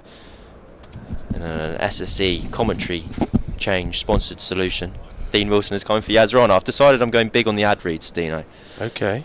So I've just given them another plug there. You've given them added value to their sponsorship. I give added value to everyone, Dino. That's what we offer in this world. Okay. I look forward to experiencing some of that added value, Cam. We've only got 5 minutes, then Phil will come and replace me. So then we're well and good. Right. I mean, I thought I might actually have to do a real ad read there, but I didn't for a second. Sam Curran is going to continue from the pavilion end with George Balderson on strike. 2 slips in a gully. It's driven to the right of cover. It won't quite reach the boundary, but they will come back for 2 runs. We've had a remarkable session of play, really, where we saw one of kind of the worst drops you're ever likely to see in cricket, and also one of the best catches. I know which one I personally prefer, but but you've watched masses of cricket around the world. I can't imagine you've seen too many catches like McCur's at leg slip over the years. Not too many. I mean, outstanding grab. Anything close to the bat, and especially when you're sort of slightly unsighted and comes that quickly. Yeah, just a terrific bit of skill. But those are the ones that, those moments of sort of brilliance just kind of just happen, don't they? There's no real sort of explanation. Body just takes over and in it goes.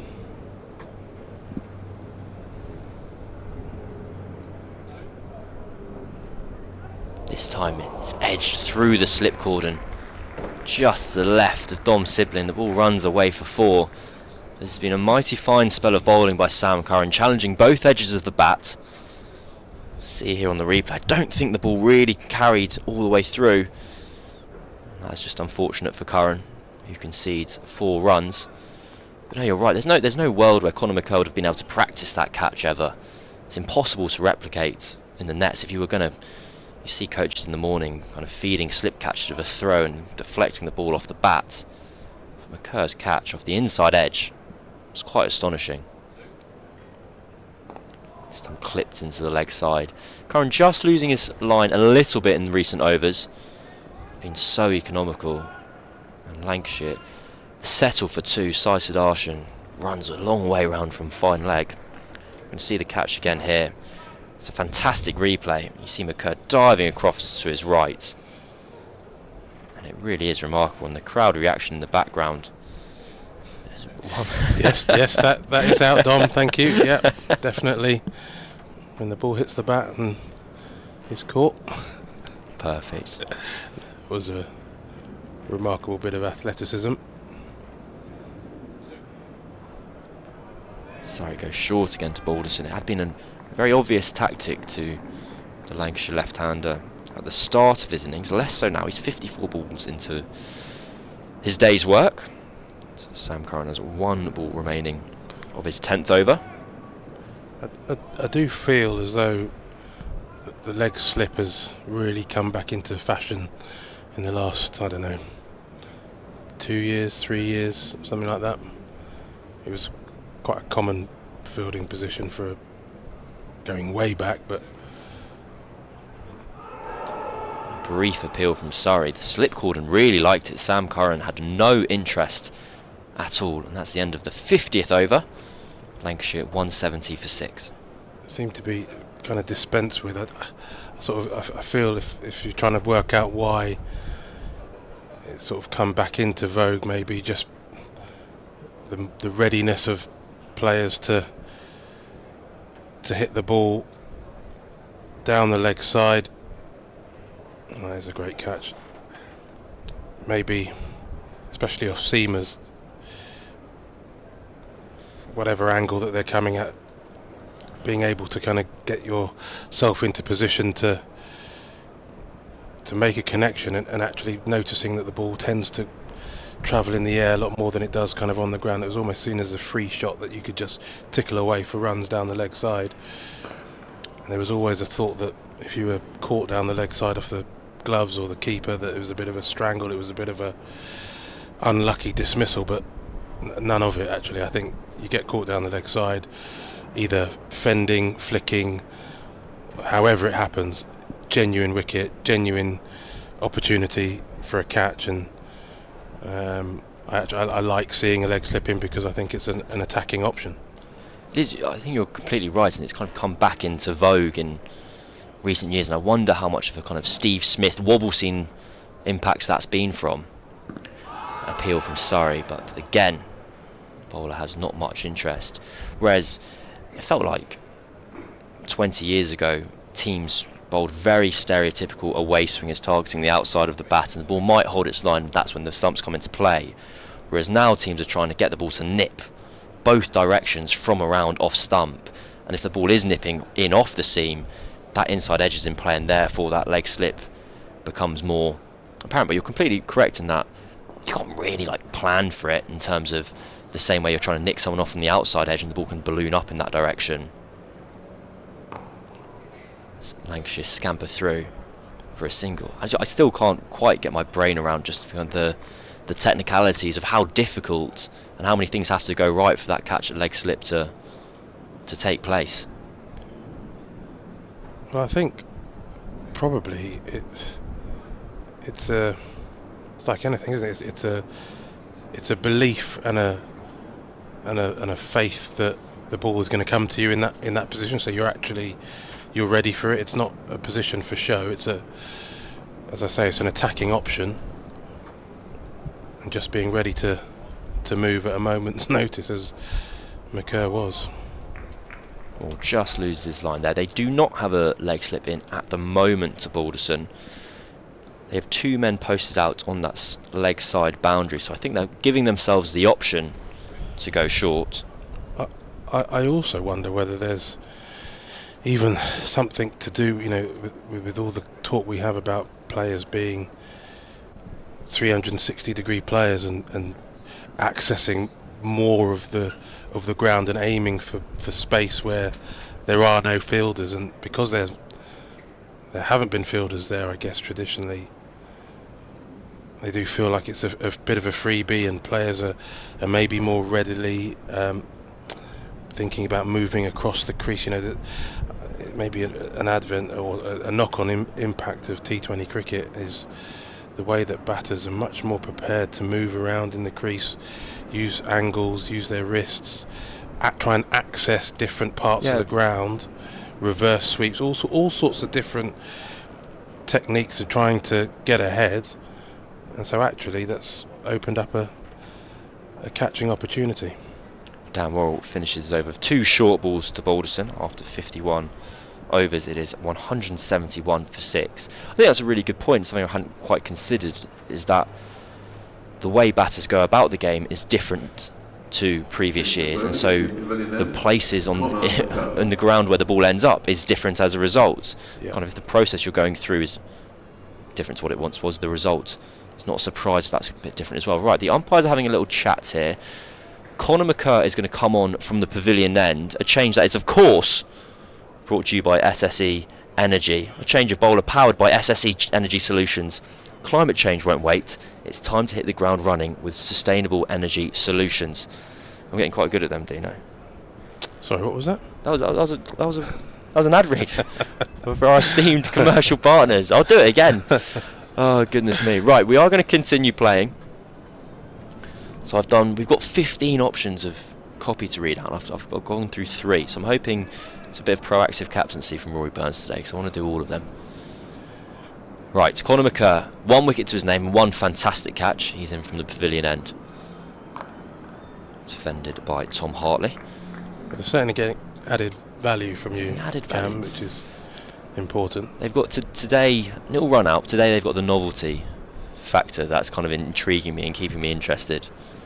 I think, say this is day 1 of the season, we were in round 11. I don't think I'd be as enthused about reading it out, but such is your professionalism, Cam. I'm sure you would be absolutely just as enthusiastic. And such is the quality of service provided by SSE Energy Solutions that defended again. Carbon copy of the first delivery of the over. Conversation there between the umpires, maybe about the conditions, the light. Was that a? It is. The light would have been the best guess. Because I've been here all day, and it really hasn't changed one iota. There's been, to be fair, there's been the odd hint of sunshine, just a hint, before it ducks back behind the clouds. Sorry.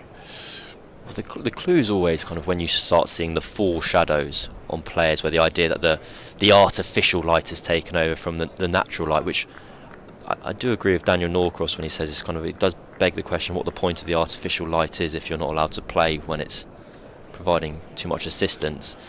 But so, do you know, I would, well, maybe the players wouldn't be so enthusiastic about it, but the fear, the worry is that with a red ball, it becomes much harder to see. Driven by Hartley, and they'll pick up 1 run. I do remember hearing Mark Butcher talking about that, where to immediately contradict myself and say kind of like, what's the point? The light's fine, let's crack on. Butcher talking about just how difficult it is to pick up the seam position when like floodlights take over of a red ball. And he's saying, well, that's a very important part of me batting, so if they don't have to do that and I do have to do that, or they can see the seam position and I can't, that's an unfair advantage, so let's get off the pitch basically. But right, well, we have another leg slip in place, this time to Balderson. We do also have 2 fielders posted out on the leg side boundary.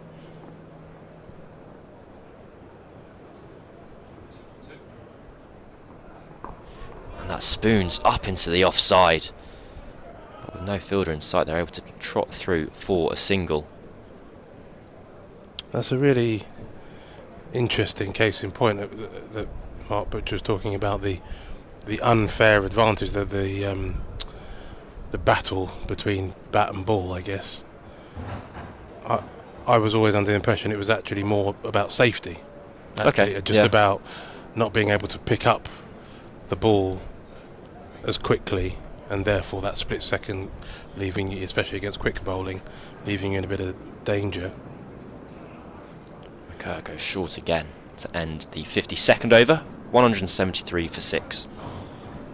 I guess if it's just about a kind of competitive advantage or not, well, I don't know. I think that's the nature of the game, isn't it? If the clouds come over and the ball starts to swing a bit more, that's a bit of a competitive advantage. You know, if the sun is out and the pitch is flat, that's a bit of a competitive advantage for the batter. You know, that's the beauty of the game, is that at different points, different conditions can be weighted in favour of one side or one skill versus the other. If that was the only reason not to play under lights, I would vehemently disagree with it.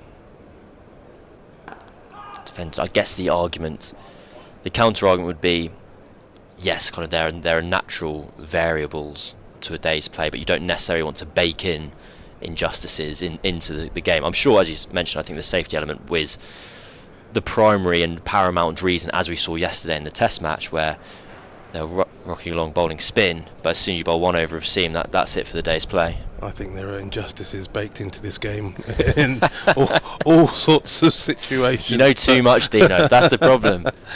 But it's I suppose any change, you know, when you're trying to take advantage of technological advances, how far do you push it? How much do you try and ensure that the game is as familiar and as similar as it's always been? But I don't know.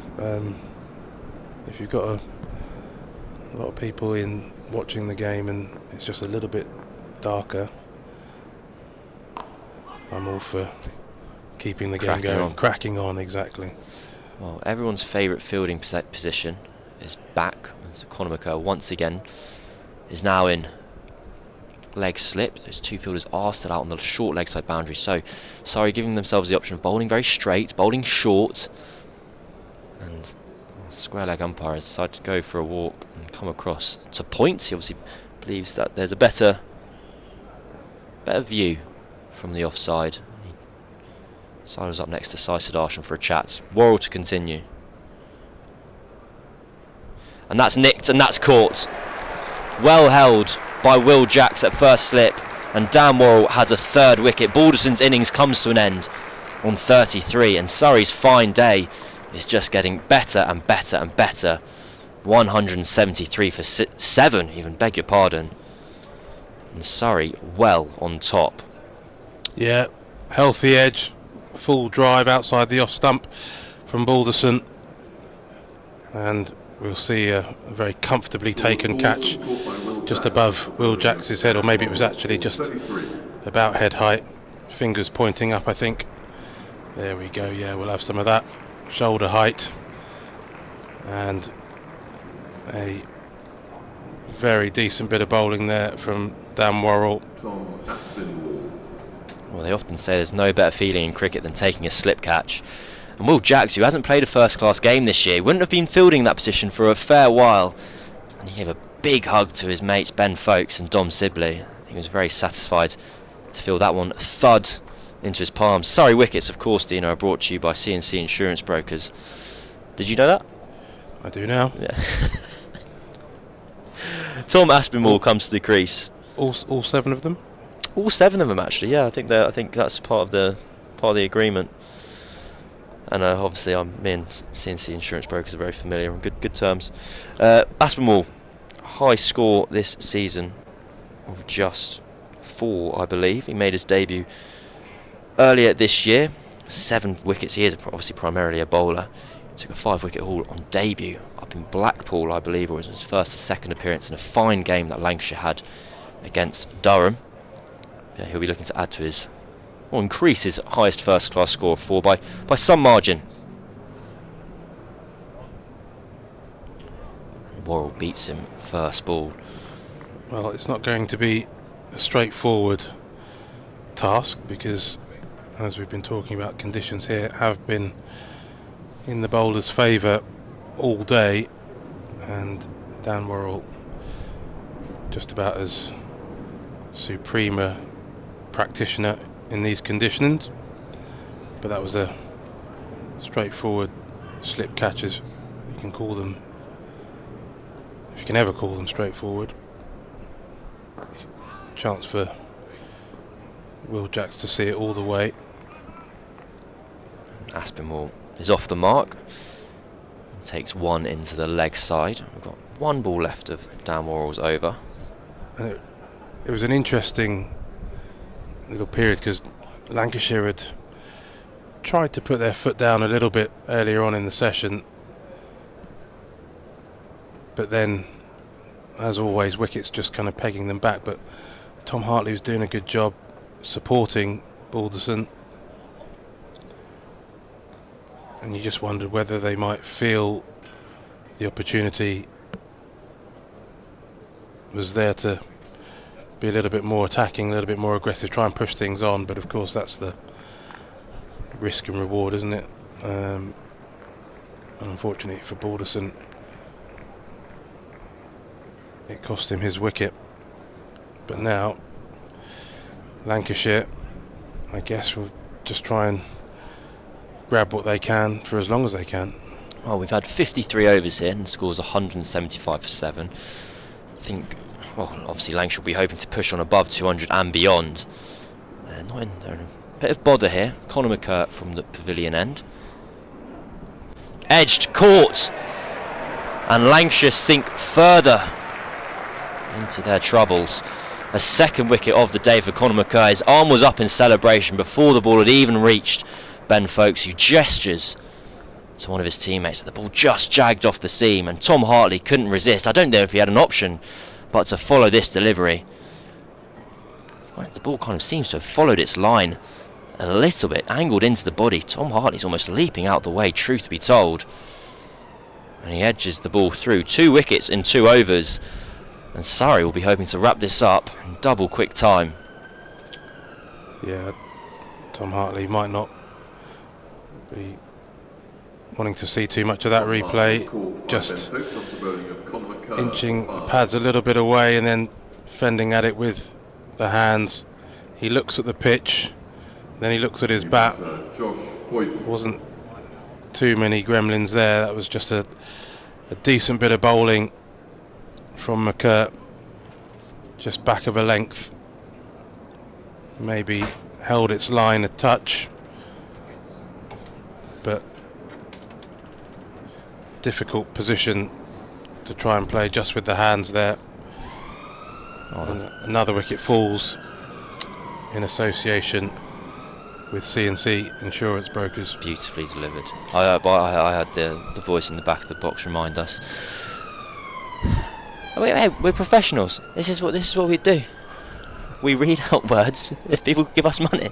That's how it works.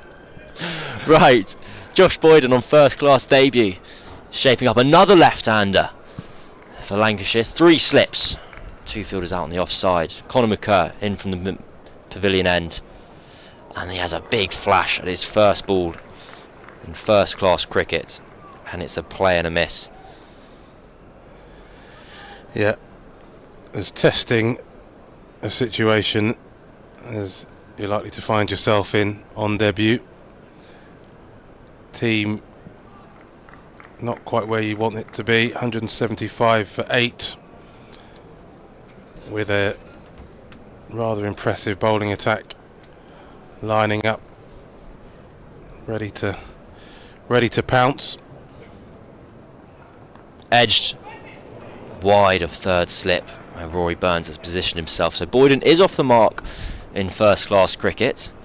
There's 3 balls left of this Conor McCurr over. McCurr hasn't played masses of first class cricket this year. I'll get his numbers up now. He's been a bit of a stalwart of the loan system. He played for a number of teams last year. I think he totaled 4 teams in all, but he does have a mighty fine first class record.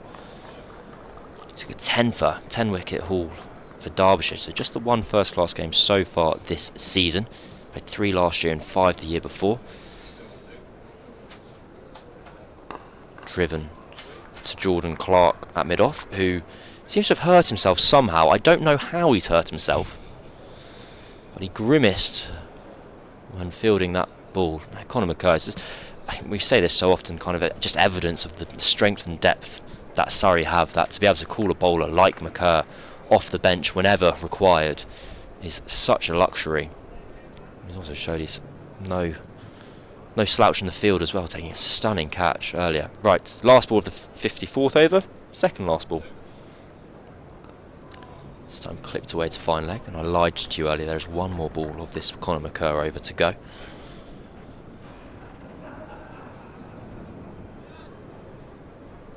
Yeah, strength in depth here is pretty remarkable, and understandable that sometimes players will go where they can to try and get some first class cricket in, but when you do get your chance here, you want to grab it with both hands. Okay, doing just that. Well, he was grabbing it with 1 hand, wasn't he? To be fair, earlier. Excellent point.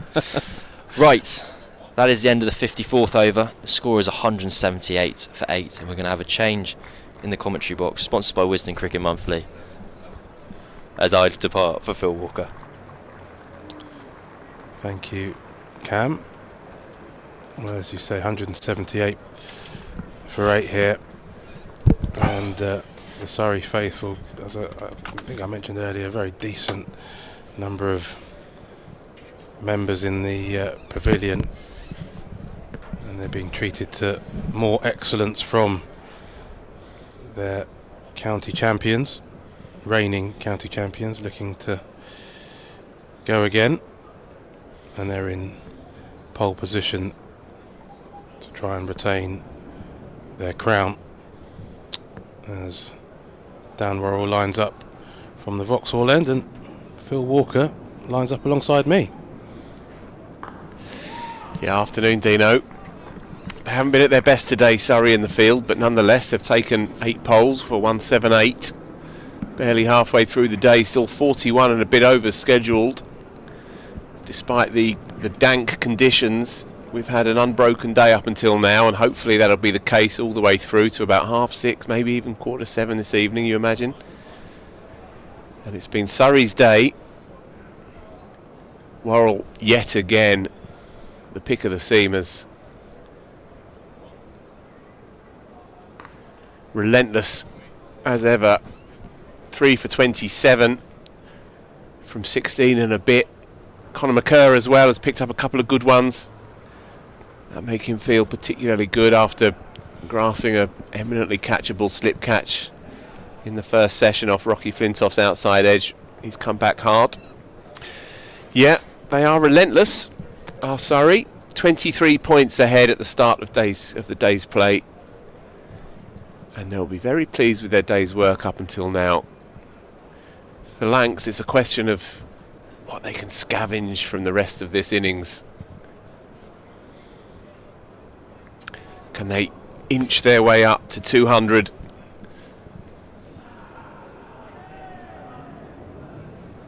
And then you never know, in the evening session, in promising conditions for their seamers, they may yet have a bit of fun out there. It would be interesting if that were to come to pass, talking about when umpires kind of make decisions about light and conditions, and seemingly later on in the day more ready to go. It's beautifully timed by Aspinwall. Punches it up past mid-on, but won't go for 4, but will scamper back for a comfortable 3 in the end. Good signs. Young seam bowling all-rounder, but can certainly hold a bat. I mean, if Surrey do end up, well, you'd expect them to have the bat in their hand at some point this afternoon. Yeah, it'd be quite something if they don't. Can't really see the conditions changing. No, it's set in. It's set in, and looking at the long-term forecast across this game as well, patches of sunshine tomorrow and Sunday, but looking like some rain homing in on Saturday through much of the day. Another beauty. It's that lengthy bowls. One of these bowlers, he has such a repeatable action.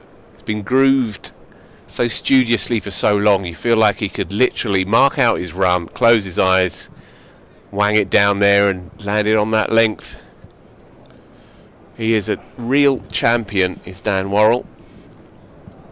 I'm just going to have a little look at Dan Worrell's numbers, actually, because he is an extraordinarily consistent performer. I think he's one of these bowlers that in another time, in another place, then he'd have taken many, many test match wickets.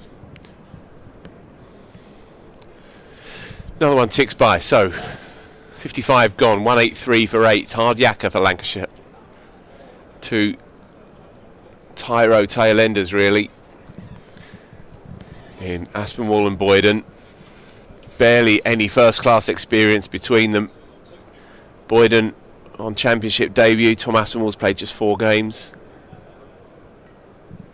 They are the next gen though for this raw greenhorn Lancashire side. But it's very impressive that they are daring to trust in youth. It may be a callow side, but it's got a lot of talent, as we've seen this afternoon, with Hurst and Flintoff in particular. Just 36 years between those two, but they both batted with great responsibility and class through a tricky afternoon session.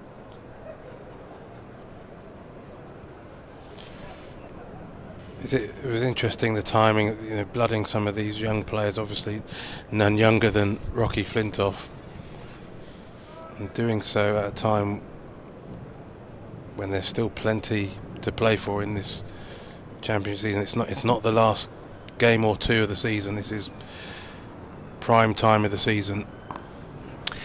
Yeah, exactly that. It does take some courage, I think, to trust in youth, but this is the way that Jennings, the skipper of this side, wants to go.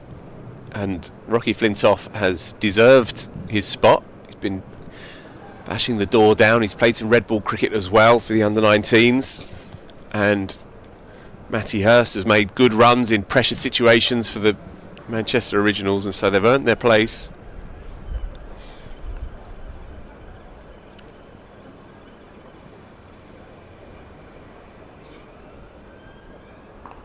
I was on commentary with Yas earlier when Flintoff was batting, and we're both absolutely in agreement that as excited as we are by the age and as excited as we are by the name, that it's just day one, and you just got to give young talent bit of time and leeway to learn and to make mistakes and all those things. Just be patient, just give them room to breathe and start their career.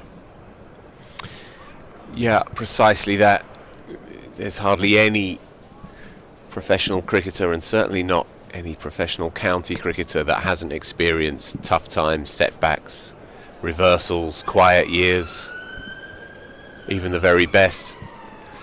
Lancashire has produced some fabulous cricketers that have come through their ranks in the last 10 years or so, but you can think off the top of your head of Hasib Hamid, for example, and Matt Parkinson, who have played international cricket and then found life much trickier to negotiate and have had to move away from Old Trafford to rebuild their career, and so that is always the threat, always the danger. George Balderson played nicely earlier, but again, he had a very good year with the bat last year, averaged 50 odd, but really struggling this year.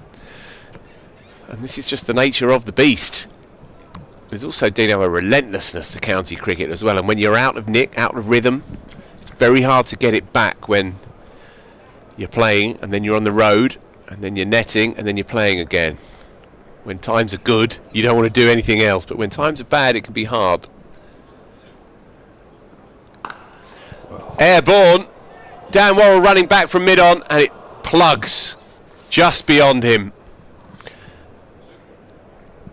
So, Aspinwall gets away with it, and picks up a unconventional single to retain the strike. 56 gone, 1-8, 5 for 8 now.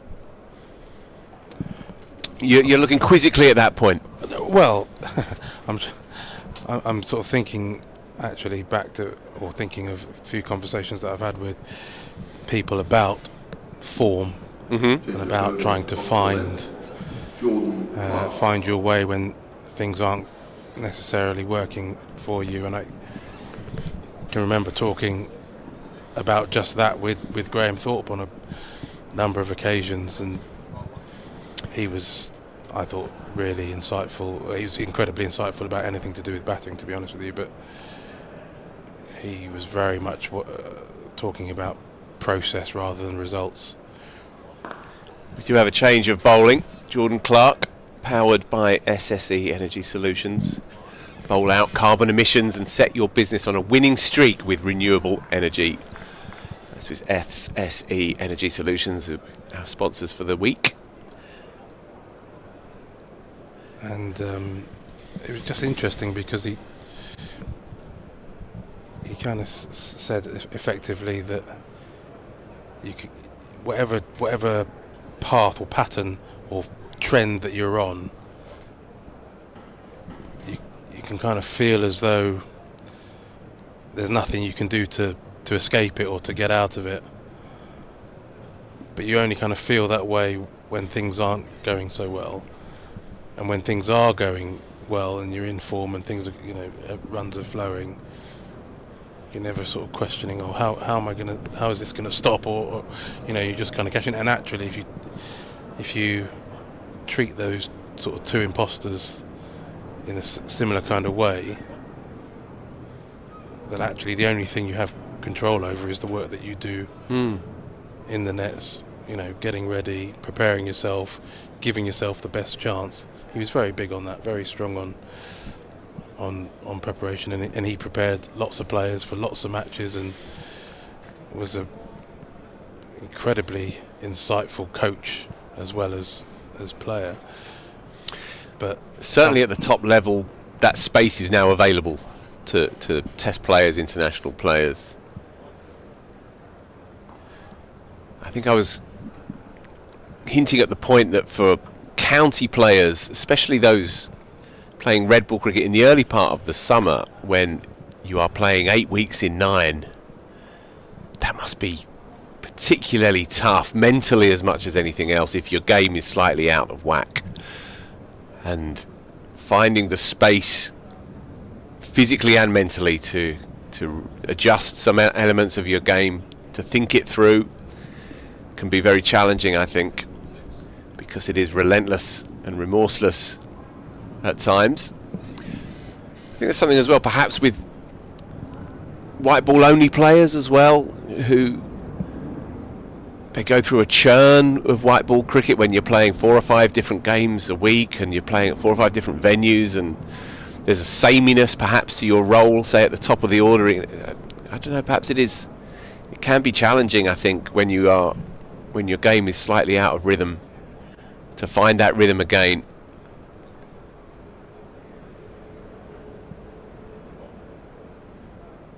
Playing a miss, it was there to hit. Josh Boyden's fancied that outside off stump, but nothing doing, and so another one ticks by. 57 gone, 186 for 8. I do think that there are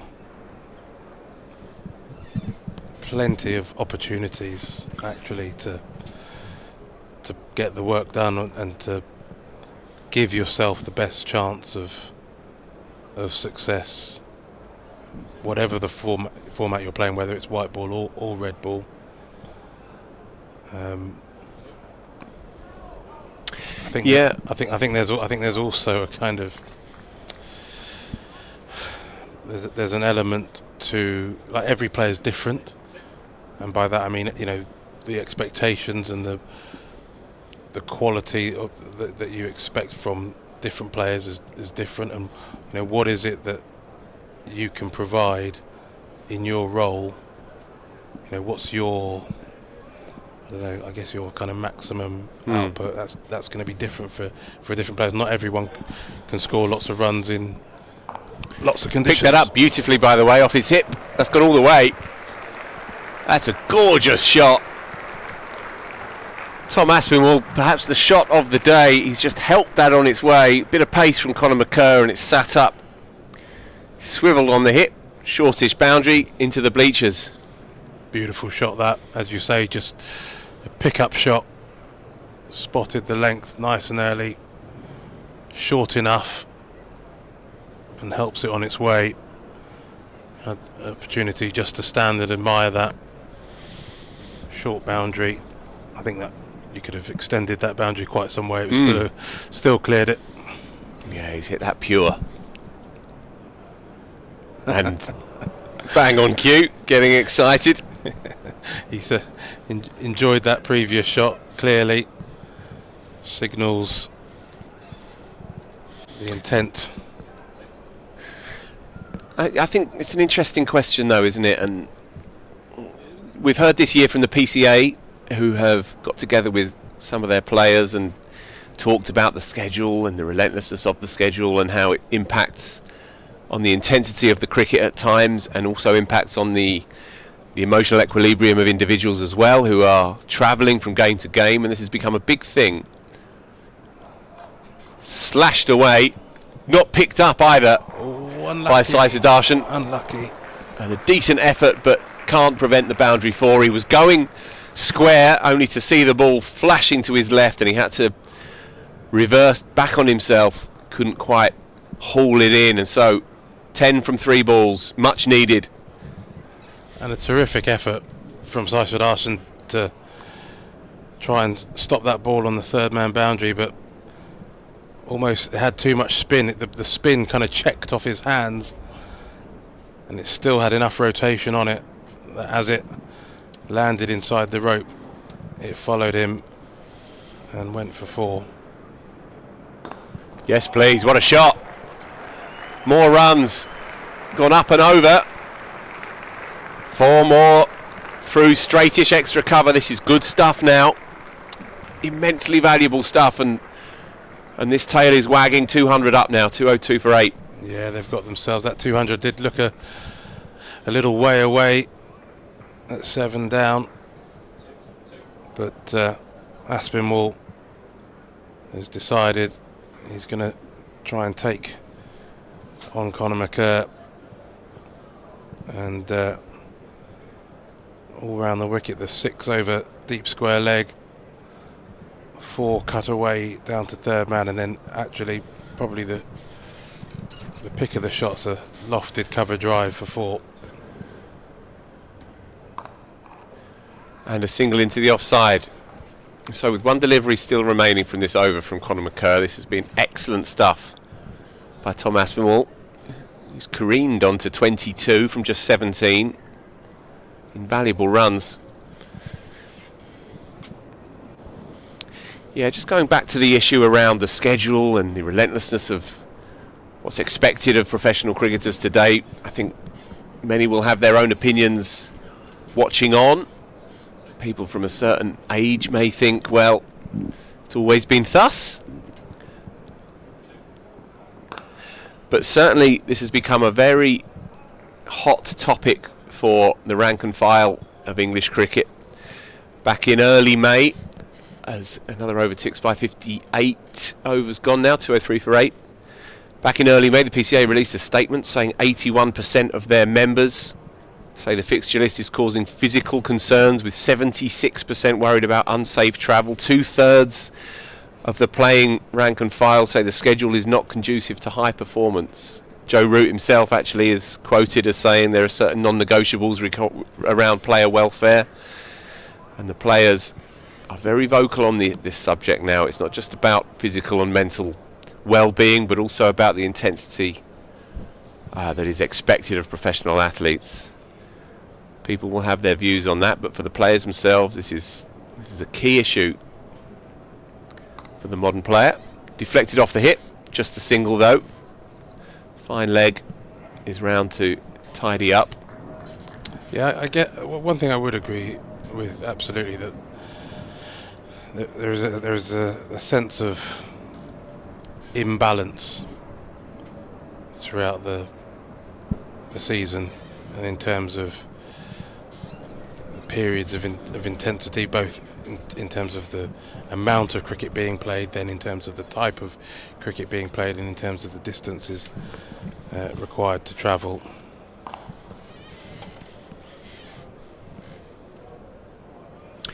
Yeah, there's a number of different issues at play here, but I guess this conversation began with us talking about players' struggles to find form when rhythm is elusive, and the sheer volume of cricket that players are expected to play sometimes prohibits their chances of finding the space, the head space, as much as the physical space to change their fortunes.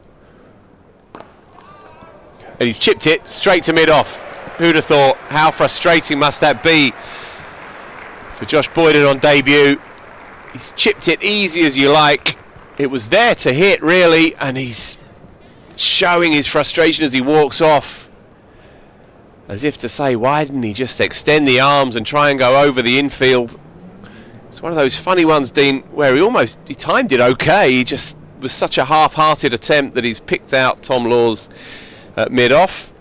And Jordan Clark has yet another 3 for 57 now. Yeah, clearly a sense of frustration there from Josh Boyden on debut. He'd been doing a good job keeping Aspinwall company. I wonder whether he either got not carried away, but kind of enthusiastic with the shot making of his partner at the other end and felt that he could join the party, or whether he's annoyed because the conversation was about him just staying put and supporting his teammate. Either way, it feels like that was a wicket that the bowler didn't necessarily earn, but it was a wicket brought to you with C&C Insurance Brokers. They'll be happy that they've supported their 9th of the day. Yeah, exactly. It's one of those. It's a two-minds shot. He's wanting to play within himself, but the ball is there to hit. As it was, he did not much of either. So, final man here today and gone immediately, Will Williams. And so Jordan Clark picks up a couple of cheap ones to complete his day's work with the ball at least. 4 for 57. And Lancashire all out 204, just like that. Aspinwall left high and dry. 23 not out from 18. So the question is whether we are going to take tea at this point. I would imagine so. Lancashire 204 all out in the 59th over. So yeah, 204 all out inside 59 overs. Not what Lancashire would have hoped for at the start of the day when Surrey won an important toss, inserted the visitors, giving them first go on this pitch, which has offered a bit of assistance to the seamers and to the stroke makers as well. It's been one of these innings that has flickered, but as it stands, Surrey will be very happy to have seen off Lancs for just 204. Running through the scorecard then, Luke Wells the first man to go, bowled by Jordan Clark for 9 off the inside edge. An expansive cover drive by the left-hander, and it crashed into his leg stump. So 1 for 9 inside the first 4. Keaton Jennings and Josh Bohannon put together a tidy little partnership and were going quite nicely before Jennings was adjudged LBW to Dan Worrell. Jennings not too happy with the decision. It was marginal, but he went for 12. Josh Bohannon was then joined by Rocky Flintoff. Flintoff on debut, just 16 years and 137 days, the 10th youngest championship debutant in history, and he did well. He did well with Josh Bohannon initially, before Bohannon, another inside edge onto the top of his leg stump. He went for 26 from the bowling of Conor McCurr. That was 3 for 73. Flintoff went to the first ball after lunch, an expansive drive, and he rather spooned a catch to Sai Sudharsan at backward point to give Jordan Clark his second wicket. That was 4 for 98. Matthew Hurst, perhaps the innings of the day, 46 from just 64 deliveries. He was the next man to go. Brilliantly caught one-handed by Conor McCurr. Round the corner at leg slip from Sam Curran. Curran's 1 wicket of the day. He bowled very tightly in 2 spells though. Venkatesh Iyer on debut, red ball debut for Lancashire, played a shot that he won't want to revisit too often. Running down the track, throwing his hands at it and nicking off. That was 6 for 160. George Balderson played tidily before becoming the 7th wicket to fall. Tom Hartley, Josh Boyden, and then Will Williams not troubling the scorers, just a first baller for the number 11. We'll see more of him with the ball in due course. 204 all out. Shared around the seamers, only Tom Laws missing out, although he did have a chance grasped at slip. 4 for Jordan Clark, 3 for Dan Worrell, 1 for Sam Curran and 2 for Conor McCurr. Tea has been called, so we shall be back here with live coverage in about 15 minutes. But in the meantime, John Surtees is with us, and he's going to take us through tea. John, who do you have with you? Thanks, Phil. Yeah, excited to say we've got Simon Hards with us at tea today. Simon works for the Surrey Cricket Foundation, one of the senior guys there, and is also the hang on 1 second, everybody. Simon is also the brains behind the walking cricket programme we have here at Surrey CCC, which is a really important programme, Simon. And yeah, we had Steve Elworthy on at lunchtime, who's the chief executive here, and we were talking about obviously Steve used to be a cricketer, and we were talking about how a lot of people play cricket a long time into their lives, but sometimes maybe as they get older and slightly less physically able than they were before, they feel like their cricketing days are behind them. But this doesn't need to be the case anymore, does it, Simon? Tell us about walking cricket. Yeah, so thanks for having me on, first of all. But thank you. Yeah, walking cricket really is the sort of opportunity for people to play the game right through until well into their 90s, and we have well into their 90s. We have people in Surrey playing cricket in their 90s. 90? No, this is incredible. So tell us about walking cricket exactly. Someone who's never heard of it. What exactly? What do you do? What does it look like? Yeah, it is essentially the game, playing cricket, but walking instead of running in its simplest terms. So the bowlers walk up, the fielders walk to the ball, and the batters score walks, not runs. It's slightly adapted, so it's a pairs format, so it's inclusive, so everyone gets to have a bat. Everyone that wants to has a bowl as well. Mm-hmm. We tend to have 10 in a squad, 8 play, so it gives you the opportunity, if you've got players with mobility issues, they can sit out for a bit. And essentially it's about using cricket for social good, really. So it's about all of the additional benefits that the sport brings, rather than it being about the competition. We call it, our competition is competition with a little c. Right, yeah, nice. Because from my own perspective, I'm 42 now, believe it or not, and I play cricket, and I play for a great side in South London. Shout out to the ODB, and but I'll be honest, the majority of the reason I keep playing isn't because I'm any good, or sometimes even because I particularly enjoy batting or bowling, because I find it very stressful sometimes and annoying when I get out, whatever. But it's the camaraderie that I love. It's hanging out with it's the you know, to use an Australian word, mateship, you know, that I've built with a lot of the guys that I play cricket with, and I'd be really, really sad to lose that, because I felt, you know, that my body would let them down on the field and whatever. So you know, is that what you find a lot of the benefit of this is? It's creating social groups, it's creating camaraderie, and giving people the opportunity to still exist within that sports dressing room environment, like until, you know, their later years. Yeah, absolutely. So one of the stories I like to tell is when I met Derek, by the way. So went to an event at Purbright Cricket Club down near Guildford. Yeah, shout out to Derek. Yeah, exactly. Well, he's sadly no longer with us, but was my inspiration to really get involved in walking cricket. Right. Because being 44, would you believe it, and still playing the game, I'd never really been able to put myself in the shoes of somebody who was older, who might not be able to play the traditional format. Speaking to Derek, he started walking cricket within a matter of weeks of hearing about it, and that evening he was talking to me. He was so passionate and enthused by the idea of being back on a cricket field, selecting his batting order for the next week, and that it kind of suddenly struck me that this was giving a person the chance to go back onto a field that he never thought he'd have. Outside of that's an ex-cricketer, but we've had people that never played the game turn up.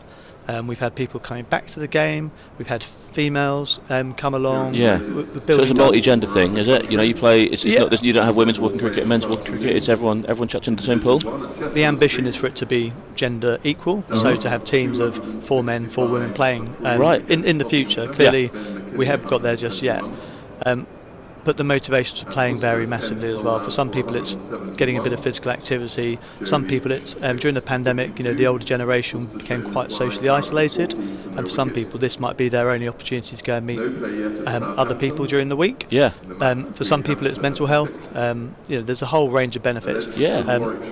I brought some notes with me actually, and the benefits around physical activity for older people in particular are huge. And one of the ones that's key is around that independence. Yeah. So maintaining strength and physical fitness really helps people live independently. Yeah, so there's been some research. I noticed this when I was reading my paper the other week that came out talking about sort of dementia and things like this, and trying to ward off things like that. And I know it's not always possible, and sometimes it just comes around the corner and then whatever. But you know, it's a horrendous, you know, one of the worst things that can happen. But there is scientific research out there now that says, you know, the more, you know, if you do keep yourself active in the mind and active in the body, then that can play a role in helping to maintain that independence. Yeah, absolutely. We had a chap at Wimbledon last year who spoke about being on the cusp of type 2 diabetes, and that walking cricket had actually removed him from that risk register. Yeah, wow. So that's one example. We've had people that have, you know, just enhanced their life and found new volunteering opportunities by getting involved in a club through walking cricket. We've had, you know, players have got the ability, they've had the chance to go and play at Lords, so they've played in the indoor school. So for some of these people new to the game, that's... So we're trying to persuade people this is a good thing, like, you know, you can also play at the Oval as well. People have had the opportunity to play at the Oval too, which, you know, some would argue is better. I would as well, and we did run a showcase event on the outfield a couple of years ago when we first started the game, and we will be looking to do more of that in the future, though clearly with the women's team coming as well, it's going to be a very busy ground. There's going to be a lot of cricket to be played at the Kia Oval. Yeah, no, that's for sure. So take us into you know, what is a game of, you know, how fast, you know, do you have fast bowlers and slow bowlers? Because I imagine it's pretty difficult to get pace up from a standing start, but you can probably spin it square, I'd have thought, from a standing start with the right grip and the right amount of sort of, you know, shoulder rotations and things like this. You know, what sort of what are we talking there? Yeah, there's a whole mix, and having been to a couple of these games and the finals, you know, you'll hear people talking about, their quickies coming today. So even though they might be walking, it's all relative, You've got a big to the shoulder. game they're playing. So exactly. So there's some quicker bowlers there as well. The scoring's adapted because it's walking. The way we play it in Surrey is that you've got scoring zones where if you hit the ball straight, you'll get your 4s and 6s. Oh, okay, like the back of New Zealand in the day. Yeah, a little bit like that. And Yeah. then if you hit the ball square, you get 2 for a boundary. But if you complete a walk before the ball crosses the boundary, you get your boundary 4 as well. Yeah, so great. it's adapted to try and make it inclusive and make the game work, if that makes sense. Yeah, that's so interesting. So look, you're sat here now. You're watching at home. You maybe watching wherever you are, because you can watch on your phone or your iPad, wherever you are. And you think this sounds like something for me. What's next? How do people do it? How do people subscribe? How do people? You don't need to subscribe. How do people sign up? How do people register interest? What is, what's the next step for someone who's interested in this? Yeah, so we've got 11 clubs running walking cricket in Surrey at the moment, but that's grown by 3 or 4 every year. So can you list the clubs or give us a flavour of it? Go on. I'll try them without looking at my notes, but we've got Camberley, Normandy, Purbright, Epsom, Cobham, Chobham, the Change Foundation in Wallington, Wimbledon, Valley End and Old Woking. I think that's and Merstham. And So Merstham. we've That's got great. a bit of a geographic spread. It's a really good geographic spread. Yeah. You've got Wimbledon and London, and then 10 of the clubs covering a pretty decent geographical spread of Surrey there. And I'm meeting Holmbury St Mary next week. Okay. Which is Charles Culver's club. Right. So meeting Charles next week. Hi Charles. Shout out to Charles Culver. To meet a new club, and there's a number of other clubs that started off this year. But in terms of getting involved, if you want to find out more, you can email foundation@surreycricket.com. So that's foundation@surreycricket.com. Yep, and that'll come into our inbox. And then I think you've got a graphic that you're There's going to be some graphics that keep watching this afternoon, and we'll be bringing up that graphic every now and again, making sure that people are aware of that. And then are we talking? Is it a regular cricket season stuff? What about indoor walking cricket? Is that if someone wants to go and play in November, what happens there? Yeah, so what we've tried to do is work with the hub clubs that we've got to identify indoor venues near them where they can carry on doing their cricket during the winter. So at the moment, I think we use the Excel Centre, which is in Walton. So that's in Docklands, isn't it? Or there's one in Walton as well. Yeah, right? the Excel Centre in Elmbridge. Yeah. We use Rainbow Leisure Centre in Epsom. We use Woking Leisure Centre in Woking. I think in Merstham, Red Hill, they're using a site there. I can't think of what it's called. It's great. Donnings Leisure Centre. Right. So we've tried to set some indoor sessions up. Wimbledon train at Wimbledon in their indoor facility there. So again, if this sounds like something you want to get involved in, then there's no time like the present. You don't have to wait until 2025 summer or spring, whatever. You can hopefully maybe find one of these sessions that's as close to you as possible or accessible for you, and get down there this winter in the indoor stuff, right? Yeah, absolutely. The guys are so passionate about walking cricket, they'll tend to train as long as they can. So our finals days at Valley End on Thursday the 5th of September. Okay. We're having 10 of the 11 clubs are coming to participate that day in a range of competitions. So people are more than welcome to join us there. But then people will be training through September. If the weather's good, they'll move into October and try and keep the game going as long as they can. So if you're in the neighbourhood and you live near Valley End or down that way, and you fancy that could be a really nice opportunity. Pop down to the finals day. That's Thursday the 5th of September at Valley End during the day. I presume no floodlights at Valley End last time I checked. So so 10 o'clock start is it, and you can go down and meet someone from 10 of the 11 clubs down there, probably one of the ones that's in your neck of the woods, hopefully, and have a chat with them and find it out there. Because as you say, I think one of the things about walking cricket is it is really, the sport in itself, the format in itself is designed to be inclusive, and I think that is sort of lived through in the sense of the people that organise it as well, isn't it? Hopefully they're very approachable and that sort of thing. Absolutely, but the aim is to grow the game and to provide opportunities to everyone to make a game, cricket game for all. And I think this is, we've got all stars, and it's been coined as slightly tongue-in-cheek, but we could have old stars. So the idea of having, a similar model of cricket and activity for people that want to come back to the game in their in their later years. Yeah, that's really great. All stars and old stars. I think that's brilliant. One of the things I always enjoy hearing from is the Surrey Senior Cricket Association. So for those who don't know, Surrey have teams at 50 plus, 60 plus, and 70 plus as well in for want of a better phrase, regular cricket. They're in running cricket, if you like, compared to walking cricket. I just think it's always so inspiring. And actually a lot of the stories I've heard from people who play in those Surrey 50 plus and 60 plus teams is there are a few people in those teams that used to play for Surrey back in the day. They maybe didn't go and play Test matches, but they had a first class career that most of us would only have dreamed of, and then actually in 50 plus and 60 plus, you get to actually play alongside some of these people you've grown up watching, which is pretty cool. Is Is there similar sort of stuff in walking cricket? Do you have, sort of? We've got one ex-Sri Lankan Test player playing. No. Yeah. Sangakkara? No, not. He's sadly too mobile at the moment. Still playing cricket in Wiltshire, isn't he? When he is. Yeah. But one of the coaches' fathers up at Wimbledon. Yeah. I'm trying to think of the name. De Silva. Right. He played for Sri Lanka many years ago. He suffers from dementia now, and this format has just given him so much. That's absolutely amazing. But still bowls leg spin. Coaches the older his colleagues in trying to help them with their skill set. And wow. Yeah. For those of you that are watching on YouTube rather than listening, if you're in any doubt about how much Simon loves cricket and how much cricket's given to Simon, he can't say the word leg spin without doing the without doing the motion. It's impossible for him to do so. So you can see that Simon, you can see the depth of Simon's passion and history of the game there very, very clearly. So yeah, we've just had, as you could have, the eagle-eared amongst you will have heard the 5-minute bell. Lancashire are gathering on the boundary, and Don Sibley and Rory Burns are coming down the crease, coming down the stairs towards the crease, and down the better stand. Yas Rana is hovering behind me, but before we give Yas his microphone back, Simon, let's go through it one more time. You've listened to this conversation, you think walking cricket, that's something for me. What do you do next? Yeah, so reach out, email us at foundation@surreycricket.com. Or go on our website, surreycricketfoundation.org, and if you go into the clubs and leagues section, there's a section on walking cricket, and that's got all the contact details for the different clubs across the county. Great. I imagine if you Google walking cricket Surrey as well, you'll probably get pretty close to that page too, hopefully. Yeah, hopefully. Yeah. But foundation@surreycricket.com. Yeah. We'll pick up that email and get in touch and let you know where your most sort of local session is that you can go and get involved in. Link you in with a local club and a local session and all of that. Well, look, that's absolutely fantastic. Simon, thanks so much for taking time to join us. I think walking cricket is a really, really special thing, and hopefully it'll continue growing, and as more and more people realise that you don't need to give up that camaraderie, you don't need to give up that excitement about putting a batting order together during the week. You don't need to give up that spirit of competition. As you get older, walking cricket is a really, really brilliant route for people that do want to do that. And as I say, if you're interested, or indeed if you have family members that might be interested, or you think this could be something for your mum or your dad or someone like that,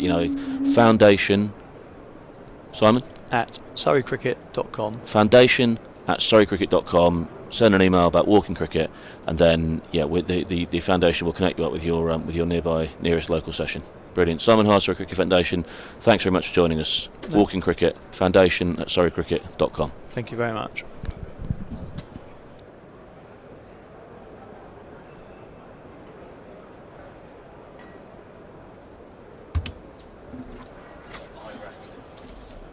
Hello and welcome back to the Kia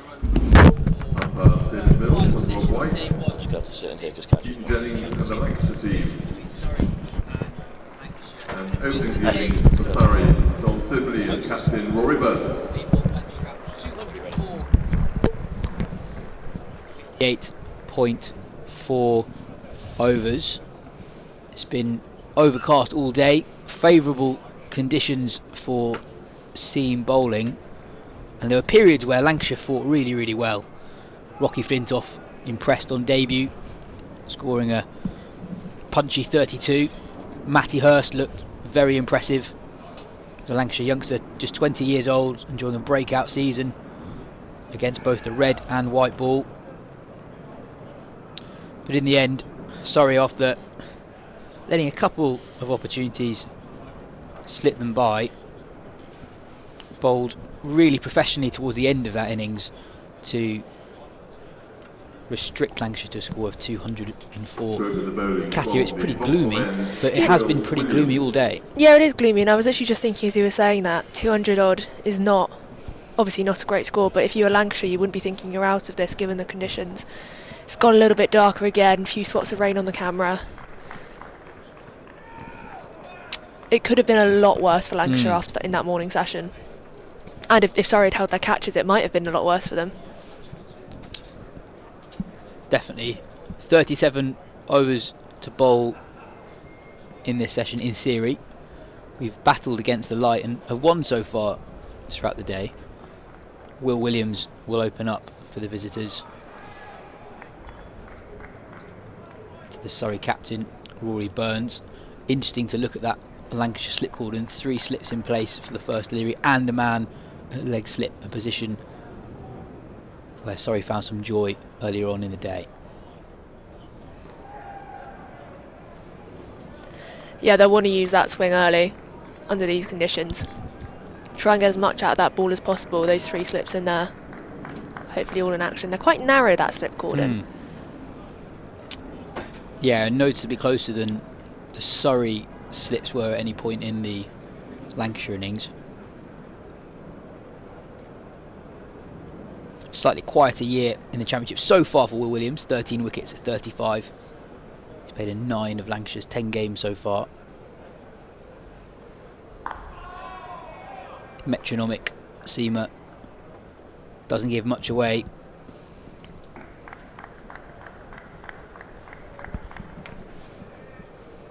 Burns and Sibley both enjoying decent seasons with the bat.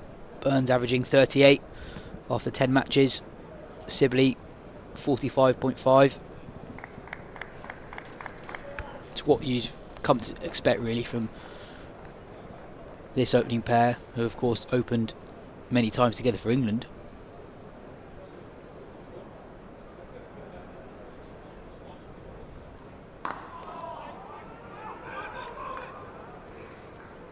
Yeah, you think this Surrey lineup's often built on the depth of their seam bowlers, the experience of their seam bowlers, the young talent, the all-rounders, but it's just as much built on this opening partnership and such a strong top order. Others come in and out. He said today, 5 seamers, different lineup, but this pair is staple. And it really is like the base of Surrey's batting order.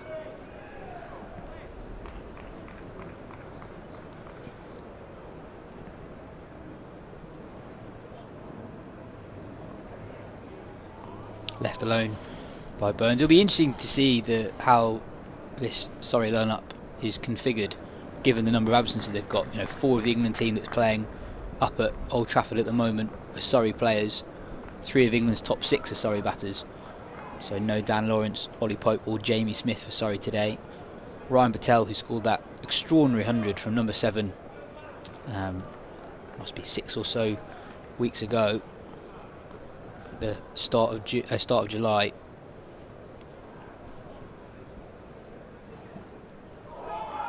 Yeah, 107 off 125 deliveries from number 7.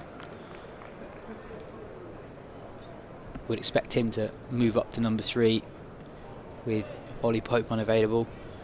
Be interesting to see where Sai Sudharsan bats. I think he batted 6 in that game, but also interesting to see where Will Jacks and Sam Curran are carded in as well. Yeah, I was just thinking that about Will Jacks. We don't often get to see him in red ball cricket anymore, and it'll be interesting to see at what point he comes into that batting lineup, especially with Sam Curran playing as well. Bit of width, and Burns squats low in an attempt to cut that through the offside, but is unable to get bat on it. So Will Williams starts with a maiden. Surrey scoreless at the moment after 1 over. Yeah, thinking about Sam Curran, he's obviously had that incredible season in the 100 with the ball, but it was also interesting watching him with the bat. I mean, throughout his career it's been more of a lower order hitter, but he was batting properly in the 100. I mean, he's talked about it himself, that he prefers batting higher up in the order. He's got more time to bend in innings to his will. When he had success as a bowler in Test cricket, a lot of people commented that he had success despite his height and pace. You don't get a lot of bowlers of his height and pace have success with the ball in Test cricket, but Curran was able to do that, and people said that big part of his success was how clever he was, how resourceful he was, how good he was at adapting to specific match situations, and he has more opportunities to do that when he's batting high up in the order, I think. And we saw that not only in the 100, but also when he scored that 100 for Surrey in the Blast too.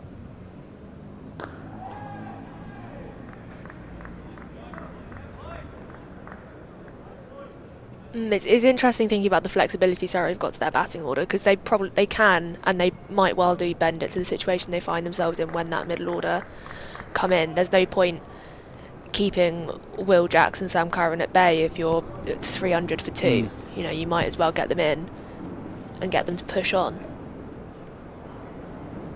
Josh Boyden starting up from the other end on first class debut. 20-year-old left arm seamer, former England under-19 bowler. Steady start. Yeah, he was part of the England Under-19 World Cup squad a couple of years ago. Attack leader. Really encouraging to see Lancashire give so many opportunities to their academy prospects. Boyden, one of 2 Lancashire debutants today. 3 if you include Venkatesh Iyer. But 2 on first class debut. Boyden and of course Rocky Flintoff, who we talked about a lot earlier in proceedings.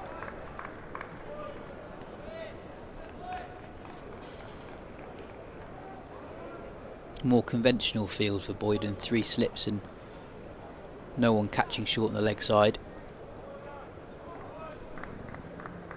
A very controlled start from Lancashire.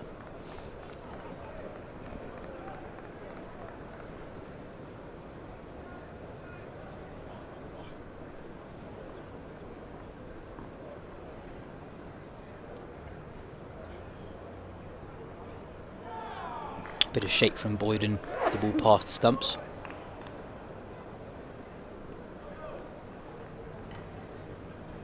It might just be me and my dodgy depth perception, but seems to have an incredibly long run up, Boyden.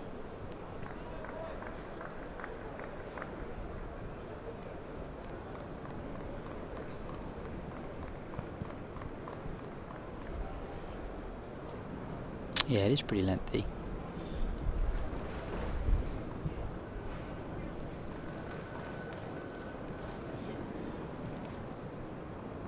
Left alone again, good carry.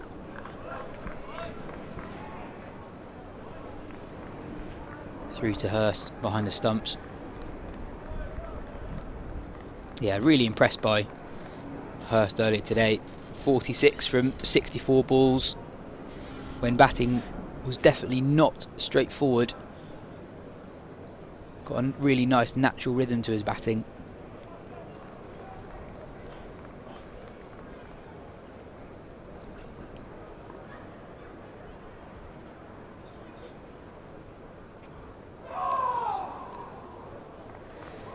Left. Yeah, sorry. Yeah, just on Hurst, when I was watching him, he got that balance between attacking and sitting in pretty good.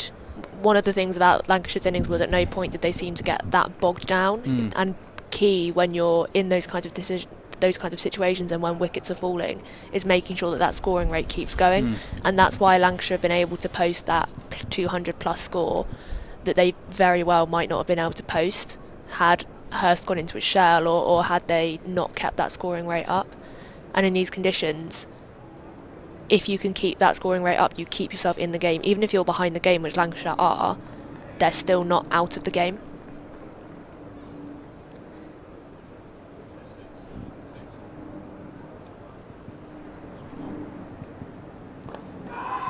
Slightly uppish from Burns. Boyden is there, just in front of square on the leg side. There's also a man catching at leg slip, so very deliberate ploy from Williams to target Burns' leg stump. Saw an extraordinary catch from Conor McCurr early in the day to dismiss Hurst, who we were talking about a couple of moments ago.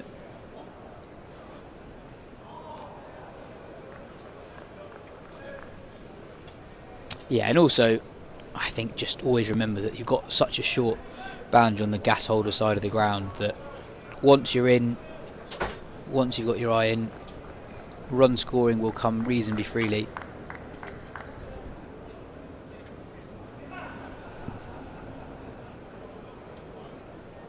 There will be difficult passages to negotiate. It remains very overcast. The ball is new. There is green grass on the pitch.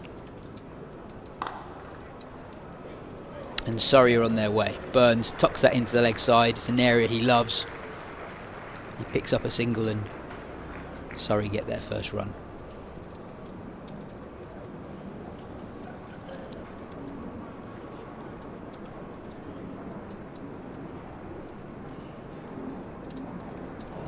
It's tea time at the Test. England 176 for 4, trailing Sri Lanka by 60 runs. Harry Brook has just passed 50, 53 not out of 66 deliveries. Jamie Smith, Surrey's Jamie Smith, 22 off 35, 1-4, 1-6 so far. An almighty hit of the left arm spinner, Prabhath Jayasuriya.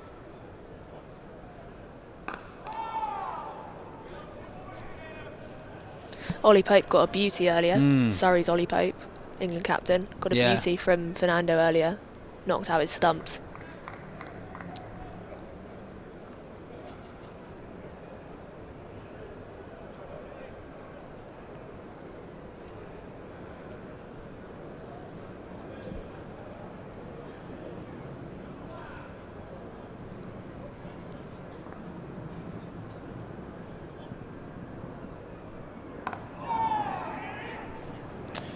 Another quick single, and Sibley is off the mark as well. Sorry, now 2 without loss. Both openers up and running.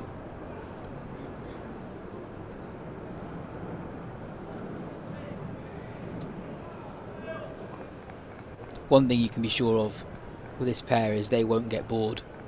They know what their job is.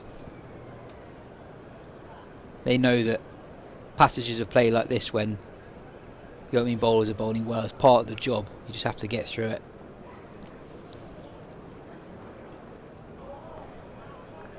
Burns lets another fly past. It's the end of the third over. Sorry, 2 without loss.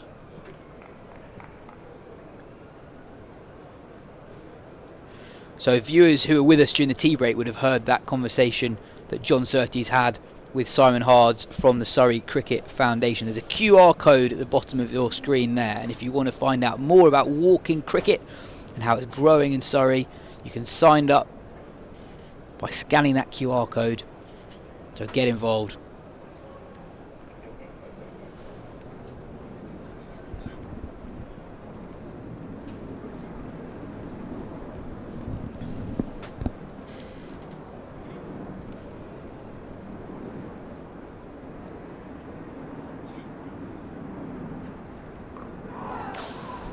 Leading edge from Sibley. It's a really good start this from Boyden. Right on the money. Bit of early movement too. Yep, yet to concede a run of his first 7 balls. Keeping it tight. Made his professional debut earlier this month in the One Day Cup. Took 6 wickets in 3 games.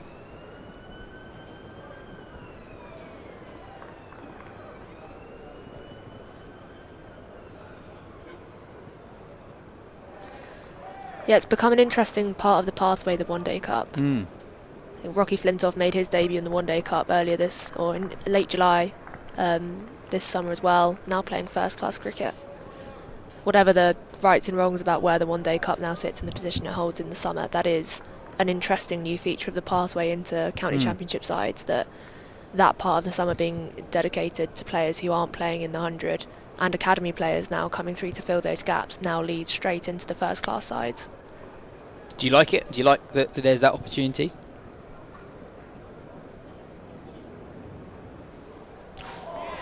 Left alone late by Sibley.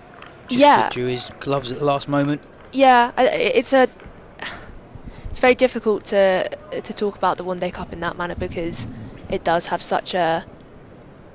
There's no getting away from that. It's been relegated to a second class competition, and there are many wrongs in that. But if you're looking for positives to take from it, that is a new part of the pathway that's been established, and maybe without that pathway we wouldn't be seeing Rocky Flintoff, who played extremely well this morning, into first class competitions now.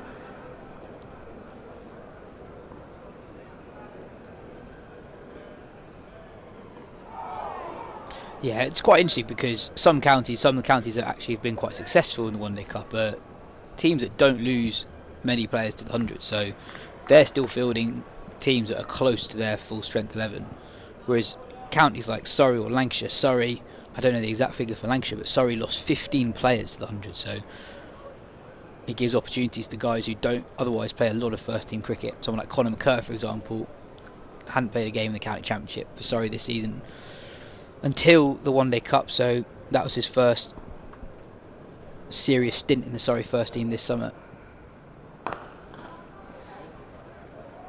Yeah, I mean, if you look at Leicestershire's win last year, that was built again off the back, as you say, they don't lose many players at the 100. They made the semi-finals again this season.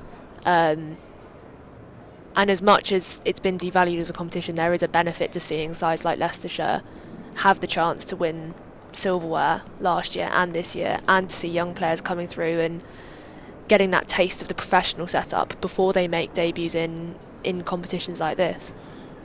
Yeah, I think sometimes we see counties reluctant to do what Lancashire have done here and give opportunities in either the Championship or the Blast because there's so much riding on it. It's the end of another maiden for Josh Boyden. Sorry, 2 without loss after 4 overs. And actually, the One Day Cup gives counties an easier opportunity to blood those youngsters in. And also, in some cases, you're seeing guys start their professional careers much earlier, and actually when they're playing against some counties like a Leicestershire who are pretty much full strength, it's, I guess, those kids, and they are kids, are playing a standard of cricket they otherwise wouldn't be playing at that age. So I think that is a really good thing. Yeah, I mean, we just talked about devaluing the competition, but there were still players like Ajika Rahane playing in the One Day Cup. Exactly. You know, if you're a Boyden bowling to Rahane, that's a massively good use of your time.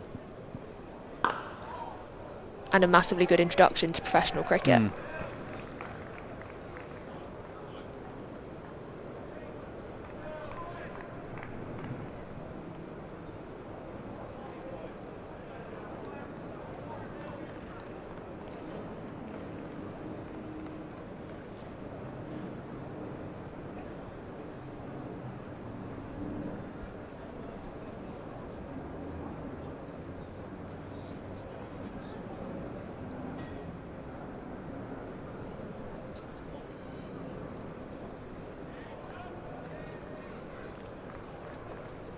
I was underplaying Josh Boyden's Under-19 World Cup in 2022. He was the second leading wicket taker in that tournament with 15 wickets at 9.86. Was that the one in the Caribbean? Yeah. Only Dunith Walalaga, who's played a lot of cricket for Sri Lanka, took more wickets than him. Relatively speaking, compared to other England Under-19 World Cup campaigns, that was a pretty successful one for England, reaching the final, just falling short against India. You know, it's a time in people's career where it's in many cases so far off professional cricket, the top tier of first class cricket, that a lot of guys who are even playing England under 19s might not forge a lengthy county career. But actually looking at that England side from 2 years ago, George Thomas, who's made a decent start to his career this year with Somerset, Jacob Bethel, who may well play for England this summer, Tom Press, James Rue, Will Luxton, George Bell from Lancashire, Rahan Ahmed, who's already played Test cricket, of course, James Sales, Tom Aspinwall, who's in action here again, and Josh Boyden. Actually, a lot of those players already playing some serious first-class cricket. And looking at India side, has anyone really done much from that India side? Not yet, actually. A couple of guys who've played in the IPL, but no one who's yet to play for the India first team. Would Jaiswal have just been too old for that World Cup? He was the one before. He was the one before.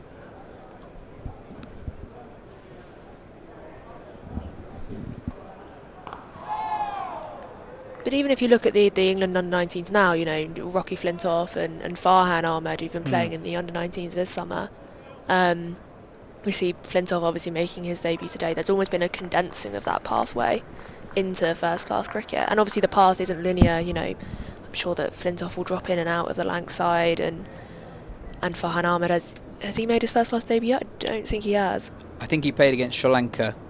Yeah, for the Lions. Yeah, I think that would have been his first-class debut.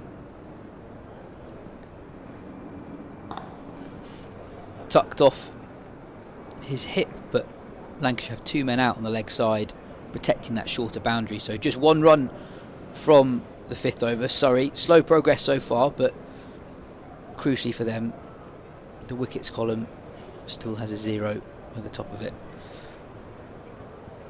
Yeah, I think we'll talk about it earlier, that I think the way in which England go about their pathway is quite different to how it was a few years ago, and actually more closely resembles how elite football teams go about their business. And I'm sure that sports are always learning from each other.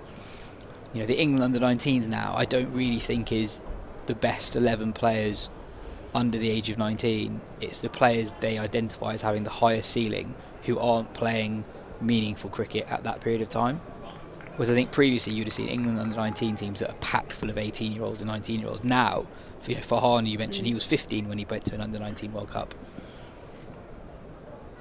Rocky Flintoff, 16.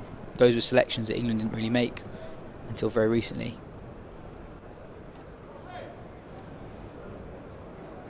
Boyden to continue has been very impressive so far, giving nothing away. And I think he's been rewarded by having a fourth man added to that slip cordon. Luke Wells moving to a wide fourth slip.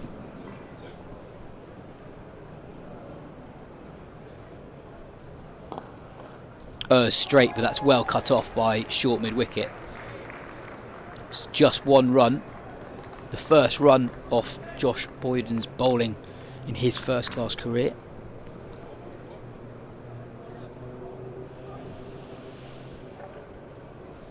Now, the one-day cup, you know, Boyden's almost a good example of why I think the one-day cup's quite good for blooding in players. You know, at a county like Lancashire, they've got such a strong squad, so many options. Like, even though that Anderson's only played one game this season, Sakib Mahmood's only played twice.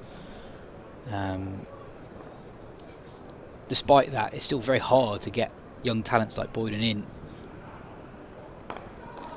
Driven nicely by Sibley through the offside. That'll run away towards the longer side of the ground. They come back through for 2.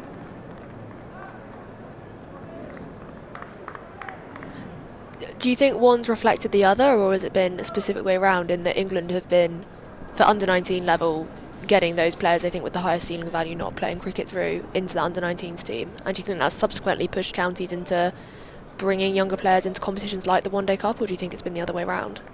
I think it's a bit of both. I think in some cases those guys are getting picked even before they play Metrobank One Day Cup stuff. So like Flintoff, for example, was playing for the under-19s before he was playing the One Day Cup. Edge by Sibley, but along the floor, so no alarms there. Yeah, but I think of, you know, someone like Hamza Sheikh, who's highly regarded and scored a 90 odd for England Lions against Sri Lanka on first class debut. He's someone who, still a teenager, but he has a full One Day Cup campaign behind him, which must just put him in better stead than what previously existed, when otherwise he'd be going into that experience with very little cricket under his belt against top tier professionals.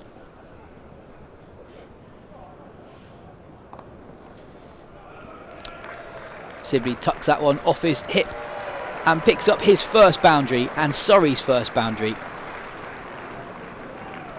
Boyden this time just getting a little bit too straight to Sibley. We know how much he loves that area.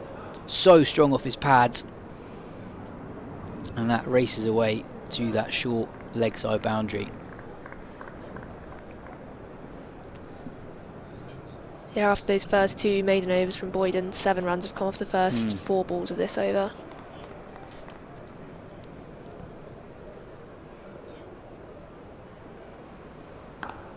Yeah, it's textbook opening batting, really. Staying patient and then feasting on anything that errs in terms of line when the bowlers tire and get further through their spell.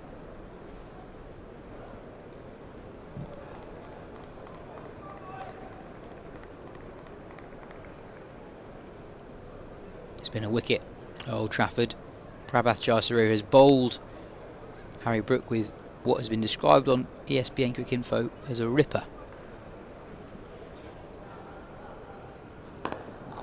Driven nicely down the ground, mid-on. Just unable to stop that, but does well to retrieve it just before it reaches the boundary rope. Sibley picks up 3. It's a good over for Surrey. 10 runs from it. They move to 13 for no loss after 6 overs. Just on that Brook wicket, it feels like only fair after that Bashir ball yesterday that didn't get off the deck. You can have an absolute ripper out of nowhere as compensation for that Bashir ball.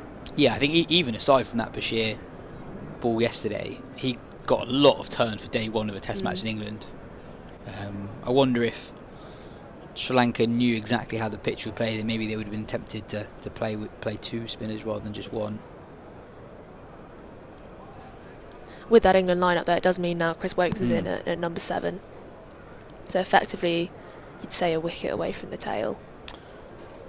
Got a stat on Chris Woakes at number 7. If you have a cut-off of, I think, 5 innings at number 7, for England, Chris Woakes has the highest average of all time for England. Really doesn't surprise me. I think his Test 100 came from number 7, and he also got another substantial score, and he's not batted there that often.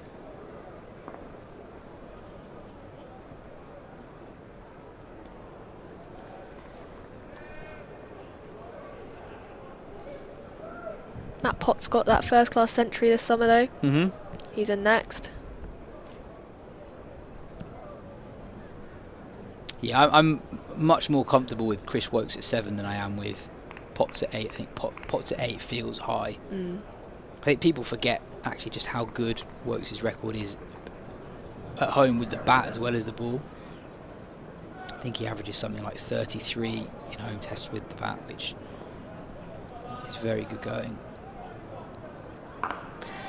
Yeah, I think we talked about it at the end of that West Indies series. We said there's literally no one who England could call up who can do the job that Woakes does with the ball and the job that Woakes does with the bat. You can call someone who does one or the other, but there is literally no one who can do both at the same time. And that's why when Woakes doesn't play overseas, there is England overseas is such a different side without Woakes in it, because you talk about Stokes balancing the side, but Woakes almost does a similar job at number 7, number 8. Woakes is such an important player in home tests, and I saw quite a funny tweet yesterday where someone posted a cycle that had essentially Chris Woakes averaging 50 away from home, then England need a number 8 in home test match, home summer, Chris Woakes does really well, Chris Woakes is recalled for an away series, and it's just a never-ending cycle. It's happened for 2 consecutive coaches, both for Trevor Bayliss and also Chris Silverwood. It'd be interesting to see how Brendan McCullum deals with it. Because fundamentally, part of the issue is not just how good he is with the ball. There's no, as you say, viable option to bat 8. Maybe someone like Matt Potts steps up, but Potts himself hasn't played an away test yet. And then also we saw Potts pretty wayward with the ball yesterday.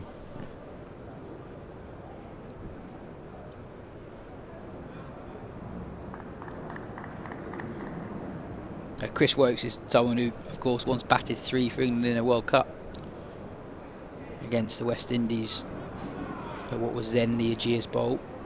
That's a memory. Just triggered that.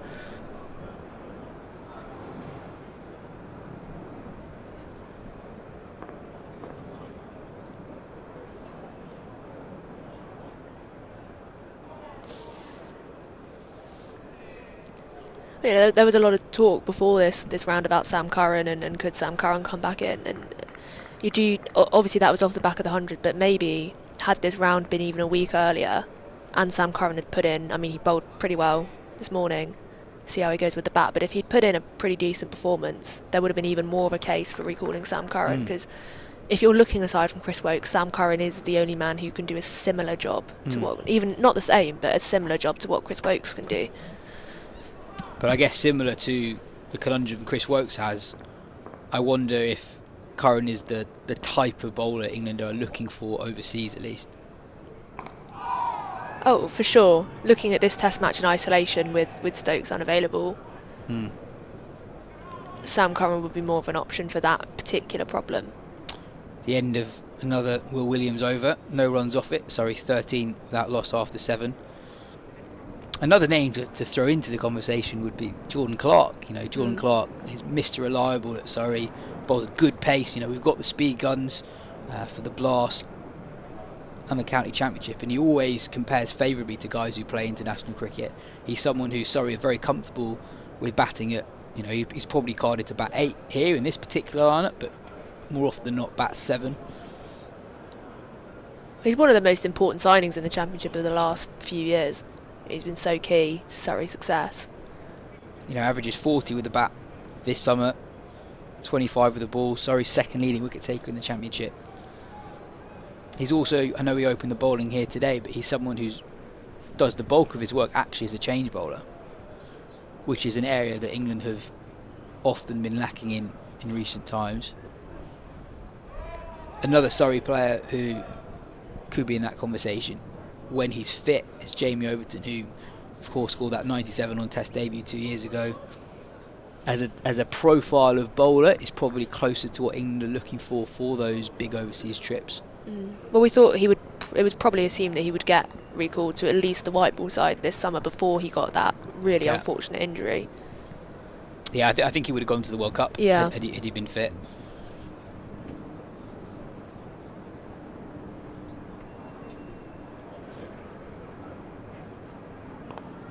Flicked off Rory Burns' pads, but it'll just be 2. And I know he's had a quiet summer, but someone like Tom Hartley, one of the reasons why people were so excited by him in India was that he looked very competent with the bat. And in terms of imagining how do you balance a side without Chris Woakes at 8, Hartley, out of all the other bowlers England have used in the last few months, you'd say him and Rahan Ahmed are the 2 that you'd say probably could bat 8. But England have gone with Shoaib Bashir, totally understandably given how well he's bowled. Left alone by Burns, but that's not far away at all. Impressive this from Boyden. Conceded 10 from his third over, but has otherwise bowled with real control. Keaton Jennings showing faith in his debutant.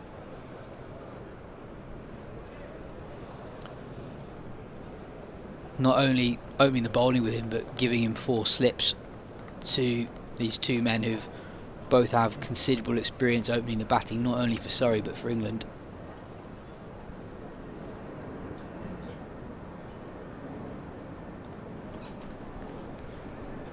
Burns clips that off his hip once more and picks up 2 more. Fine leg's got a lot of work to do there. It's a long boundary that he's marshalling.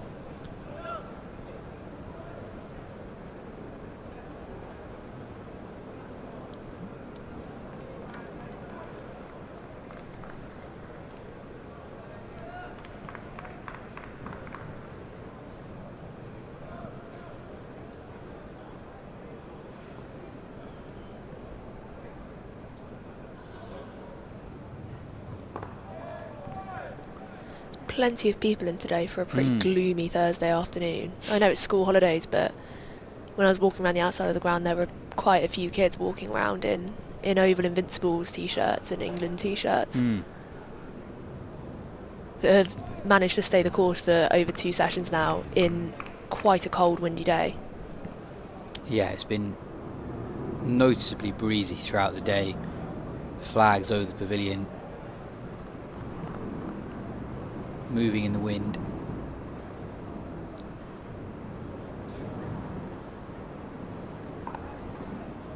Cut away from Rory Burns, just evades the man diving at backward point. Did really well to just lean back and guide the ball precisely to where he wanted it to go. Kept his head still and just whipped his hands through the ball. Surrey now 21 without loss after 8 overs. Burns on to 11.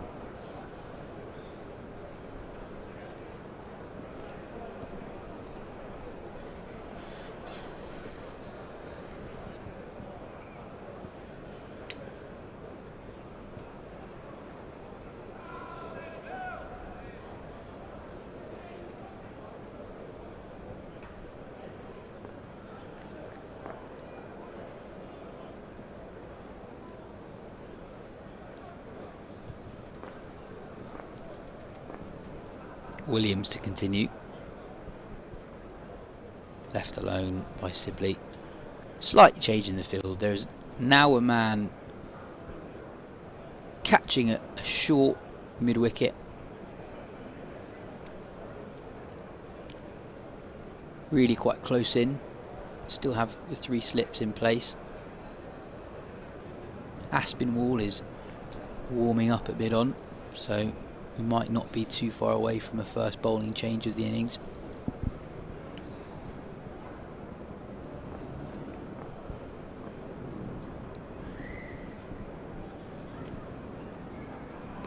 Left alone again. Williams is an extraordinary first class record, 204 wickets at 22.71. Such a good signing for Lancashire. I feel such a big part of success in the county championship is canniness in the transfer market. You know, picking up an uncapped New Zealander in Williams, who's been around for a while. He turns 32 in a couple of months' time.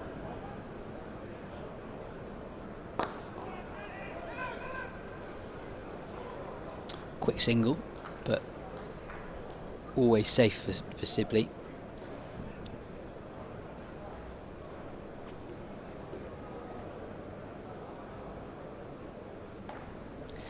Yeah, we talk about young players coming through and blooding those young names, but if a really canny overseas signings make up just as much as importance as they do. You look at the Surrey side and you've got Venkatesh Iyer and Sai Sudharsan. Those are really good India signings to get playing this part of the season as well.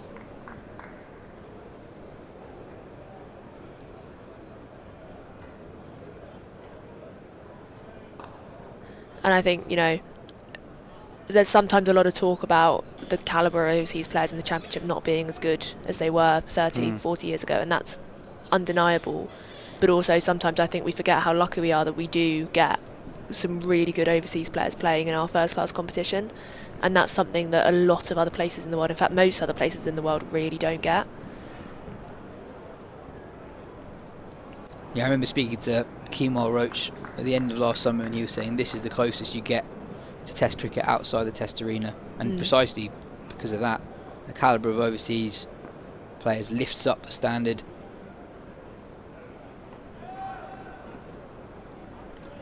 Yeah, Iyer is slightly further along in his career than Sudharsan, but so still unclear, I guess, where Sudharsan goes from here. But I wonder if he is someone who we look back on in a few years' time thinking how lucky were we to watch him play for Surrey.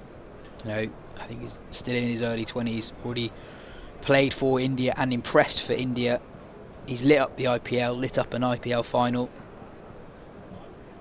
Looks like someone who could have success in all 3 formats.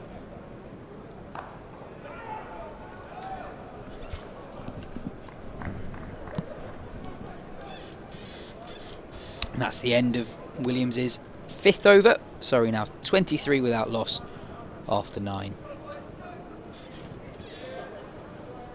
Yeah, going back to the Test match, Jamie Smith going nicely, 36 off 47. He's really has slotted in seamlessly into that England 11. It's one of the more, along with Harry Brook, it's one of the more seamless transitions that I remember, in terms of someone looking so completely untroubled at the step up in level and so completely at home in an 11. Perhaps that's got something to do with coming in lower and taking the gloves than you would normally expect him to come in, or that he sometimes does come in. We have a change of bowler powered by SSE Energy Solutions. Set the pace towards net zero. Drive your business forward with renewable energy. George Balderson into the attack for the first time in the Surrey innings.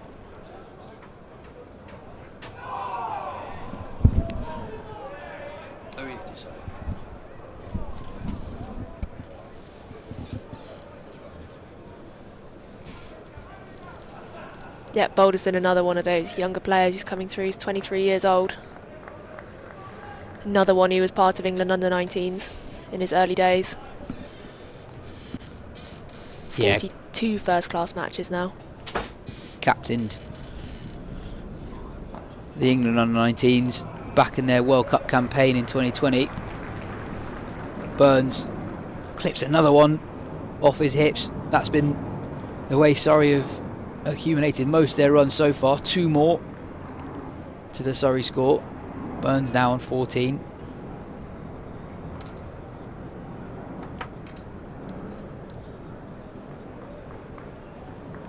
Yeah, Balderson is such a useful player to have.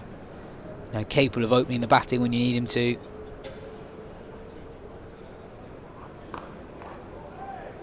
And really improving year on year with the ball as well. If you take out Nathan Lyon, who's not involved this week, he's Lancashire's leading wicket taker in the Championship this season. 23 wickets at 29. He's someone you can imagine captaining Lancashire down the line. He started nicely here. Nice probing line.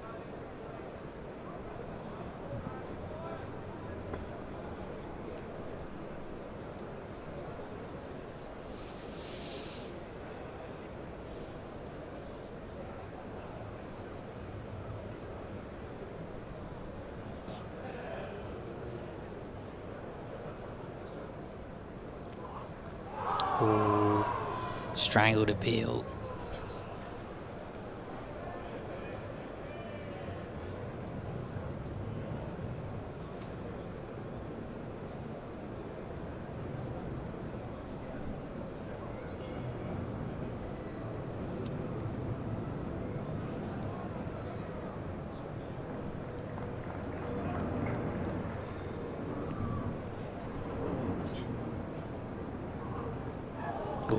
Balderson beats Burns on his outside edge. Really good start from the Lancashire all-rounder, troubling both edges. 2 runs off his first over. Surrey 25 without loss after 10 overs. It's time for Cam Ponsonby. Burns and Sibley weathered that initial tricky period. The new ball under the lights, and they've just started to make hay.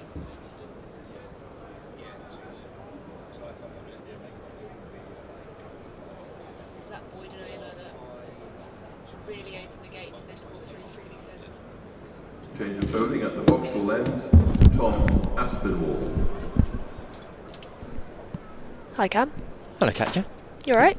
I'm very well, thank you. Lovely to see it. We have a change of bowling. This one isn't sponsored by anyone, but if you'd like your company to be sponsoring this bowling change, the opponents to Surrey's bowling change, there is an opportunity there, so do get in touch with us at surreybroadcast@gmail.com. It's many, many thousands, if not millions of pounds for the privilege. And Aspinwall immediately finds the outside edge of Sibley, but the ball runs away for 4 runs. How have you found, those who've been listening to the stream throughout today may be quite sick of me mentioning it, but I've been very excited by the new ad reads that have been brought in this week. Have you had the pleasure of reading one yet? Not yet. I'm holding out for when Tapple Tea get in touch. Good point. Yeah, Tapple Tea. I've got 2 boxes of Tapple Tea. Do you? At home. I was lucky enough, I covered the 2022 Test Series away in Pakistan, and it was Tapple Tea moments, and I brought some home with me. This one's left alone by Dom Sibley. And how is it? You know, not as good as when you're at home. It was I brought 2 boxes of Tapple Tea bags and powdered milk, which I could have bought in the UK, and they make the tea. It's like anything where you have the drink when you're abroad and it's kind of delicious and amazing, and in the context of that environment, fantastic. And then you have it back in southwest London, it's not quite the same. Good to know you can get powdered milk and Tapple tea through customs. That's true. I think I did have to declare. I did declare it. I had to let them know, and after they had a look at it, they were all okay with it. But if you are ever in Karachi and want to bring back some Tapple tea bags, I'll know where it goes. You'll know it'll be fine. It'll be a-okay.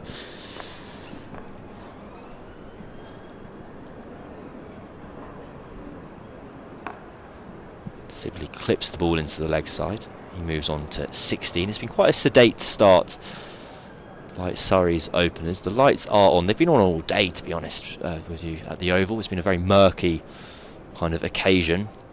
And quite this run rate of 2.8. Quite fitting for the conditions, I'd say. But that's been a promising start by Aspinwall. Very young seam attack for Lancashire this game, who are missing Saki Mahmood and Tom Bailey, both of whom kind of being not selected. Mahmood, I believe, is being saved after the 100. They've got the T20 quarter final coming up. Another match against Kent, I believe, is their next fixture, but I've been wrong before.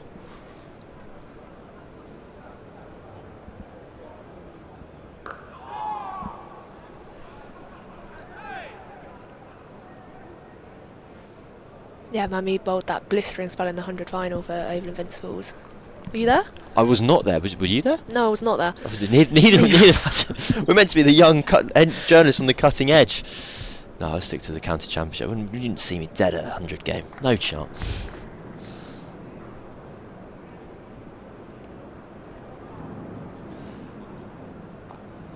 That's a cut away. It should be fielded on the deep third boundary, and it is. That brings an end to the 11th over. 31 for no loss. No, it was a really feel-good event for Saki Mahmood, who he made his Test debut for England in 2022 away in the West Indies at Barbados, and he bowled fantastically well. And the skill set he had at that time was something that England were missing. That they had guys who could rock up and bowl nicely with the new ball and swing it away and what have you. And here was a guy who was running in, bowling quick in the middle overs and getting some like reverse swing.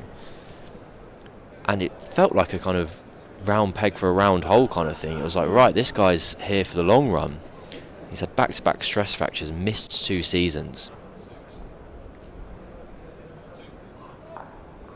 And so to see him, we have a no ball called on field, as Balderson has just overstepped. And to see him have his moment where after so much kind of injury strife, as it were, or injury problems, to turn a match like that was pretty special. I always remember Saki Mahmood. The first time I became properly aware of him was in that COVID ODI series against Pakistan, when he came steaming in. And at that point you looked at the guy and you thought, wow, that's perfect, he's in for England for the foreseeable. And it's so unfortunate. I think there was a misdiagnose of a back fracture at one point as well. Very possibly. It didn't go treated as quickly as it should have done, or didn't get the correct treatment as quickly as it should have done. Am I right in saying he took a wicket with his first ball on ODI debut? I'm sure he clean bowled, I want to say, Imam ul Haq. And I'm going to get this up now. I'll be very, very pleased if I'm correct. Well, for starters, made his debut against South Africa, so it's unlikely it was Imam ul Haq, but... Not impossible. Not impossible, but here we go. No, against Cardiff, he played a few games. But it was this squad that was selected when the whole squad had to be re-chosen due to COVID. And yes, indeed, Imam ul Haq, LBW, bowled Saki Mahmood for a first baller. Burns pushes the ball nicely off the back foot, away for 1 run.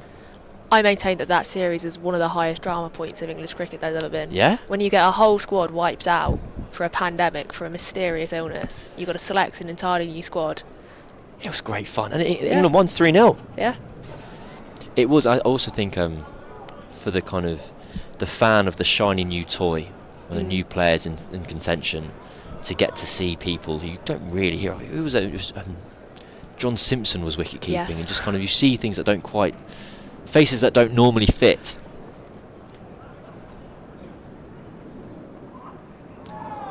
Tom Sibley has a fiddle. The ball beats the outside edge. That'll be a really fantastic Sporkle quiz one day. It's probably already made. I'm sure it's already made. I know. I might have even made it a number of years ago. That team for the first ODI: Phil Salt, David Milan, Zach Crawley, James Vince. Balderson beats Sibley again. Ben Stokes captaining the side I imagine he must have been rested with the idea if he wasn't going to play. I think that came during his break. Got you, okay.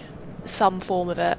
Or he'd been released for some reason. Same with Dawid Malan, I remember that he'd been released. Got ya. Because that was one of the many times that Dawid Malan was in and out of the side, when he really should have just been in it. It was a fascinating period of time, that kind of white ball Dawid Malan saga. To finish the 12th over, a very fine over.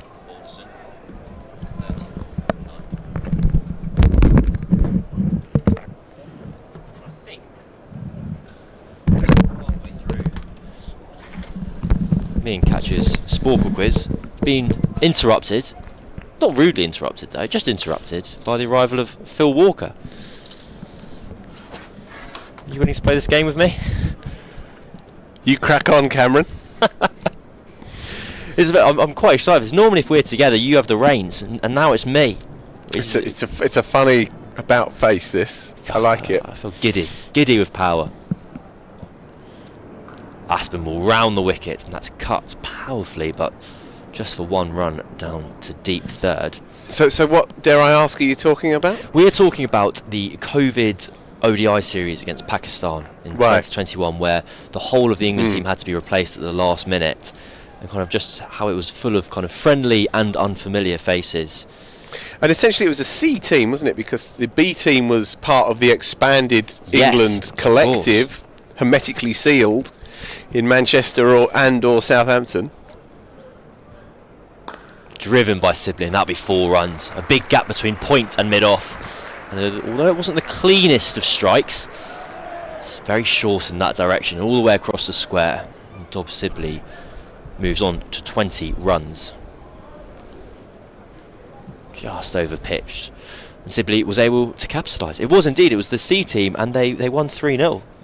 Won all 3 matches. James Vince's one and only international 100, I think, came in that ODI series. At Edgbaston, and he really celebrated it. It was a really lovely moment, I think, for a player who is of such obvious quality, and everyone was like, this guy surely will score however many England hundreds, to finally get that, not the monkey off the back, kind of trying to secure that achievement.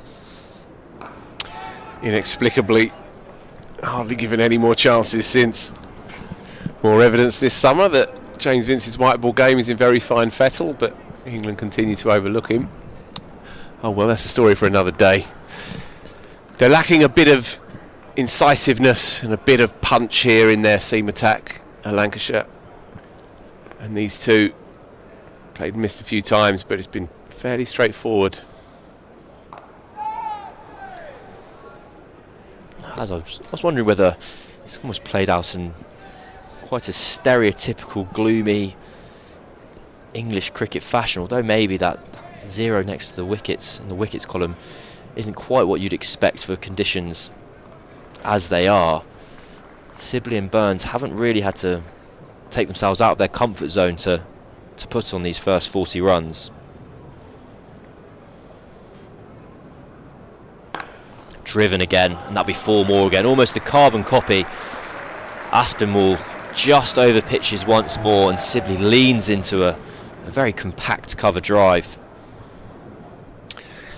Yeah, he's bowled a very full length in this spell as Aspinwall, and he's got a couple to arc away from the right-hander, but if they don't move, then they sit up and ask just to be punched through the offside, and Sibley with his more expressive form of the game this time round is always going to just take it up.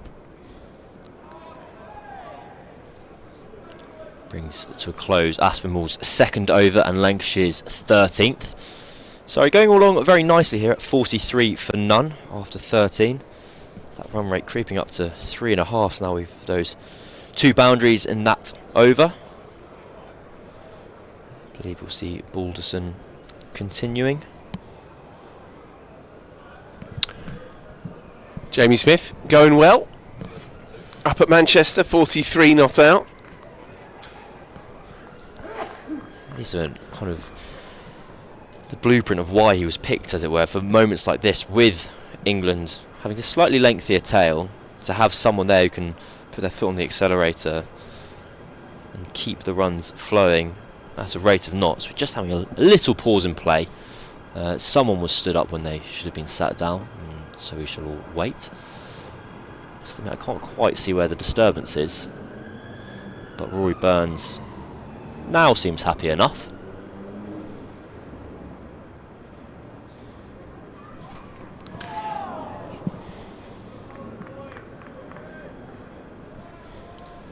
Jamie Smith averaging 63 currently in his nascent Test career. That is admittedly an average of 63 with 44 not out next to his name, so that will come down at some point, unless he gets more than 63 or something like that.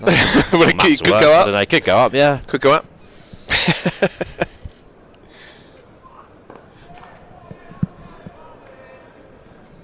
Balderson's looked very tidy here. He's beaten the bat more than once, and he's been one of Lancashire's more reliable seamers across this tough red ball summer for them, in truth.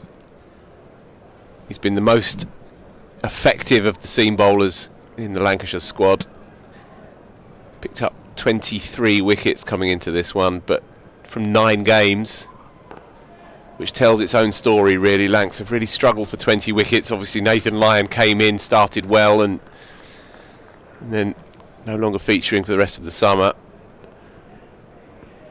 Toby Bailey picked up 15 wickets again earlier in the piece, but even Luke Wells with 12 wickets is their third best seamer, and that does tell a story. Sorry, with kind of flattish leggers rather. Does bowl the odd medium pace here and there as well. But yeah, it's been tough for this Lancashire attack to take 20, and you can see the evidence of that here as well. They're just missing that little bit of extra incision. When you see Surrey's seam attack running in, there's a lot of variety within that attack. You have muscular enforcers and top of off stump seam bowlers. It's clipped through mid wicket. Burns will pick up a couple. They may push for 3, and they do push for 3, and they'll get home very comfortably. And of course real pace through the air as well. Atkinson not playing in this game, but they have pace to burn. Conor McCurr ramped it up today, but for Keaton Jennings' side, there's just not that same degree of intensity in their attack. Saqib Mahmood was with the squad actually, did train yesterday. Obviously he had a fabulous back end of the 100 with that, well, title clinching spell. It's an extraordinary spell, but he's clearly not ready yet for red ball cricket. You feel like it can't come soon enough, really. Lancs are not safe yet. You feel that looking at the league table that Kent are probably down, but behind them, or ahead of them rather, there is any number of maybe 4 or 5 sides that can yet get dragged into that second relegation spot, and Lancs are one of them. It can become quite a mess down the bottom of the table as we get towards the business end of the season. The number of permutations, I must admit, I don't think there are that many people across the land who can tell you with complete precision how the point systems work and all the permutations that go into the last day and who needs what of bonus points X and Y. After 14 overs here, it's 46 for none. And Aspinwall is going to continue. It's driven down the ground. It might not quite reach the fence. It was very straight from Rory Burns. It's chased all the way to the fence, and unfortunately for Lancashire, Williams is only able to scoop the ball back into himself and knocks the ball for 4, and that brings up the half century for Surrey. Yeah, it's all very straightforward stuff really for these openers. Aspinwall again looking for that late swing, but if it doesn't happen, then they are long half volleys that players of these two openers class, they just have to lean on and let the ball do the rest.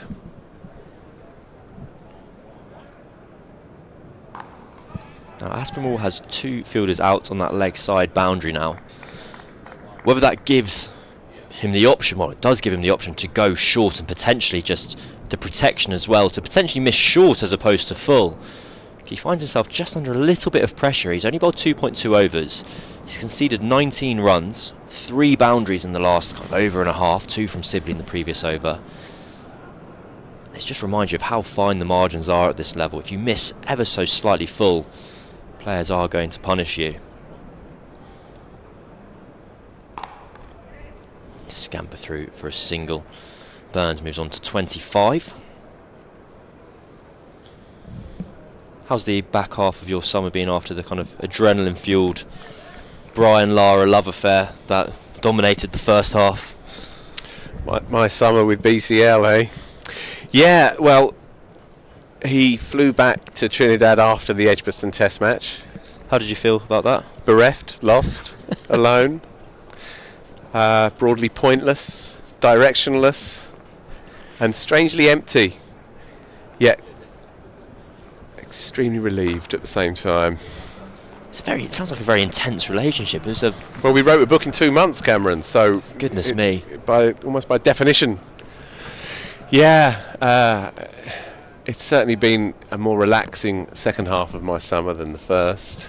I don't know what I forgive me for interrupting. The only kind of memory I can have, which maybe slightly relates, is when I got home after doing my final A-level exam, and I was bored within 10 minutes.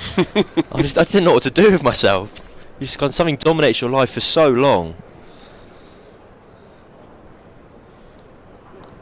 That's tickled round the corner. That will go all the way for 4 runs.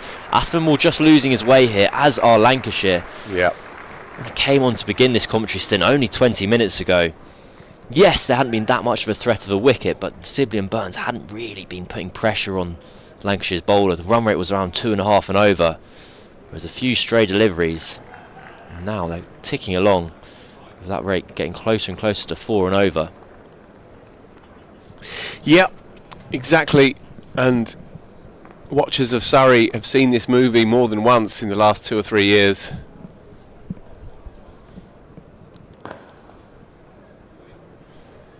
th over comes to a close, 57 for none. Yeah, it can be an unforgiving mistress can cricket sometimes, and put yourself in Keaton Jennings' shoes. He's fought really hard through this summer. It's not been easy. He's personally been exemplary as ever with the bat, averaging 55 over the last 4 summers. But he's working with a limited seam attack. There's been injuries across the board, really. It's been very difficult for him to get his full side out onto the park. You lose the toss this morning. You get a marginal yourself, and he looked good for the first 45 this morning. And your team scrape up to 204, and now you're staring down the barrel. So has there been any further comms with Brian, or have you decided to leave it as it was? We haven't spoken in the last couple of weeks. Okay. But we need to print. We're doing a second edition of the book because we've sold out the first edition. So we're chatting with him about 1 or 2 little details, and then sending the second edition away to print probably next week. And he will be resuming if you like, the promotional circus. He'll be jumping back on the merry-go-round in the autumn, and then up towards Christmas, of course, when book sales start to go through the roof again. But it's been well received. There's been the odd little kernel of controversy, of course, which you tend to expect. But it's been well received by the punters, which is great. It's sold well, so I can breathe again. So I'm guessing that white ball series where England go over to the West Indies, is that a potential chance to flog a few? Yeah. There'll be some appearances as well that BCL will be doing on a couple of podcasts, on a couple of radio shows, and so on. And then the Christmas market is the key. Beautiful from Rory Burns. A wonderfully timed on drive. He's hardly moving, just pushed the ball back past Balderson. That's 4 of the most aesthetic runs, as you'll see all day here at the Kia Oval. We'll have another look on the replay. And again, just slightly full of length. Yeah, it's a beautiful shot. He's looked very good. He's looked very organised, actually. I saw him practising earlier in the week and he was working on that shot in particular. He's lethal, as we know, through mid-wicket, but when he's punching past the right hand of mid-on, you know that he's in good form. He's looking in good order up to now. And 4 to the other side of the bowler. It's wonderful batting from Rory Burns. It's so calm more than anything. It's 4 runs, almost the maximum reward for very minimal effort. Lancashire just not settling on a length here. And that ball swings into the middle of Rory Burns' bat. Yeah, they're searching for that magic ball.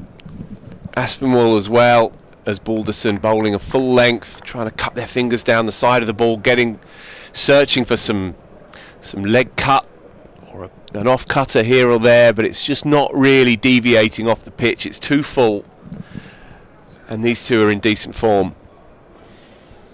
Running away from Keaton Jennings' side already here. Clipped, and that could be 4 more if it beats the fielder out in the boundary. It is intercepted by Aspinwall, so it's just the 1 run. It's not much relief for Lancashire. Sorry, now 66 for none after 16. I might try and get a scorecard up quickly just to see the rate of knots at just the number of runs Surrey have scored in the last 5 overs, really. Had 11, well, we had 9 off that over, 11 off the previous, 3 off the one before, so 32 runs off the last 4 overs. Change of bowling at the Vauxhall end. It's been... Venkatesh Iyer. Well, we have a change of bowling. As Venkatesh Iyer is going to come on from the Vauxhall end. As I mentioned to our producer and King director Jake earlier, this is not sponsored by anyone, but if you do want it to be sponsored, if you want to sponsor Lancashire's bowling changes, do get in touch. sorrybroadcast@gmail.com. And this is needed from Lancashire, that something had to change, and they've thrown the ball to the overseas. Who owes them, really? It was an injudicious shot earlier. He clobbered one through the covers and then ran down. I think it was Conor McCurry ran down it, or it might have been Dan Worrell, but either way, he ran down at one of the seamers and lost his shape and his mind and edged it behind. It was a pretty ugly, unedifying shot in truth. And although he's only here for a short time, he owes this club. So, opportune time for him. He starts with a real loosener down leg side. He seemed to like it. And the crowd jeer as well. I don't know if he was in white ball mode there, where if you chuck one down leg side, you have an appeal just to try and convince the umpire not to stretch his arms out and signal a wide. But no. Conspicuous silence behind the stumps, wasn't it? It was excellent. Bohannon and Jennings at first and second looked at their overseas and as if to say, come on, pull yourself together.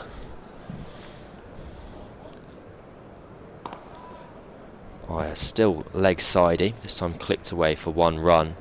It was the most remarkable shot from Venkatesh Iyer earlier today. I encourage you to search out on the Surrey County Cricket Club social media channels.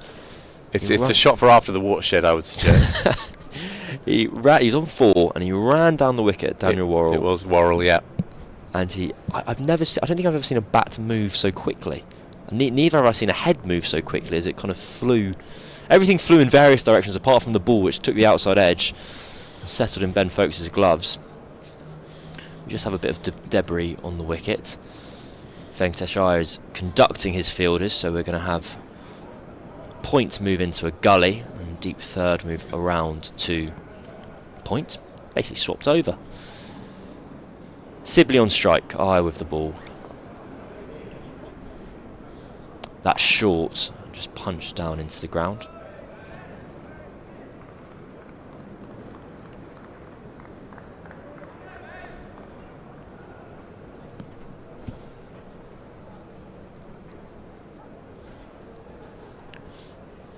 At Old Trafford, England ticking along nicely, 221 for 5.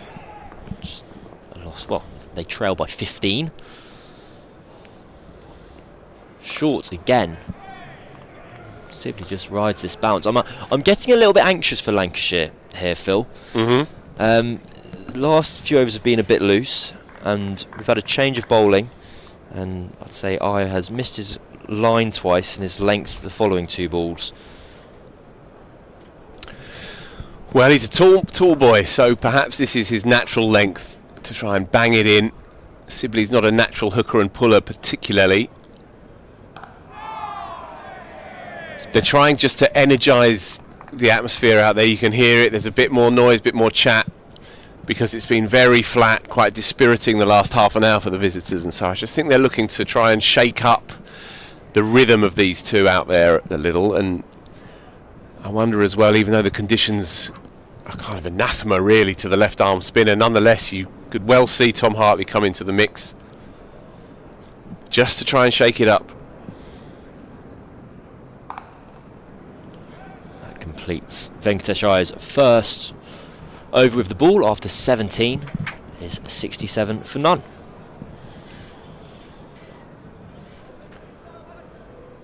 Well, we say this, last year Lancashire turned Surrey over on this very ground, bowling Surrey out for 84 in the final innings when Surrey were chasing just 208 for victory.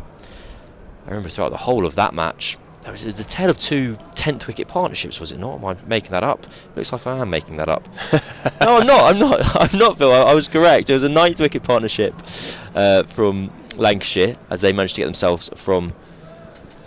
I'm lying about Lancashire. Surrey got themselves from 230 for 9 to 360 as Dan Worrell made 51 and Sean Abbott made 87. And from that point, Lancashire were basically written off, and were kind of talking as if it was we were on autopilot and Surrey were going to cruise to a win. And there were some very satisfied Lancashire supporters at the end of it, who I think took great joy in the victory. Balderson once more. It's half fielded at mid-wicket, and eventually stopped at mid-on. Who was the Lancashire attack in that game? The Lancashire attack in that game was Tom Bailey, who is not on show today. He played a lot this season but not had the best year of the ball. Will Williams, who is here. George Balderson, who is here. Jack Blatherwick, Darryl Mitchell and Jack Morley.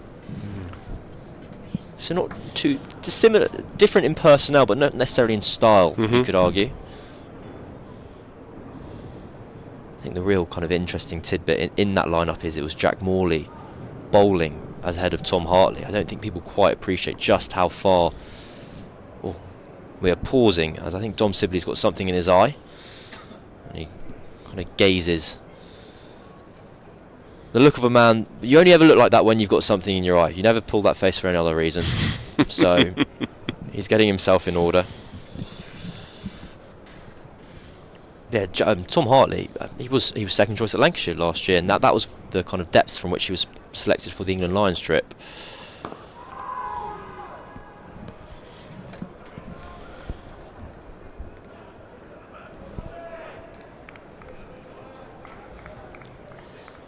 That was also Sam Curran's last first-class match. It was the sole game he played in last season.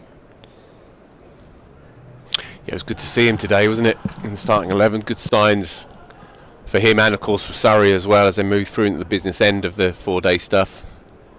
But really good signs that he's up for it. He's not just happy enough to sit on his laurels as a world-class white ball cricketer, but he wants more, and that's really good to see.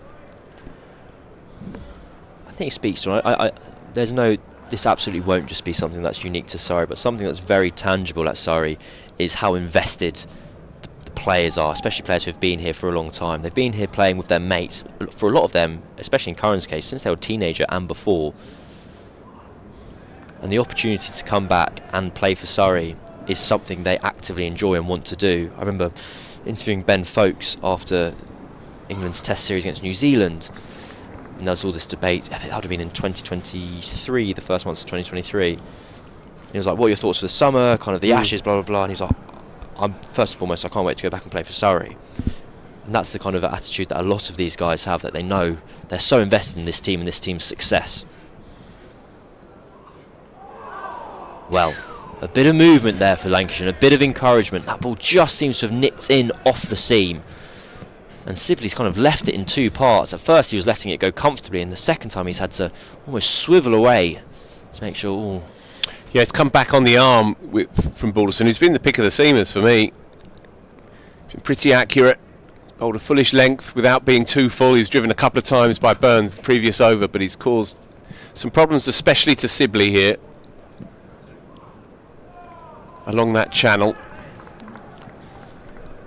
Right, at the end of the 18th over, it is 68 for no loss, and I'm going to take my leave, be replaced by Yas Rana.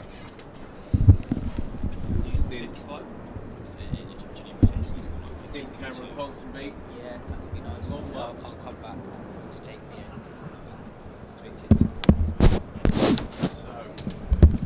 end. Lancashire trying to ring the changes here. Just trying to inject a little bit of something, a different energy out there. Keaton Jennings demonstrably moving his fielders around, getting his overseas involved in the game.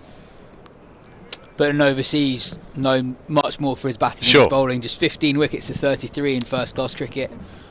And someone actually who isn't that experienced in red ball cricket. It's his 21st first-class game, 29 years old.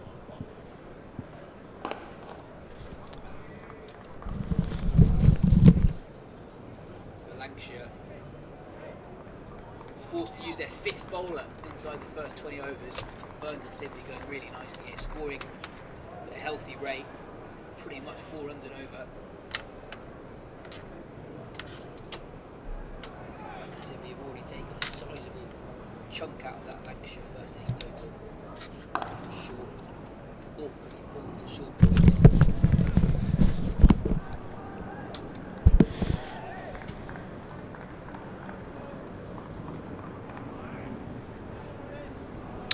Yeah, it's been a strange day, really.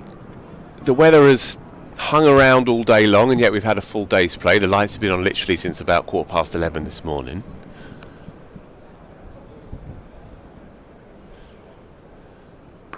Surrey, by their own volition, weren't at their best in the field. A couple of chances went down. They were, at certain points, relatively becalmed in the field. They certainly weren't as insistent as they sometimes are. There were some nice partnerships built by a couple of Lancashire players, and yet bundled out in the end for 200, and now Surrey is 68 for naught. Short and pulled just over the man at short mid-wicket. I think he might have got a hand onto it, but not enough to stop it from racing away to the rope. It's 4 more for Rory Burns. Yeah, I think you're right. I think it did just take the top of the fingers, but smashed by Burns. He's timed it really beautifully today. Yeah, it's a bit of a long hop from Aya. 4 more to Burns, who after a steady start is now 40 or 58. This time it's over pitched. Slightly uppish drive from Burns, but in the end it falls short of the man at cover point. Do you know what I mean, though, Yaz? It's like Surrey haven't really got out of second gear. They haven't really had to get out of second gear. They haven't needed to play desperate cricket. They haven't needed to come up with any funky plans. They haven't needed to go to the short ball during their bowling innings. These two haven't had to play outside of their bubble, and with an hour to go of the day, they're in perfect position. Short again, and that's pulled for 4 more. Another loose delivery from Aya, and Burns was never going to miss out on that. Second boundary off the over. Surrey now 76 without loss, and Burns 6 runs away from a half century. Yeah, it's just a rank long hop in truth.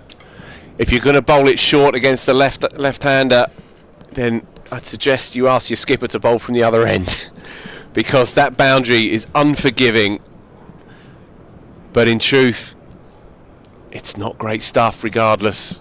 It's hit me bowling in truth.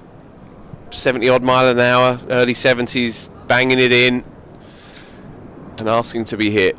Yeah, I think given what that delivery was in between those 2 boundaries, a full and wide ball, Aya struggling for control at this point. Balderson to continue. And clip past the man at mid-wicket for 4 more. The runs really starting to flow for the home side. 80 without loss in response to Lancashire's 204. Trailing by 124. We're still in the first day of this contest, but Surrey well ahead. That's a gorgeous shot. That is his area. Very few better than Tom Sibley threw mid-wicket off his pads. Left alone this time. But yeah, you talked about Surrey not having to do anything particularly funky in the field and not getting out of second gear with the bat yet. I guess a big part of Surrey's there was never a need to do something funky was because of how well that bowling attack complements each other. They're very different types of bowlers. For sure. Those bowlers are asking different questions. Whoever Burns turns to, his bowler is asking a different question to the bowler that guy's replaced, even though today it was a 5-man seam attack. Oof. Sibley steps away at the last minute again, apologises to Balderson. Worrell is a very classical, old school away swing bowler.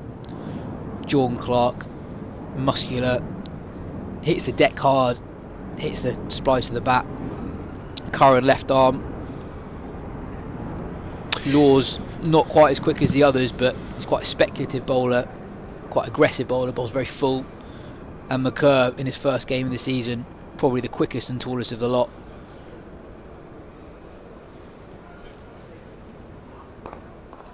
Yeah, you're absolutely right. From Lancashire's perspective, they just lost wickets at inopportune times, which is perhaps a silly thing to say because there's never an opportune time to lose a wicket, but you know what I mean. Bohannon played nicely and then dragged on, slightly injudicious shot. Jennings got a marginal first ball after lunch. Rocky Flintoff, having fought hard and impressively on debut, spooned a catch to backward point from the first delivery of the afternoon session. Big appeal, not given. No. Balderson was interested. Not quite as much enthusiasm from the entirety of the slip cordon. Hurst liked it, Jennings liked it, but Bohannon at second slip didn't really go up an appeal. Looks like daylight to me between bat and ball. Wasn't convincing appeal. There was a slight pause as well. Yeah, I think bat clipping pad is probably the sound there. Yep. Good delivery though from Balderson. Not seen enough of that from the Lancashire bowlers in the last 20 minutes. He has been, he's looked like the most likely for me from the far end, the pavilion end as we look. He's bowled the most threatening deliveries along that corridor to the right-hander. Yeah, since the opening exchanges, Lancashire just haven't been accurate enough. They've given away too many run-scoring opportunities. The pressure was alleviated too easily for the Surrey openers. It's good again from Balderson, but good cricket from Sibley. Pinches a single, 5 runs from the over, even though it was a good one from Balderson. Surrey now 81 without loss after 20. Yeah, they were too full initially, and yet you can understand why they would be forcing the issue. They don't have much to defend, and conditions would be helpful to, you would think, swing bowling. But they didn't quite get it right, and then it's remarkable how quickly it gets away from you. When you've only put up 200 on the board, it's remarkable how quickly you can start getting desperate, forcing the issue, and then over pitching because you're looking for that magic ball. Before you know it, you're staring down 81 for 0. Yeah, Aya to continue changing the field. Third slip has dropped into mid wicket. Also, Tom Hartley at short cover, going through some warm ups. I don't think we're far away from our first sighting of spin. And we called it in the Lancashire innings when we were encouraging the Lancashire batters to be proactive. And we said that given how short that boundary is on the gas holder side of the ground, if you're positive, runs will come quickly. If you get through the difficult bits, you will be rewarded because that boundary is so short, anything through the infield will race away to that boundary rope.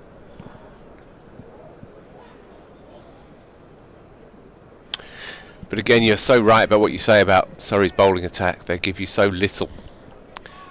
And if you do have a couple of inauspicious overs, then Burns changes it around and they come at you from all angles, don't they?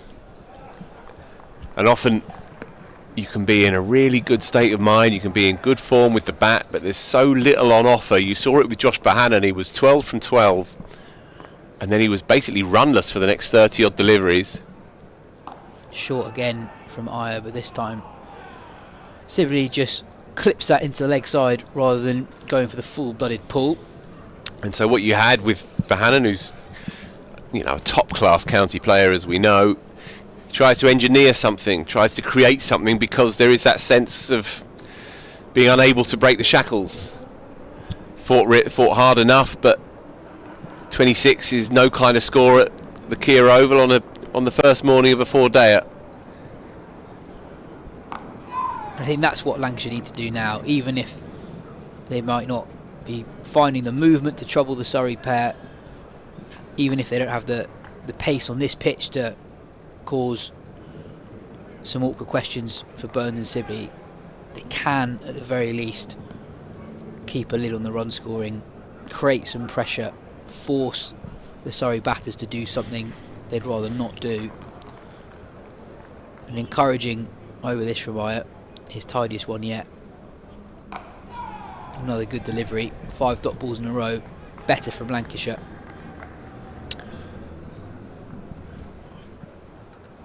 So yeah, as we suspected, no play at all at Southampton, and so game between Essex and Hants, 3rd and 4th place.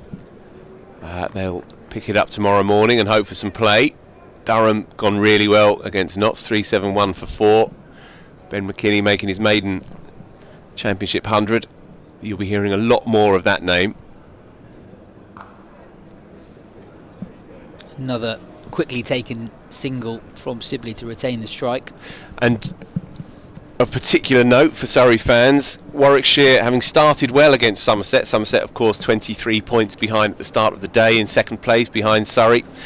Somerset have pulled it back well, 190 for 6 now, Warwickshire inside 58 overs, and so bonus points with the ball should be, you would imagine, on the way for Somerset, and they've restricted Warwickshire well there. Warwickshire were going very well earlier in the piece.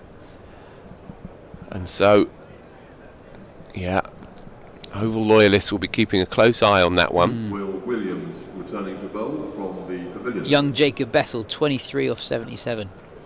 And still going, yeah. And still going. The slower the better, you feel, with Bethel. Because we I all know what he can do. I thought that with Flintoff earlier. Yeah. I loved seeing him get through the difficult periods, because we've seen the viral clips. We know he's got the shots when the moment demands it. Change in bowling here for Lancashire. Will Williams back into the attack, replacing George Balderson, who bowled a very tidy spell. Williams was right on the money early on.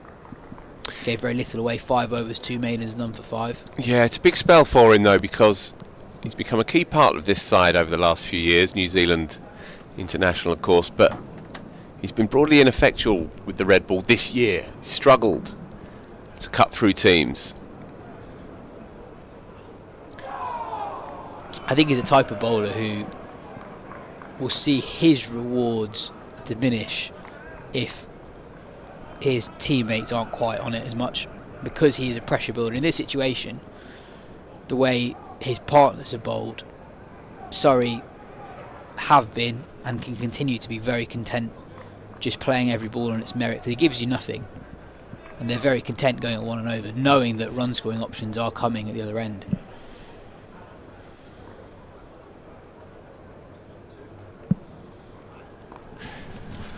Flicked off Sibley's hit for another single. He moves on to 37.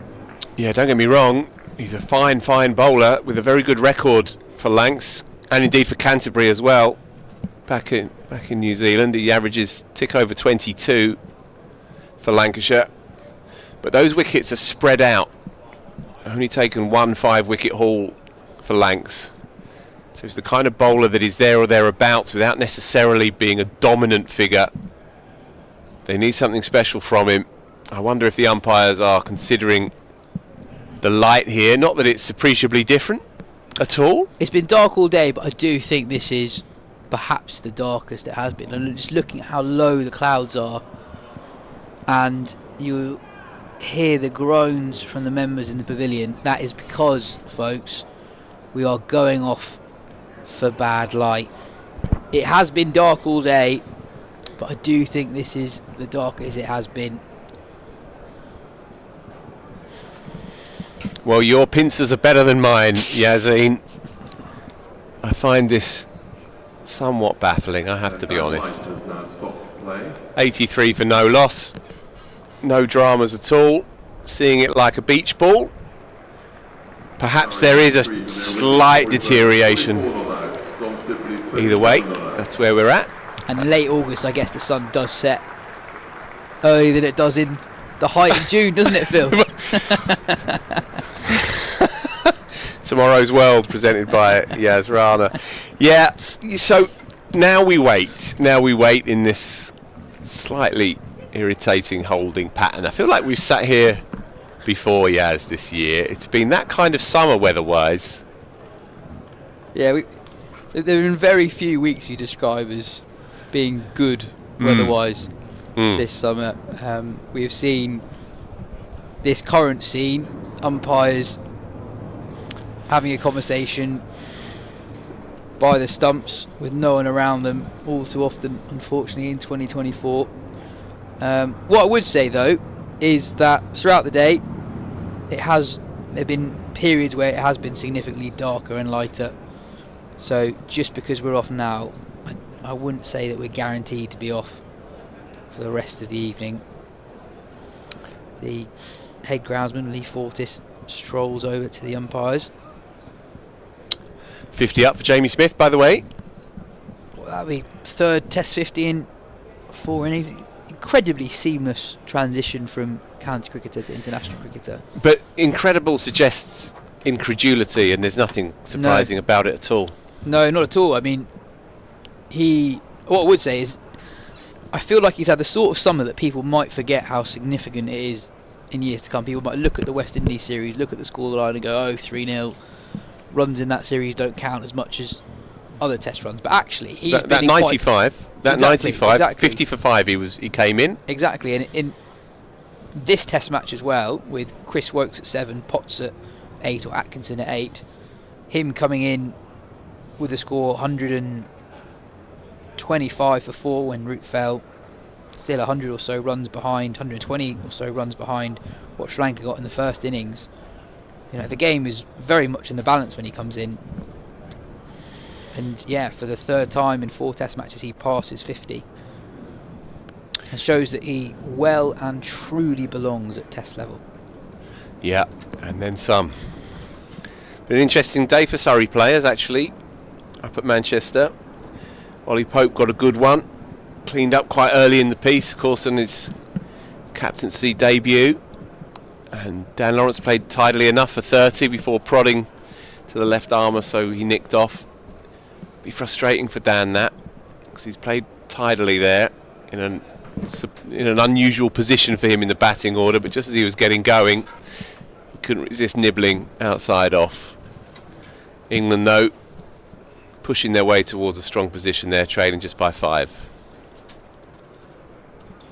It's an odd situation here, because ordinarily you'd say when it's overcast, pitch is green, still got a new ball, you'd feel like the batting side is probably quite happy to come off. But given the rate at which Surrey scoring, it's pretty much 4 and over. But if you split that from when Williams finished his first spell, Surrey were basically going at 2s at that point.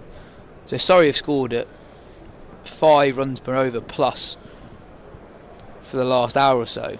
So from a Surrey point of view, they probably wouldn't have minded being out there. You know, we saw Venkatesh Iyer come in and, you know, overseas player, sure, but not much of a record with the ball. He was their 5th bowler. We saw Tom Hartley warming up. Very good spinner, but someone who you probably wouldn't expect to bowl in these conditions. Yeah, exactly. And for Lancs, it's been a chastening day, really. Did have come into this one feeling cautiously optimistic.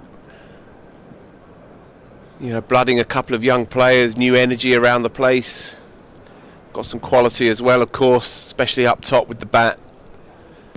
And they're going to wake up tomorrow morning and come back here feeling for all that they will be talking a good game in the dressing room and, you know, tuning up intensely tomorrow morning, it still feels almost futile, really, with an attack that just simply does not have the intensity and insistence that you need to subdue a batting lineup as strong as Surrey's. And we've seen this movie plenty of times this year, last year and the year before. Teams turn up here at the Kia Oval with a clear plan and with hope, and it's remarkable how quickly those hopes unravel, and we've seen it again today. Really, it will take something dramatic tomorrow from the visitors to pull themselves back into this game. Yeah, 100%. It's been all Surrey today, and I guess what I'd also say is that there are conditions here that can be very helpful to seam bowlers, but the Surrey bowlers deserve credit for getting the ball to talk as much as it did throughout. Even when, you know, Dan Worrell was bowling with an old ball, look at his figures, 3 for 31 off 17 overs, impeccable control.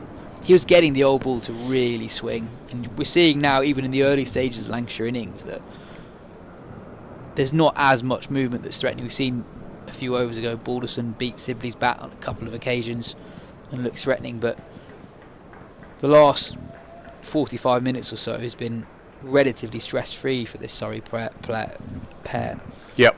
And again, 46, 33, 32, 26, and none of those scores from your opening bats, who are probably your two most complete players, tells its story. They're just such a borderline impossible seam attack to withstand. We saw it with Somerset perhaps earlier in the season, but again, as soon as Surrey got their teeth into it, even though Lammonby had made runs and Renshaw had made runs up top, I think they're 200 for one at one point, and yet Surrey still came and dominated. That's what they do. Cool.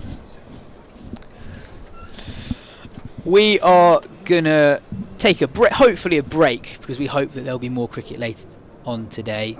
It is brightening up a little bit. Me and Phil are going to come off air whilst we continue to have no play, but as soon as there is play, we'll be back on air, and follow the Surrey social media platforms for updates.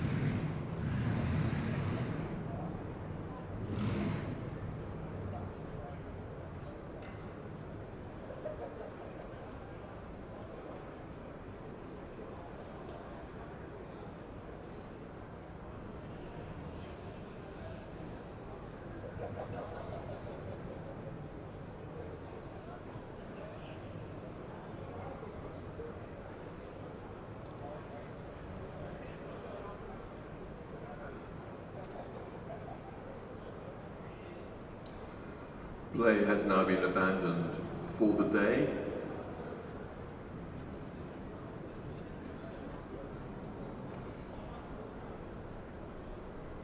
Thank you very much for joining us at the Kia Oval. A bittersweet day, but play will resume tomorrow morning with gates opening at 10 o'clock. Play scheduled to start at 11 o'clock, and 104 overs should be scheduled tomorrow.